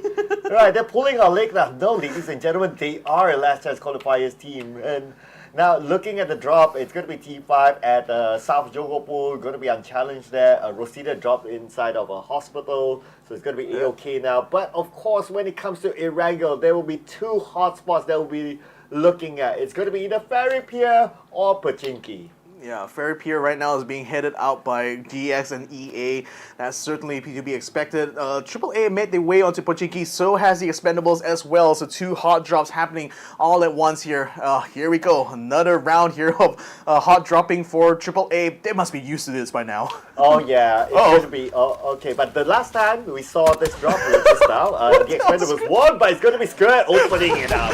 They both landed on the same rooftop there, and they're just scrambling to turn around there to face each other. O2 is a little bit faster though to pick up the double barreled shotgun, so he will be able to take the kill anyway. Now it's going to be coming down to link up the rest of his team here. They're still trying to scan out the to find the rest of TE here. O2 comes in the door, gets another one. Oh, another shot, but T777 does take it out. Jacolucia does have a barrel to use here, but he will get knocked down instead. The Expendables still hanging on by a thread here. Ninja 2K still coming into the building now, trying to find the last member, but Jacotuov giving him a slip, comes around the corner, now goes back into the window. Go upstairs. 777 gets knocked out instead. Jacotuov still able to stay alive on the outside. One more to go. It's going to be 1v1 now as Jacotuov takes a 777 out. So it's going to be a 1v1 fight now. Okay, everyone's staying calm, staying chill, but Jacotuov wants going to the second floor. He wants to pick up the jump, and AAA wins. And it's 1-1, at least for today, between the Expendables and AAA. He had 3 more shots left. He had 3 more shots left. Close. If he sprayed down and ran out and that lost in the fight there, how bad would that have been? But man, just coming in so clutch there, Jacotuov. So AAA wins the fight, but at what cost? Because like he's not gonna be able to get a revive on anyone else. They've all just been eliminated, so he's gonna play solo PUBG while everyone else is playing squads here, unfortunately. Well, our entertainment is not done yet. Now we have a very clear fight between eArena versus Daytrade Gaming, versus GX, apologies there. So Daytrade Gaming is just overlooking this very pure area, and they could be a third party. But now it's going to be eArena. Larix misses the shot, and KM99 only 39 bullets in his M4. Yeah, just closing in on the Savior's shack here. If only there was a frag grenade. The frag grenade going to come out just in time. Oh, almost as if it was planned, wasn't it? KM99 tries to spot through the window, cannot find KM99, cannot find him through there. Right. Goes right forward. Oh, but he was ready with the Thompson to spray him down. Nevertheless, the follow-up will still come true, but Larix still able to hold his own. Takes down Savior as well. Oh, here we go. It's going to be Insight coming in from another angle. But at that shack, it's still him all alone winning the fight, and he has time to reset after looting from the loot box. That's the thing. So now he's going to try to get the revive up. Nevertheless, Insight still around the outside here. Cannot quite keep an eye out on GEX here coming out of the compound, but will not be able to return fire too much because he only has a Tommy gun and a shotgun, so he doesn't have the range nor the ammunition to continue spraying down. So KM99 still has to hold his own here. Larix will still will be able to get him revived. Now they're pulling out of this position here. Zendan as well as Upchen continuing trying to keep Very Pure under control, but they still cannot find Insight nor are able to flush him out quite yet. Okay, here we go. Inside in the building, we have Upchen going uphill, literally, trying to find a good angle to get into the building. But then KM99, he's going to open up another off angle. He has his teammate together with him. So EA in general still has the number advantage against GX, and GX still pushed to a corner. Yep. Still trying to find him, but then Insight not exposing himself to too much danger. The thing is that KM99 and Lyrics are also going up further up north, so that will be a position that will allow Insight to be able to pull out and regroup with his teammates there, while GX continue to huddle in the Fury Pier right now. It's still within the safe zone, to be fair though, so they don't really have to move out that far even if they want to, but EA is trying to find themselves in a good position to gatekeep GX to get into the inner reach of this next zone, which, by the way, the circle lands on the western side here, so that's on top of a lot of teams that jumped out in that flight path like quite late into the jump here. So that's actually a huge advantage yet again for T5 because they drop onto hospital once more, and that's very deep into the circle. Well, T5 will be A-OK for now, since teams are not really rotating onto their side. I'll be interested to see who really wins this fight. If GS can actually clutch it out against EA.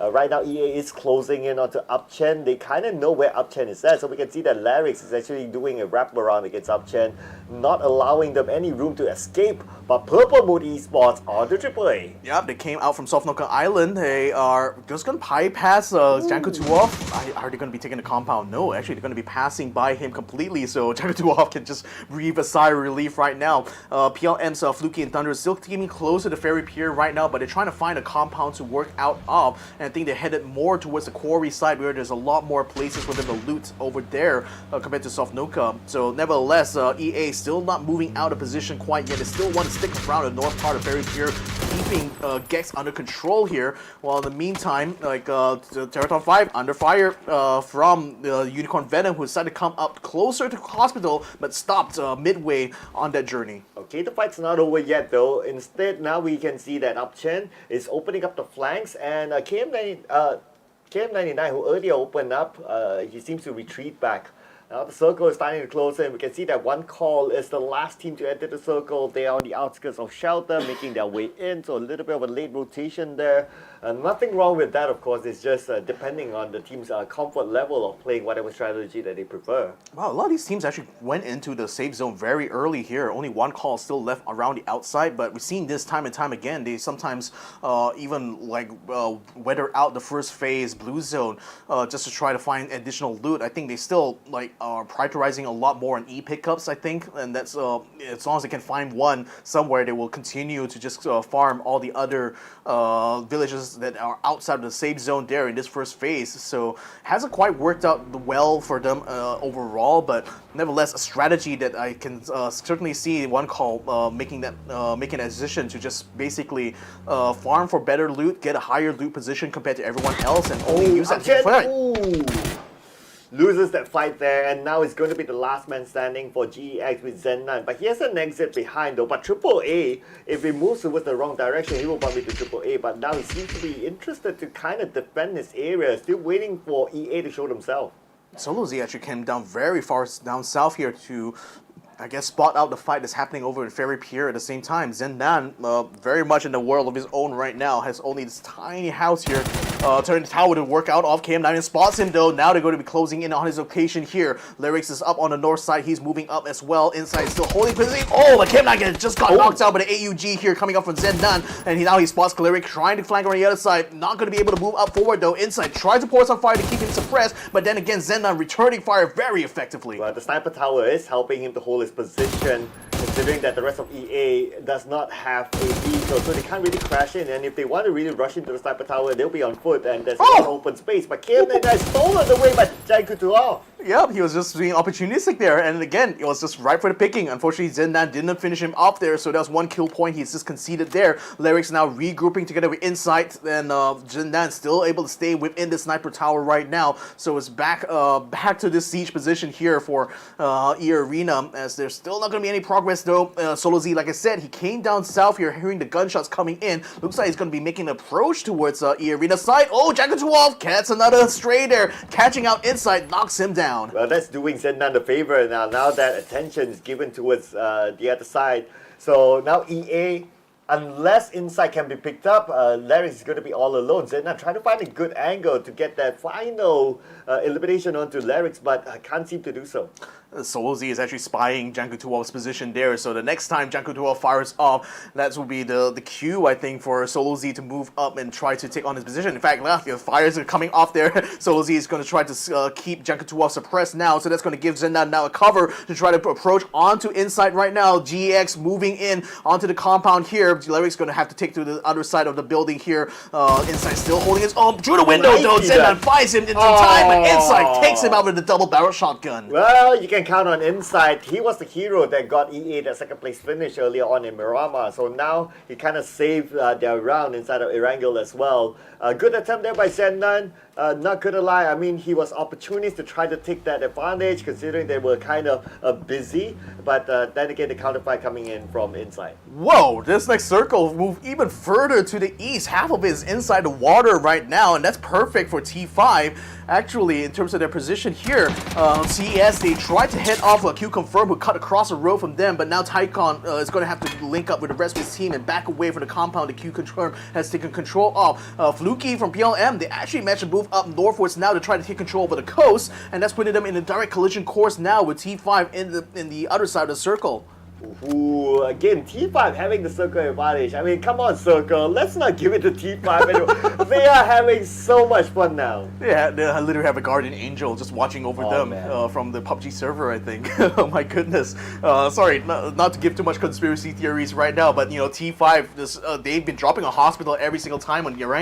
It just so happens that the circle is landed on top of them now, but PLM certainly moving up to try to keep them under pressure. You also have new generation esports coming in from the north as well, so that's two teams now that are going to try to keep hospital contested for T5. They also got Daytraders coming in from the bottom side as well. UV is still hung out around the rope. We got Genius Esports also coming across the road, coming under fire from Evil Patrick and Elgin Boss right now, trying to get a knockdown. And you can see Elgin Boss is struggling to try to find a good angle there. He does have a most in the guns, but will not land a shot, unfortunately. Okay, we'll see the next phase very, very soon as the zone will start to close in. But now, looking over around the area of Jogopool, we have one call coming into Jogopool. Jogopool will want a good spot to pop themselves in, but they need to go through the bullets being rained down by Myth. Jacob being counterfired upon. Jacob immediately retreats and resets. Yep, that's going to force one call to just move even closer and closer to the border of this next safe zone, leaving Myth in the dust right now.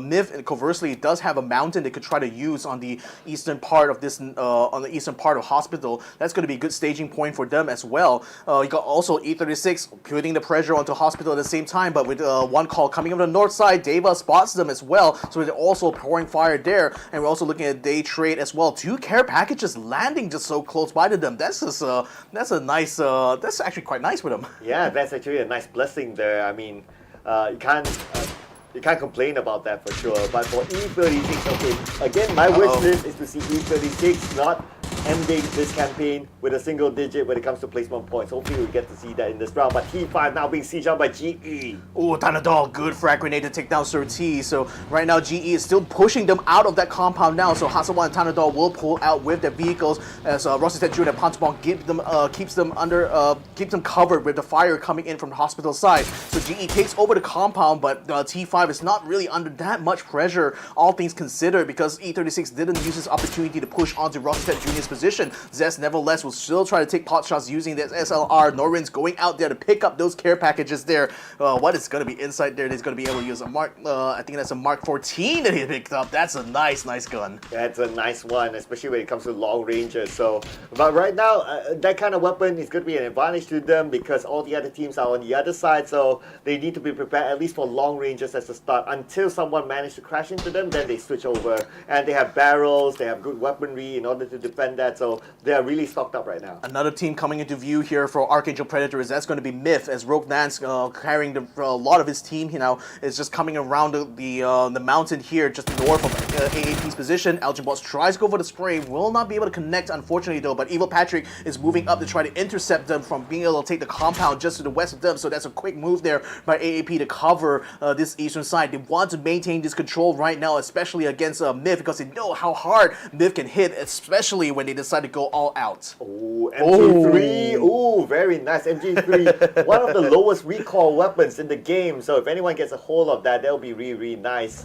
And right now we can see that Myth is coming into the circle. They are playing by the edge of the Gatka Mountain. ArkAngel Predator, one of their checkpoints I noticed is that ArkAngel Predator likes to be in that house just on the below area of the Gatka Mountain. So there's going to be a good spot that they're familiar with. But for AAA, one of the players made the rotation up on the Gatka Mountain instead. And E36 has just taken over the hospital compound, and the rest of T5 decided to move down to the smaller compound across the road.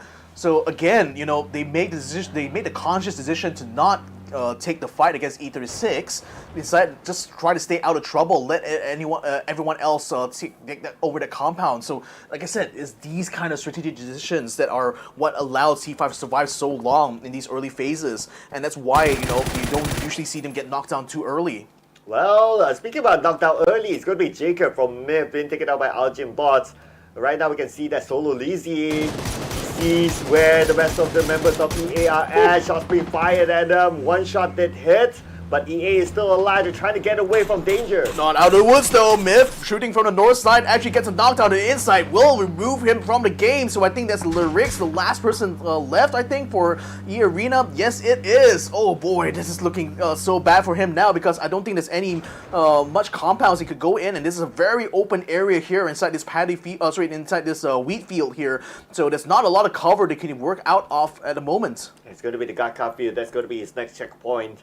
And there's still a possibility that the circle might go there later on, so we need to wait and see. We have about 45 more seconds before the next phase is going to reveal itself. Right now, it's going to be ArkAngel Predator just looking over at all other teams making the rotation. Same goes for Myth as well, as Cerberus Esports gets into the crosshair. Yeah, they're just running straight through the wheat field right now, somehow avoiding getting knocked down by Myth, but it's still under fire from AAP somewhat, who actually spots Lyrics and actually focusing more fire on Lyrics himself. But CS now comes out. I think they also, are looking to try to take a fight against Lyrics here. Sends a frag grenade down his direction. I don't think that's going to connect, but he does do some damage onto him though. 41 in fact. So Cerberus now, having already done that, are just going to be moving on though to try to find another compound. But again, all of it has been occupied here by all the other teams. So they really only have this slight bit of ground here to use as their staging point. Oh, and finally Lyrics taken out by Himas using a nade, and eArena is out at number 14. Yep. And now we have Cerberus Esports and QC. QC coming in, Pawns knocked down straight away by Haisaki. He takes the second one as well. Deletes off all high pawns. Should be watching out for Petred. He's still in the distance there.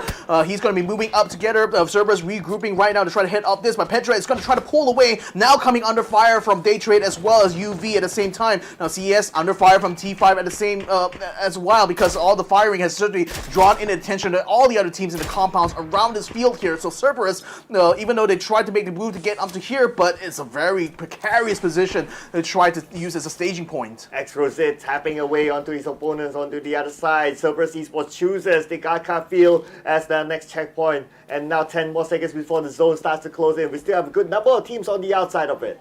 Yeah, that's the thing. We still got E36. Now the circle has already moved further down from the hospital. They might want to try to take a fight against one call just next to them. Daytrade Gaming also watching out for UV, who have been staying around this roadside here, taking out 2-3 compounds.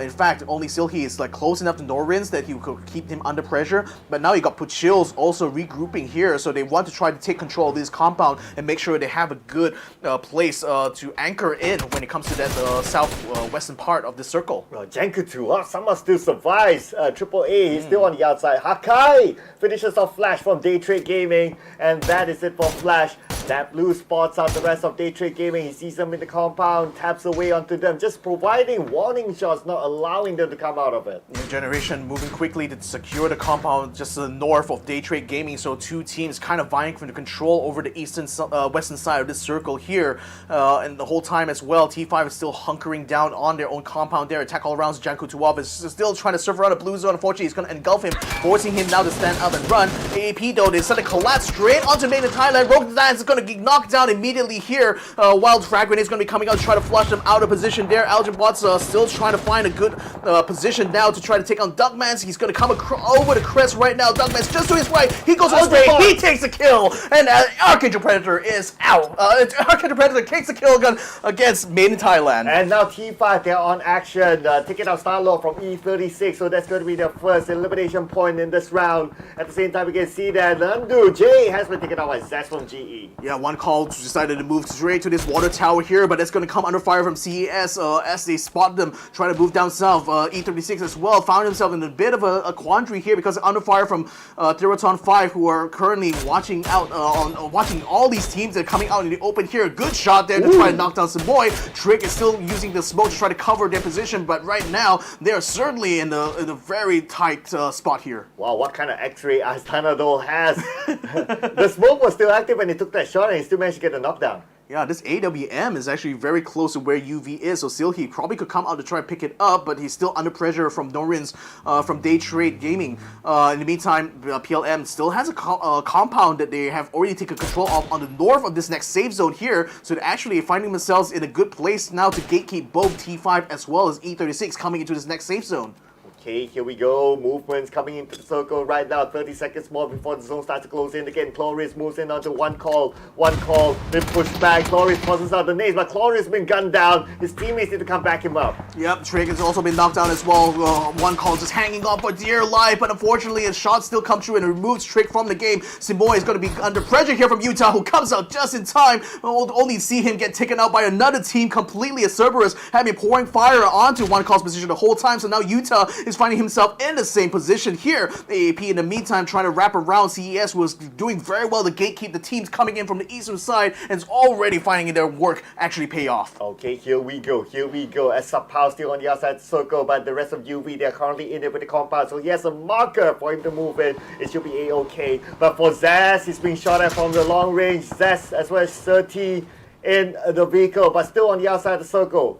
Yeah, still on the outside. CS can easily keep them gate kept right now, but they're currently under pressure. AP decided to move all the way down through here. Unicorn Venom under threat. As Smell gets knocked down, they lose out the compound, and it was their anchor initially. Now they will be able to pour fire onto NBK and Sapawa, forcing them now to regroup together with Silhi. And Hatsawa knocked down, but Tanado is there to take out Sylvia, so there is a little bit of a trade happening around the areas of hospital. ArkAngel T5! T5! Wait a second, eliminated Enter 436. Purple Moon as well as GE pouring fire onto there, leaving Xsset Jr. as the only survivor right now from our rank 1 team. And now Purple Moon are moving rapidly onto his position 2, but forced now to fall back, realizing it's way too wide open. But a frag grenade coming with Tanawan will finish off Xsset. T5 is out in 9th place. But they still got 5 elimination points in this round. Not too shabby for T5. They'll definitely still be at number 1 by the end of this round. They open up enough of a gap, and now it's going to be UV, but Sass got down by Hema. Cerberus Esports has eyes. They want the direct confrontation right now. They try to move up, but Sass just been knocked out. Tanawan is able to take on Haimas right now. The rest of GE are moving down south, but CS still has a lot of people here. Another frag grenade will take out Himas there, so CS is down 1 right now. Shot at Sortie. That will finish off GE for good. Cerberus Esports netting this at 7 elimination points so far. Beautifully done indeed. And now we move over to Unicorn Venom, going up against ArkAngel Predator. The long range coming for NBK, but NBK counterfire upon, and Nan is the one to take him down. UV still has control over the compound right now that ArkAngel is trying to take on. Nan still trying to scan over the top of this cliff here, but not in a good position. He will try to dodge the frag grenades. That seems so close there for Nan, but again, not a good position here to try to take some fire, but it comes through. UV takes out ArkAngel Predator. ArkAngel Predator is currently out at number 7. We still have UV still defending the ground, but the circle does not favor them. Tycon putting shots from the long range, now tossing out a nade onto the other side, and will that nade land onto the rest of the members of UV? UV should still be okay, but they need to reset quickly. Cerberus moving down south here. Solozy is linking up with Tycon, and at the same time, Daytrade actually beat UV to the punch, getting themselves into the next safe zone, cutting off UV's path towards the open ground. So now CS keeping the pressure going onto UV. They're looking like they're going to be surrounded on all sides here, as Solozy and Tycon moves their way up the road right now, the cliff side, providing plenty of cover now for Solozy to close the distance between himself and Unicorn Venom. Solozy with the nade, but the nade is a little bit short thrown. Oh man, if only he went for the long toss, but never mind. UV, they left the compound anyway. Yeah, they're gonna run out, but it's putting them under fire from Daytrade. Sapawa has been knocked down, still here, and MBK moves right in the middle of them. A spray down in the end. Unicorn Venom in 6th place. That was absolute disaster here for UV. They had nowhere to go anyway, but New Generation Esports, they were ready for them. The moment they came across New Generation Esports, they took them out. And that's gonna be Hakai being taken out by New Race from afar. Pedra gets on the high side. He got 2 knockdowns, takes an elimination on Tycon as well. Solozy is now trying to salvage this, but again, Petret nowhere to be found quite yet. He gets a kill once again. Trade there for QConfirm. He is part of the final 4 now. This is where the fun starts.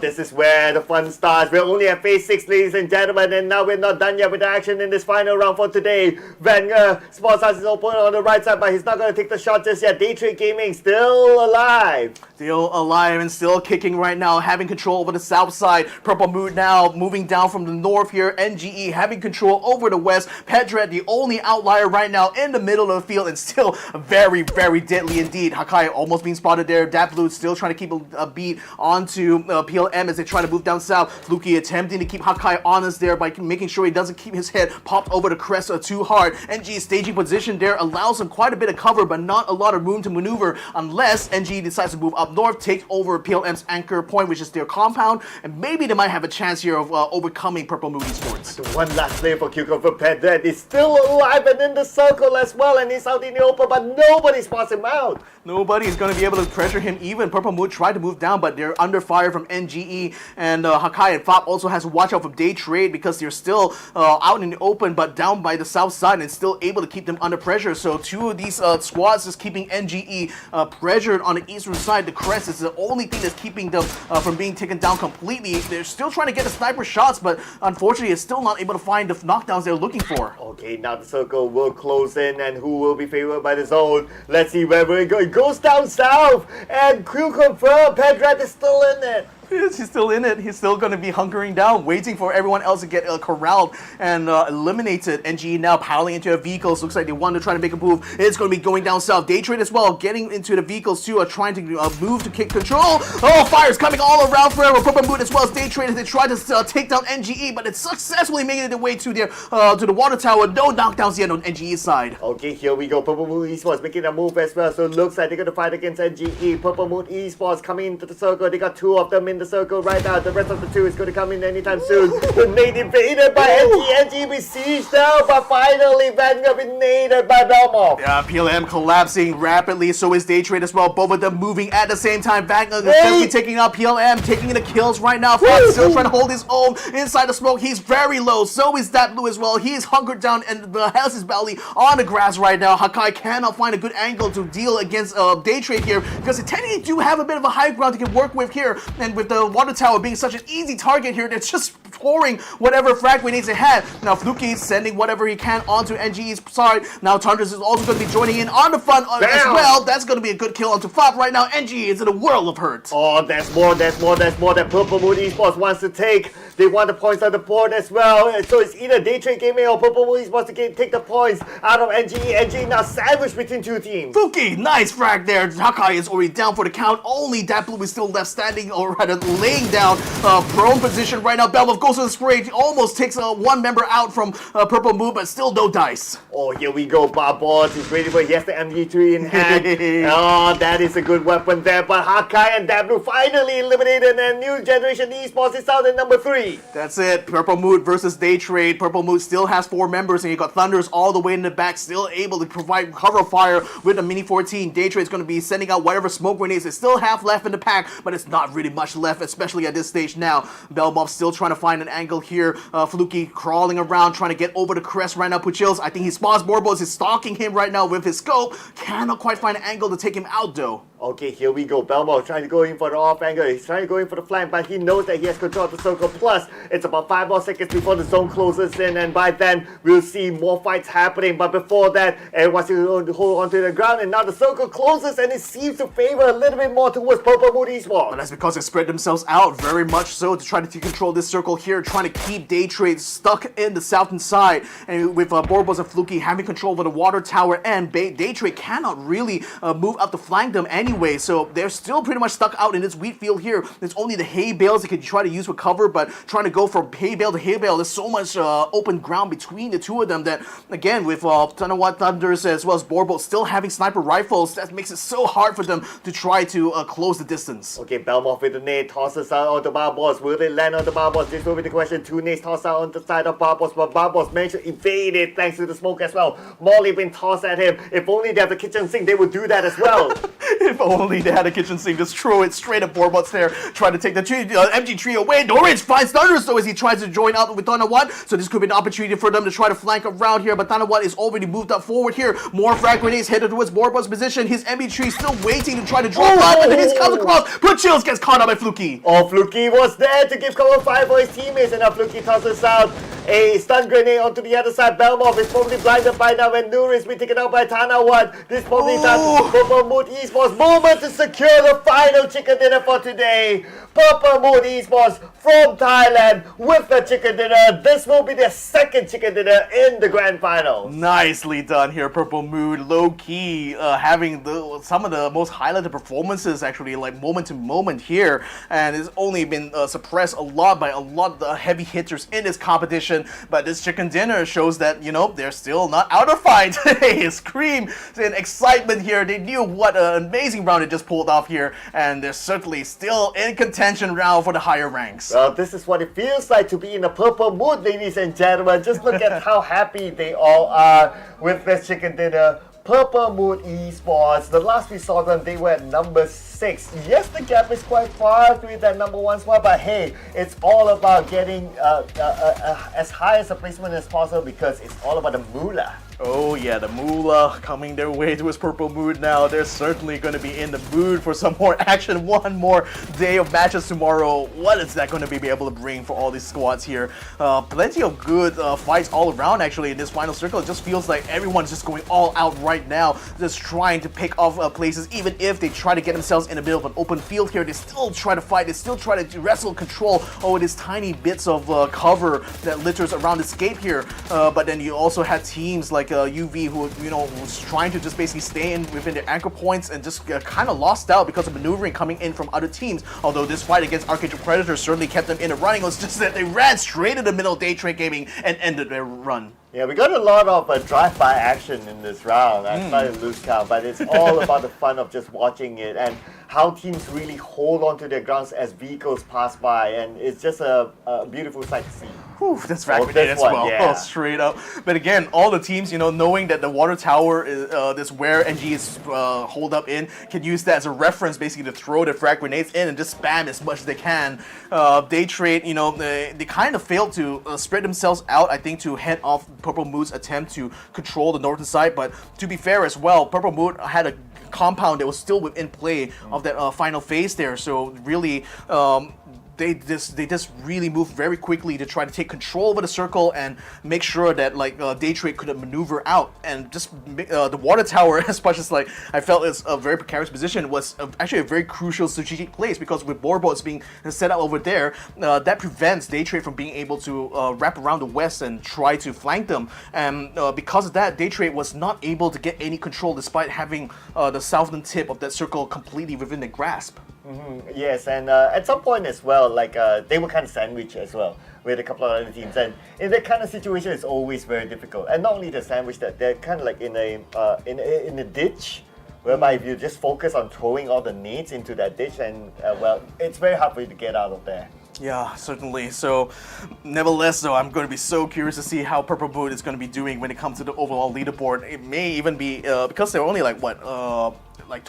between 10 to 20 points of the top 3 right now. So it's also likely they will be able to find themselves moving up a rank or 2, especially with NGE having been limited quite early on. GE still were able to get some good fights, to be fair, but I don't think they managed to make it that far actually in this final match. Let's go ahead and have a look now at the match results for match 5. Purple Mood, 20 points. That's a lot of points here, ladies and gentlemen. That is a lot there. Of course, we all know that Purple Mood Esports is good at taking fights.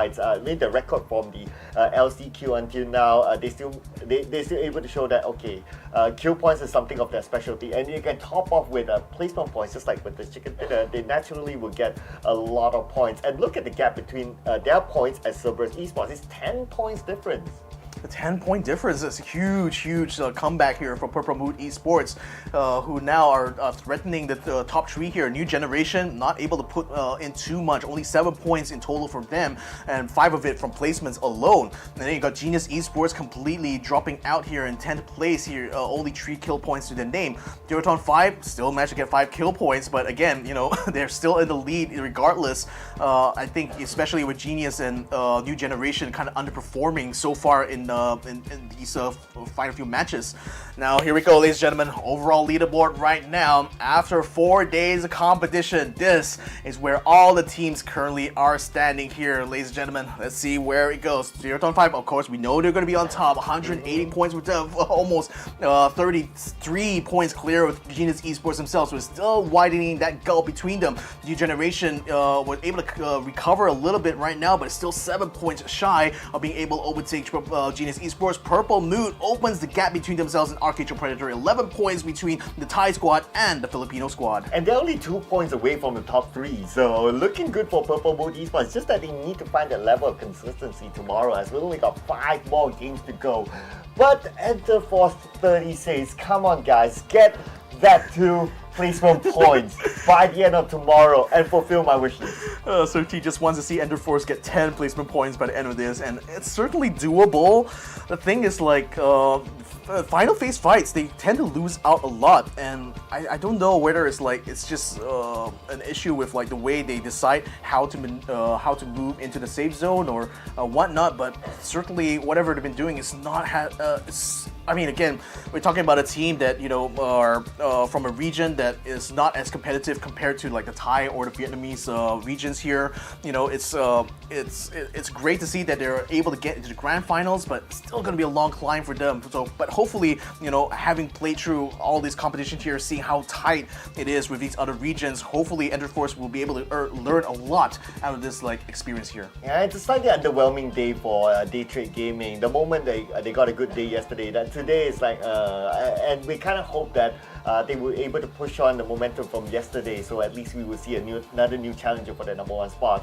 But anyway, here are kill leaders as of now for the grand finals after 4 days of fight, and it's going to be, well, surprise, surprise, someone from T5.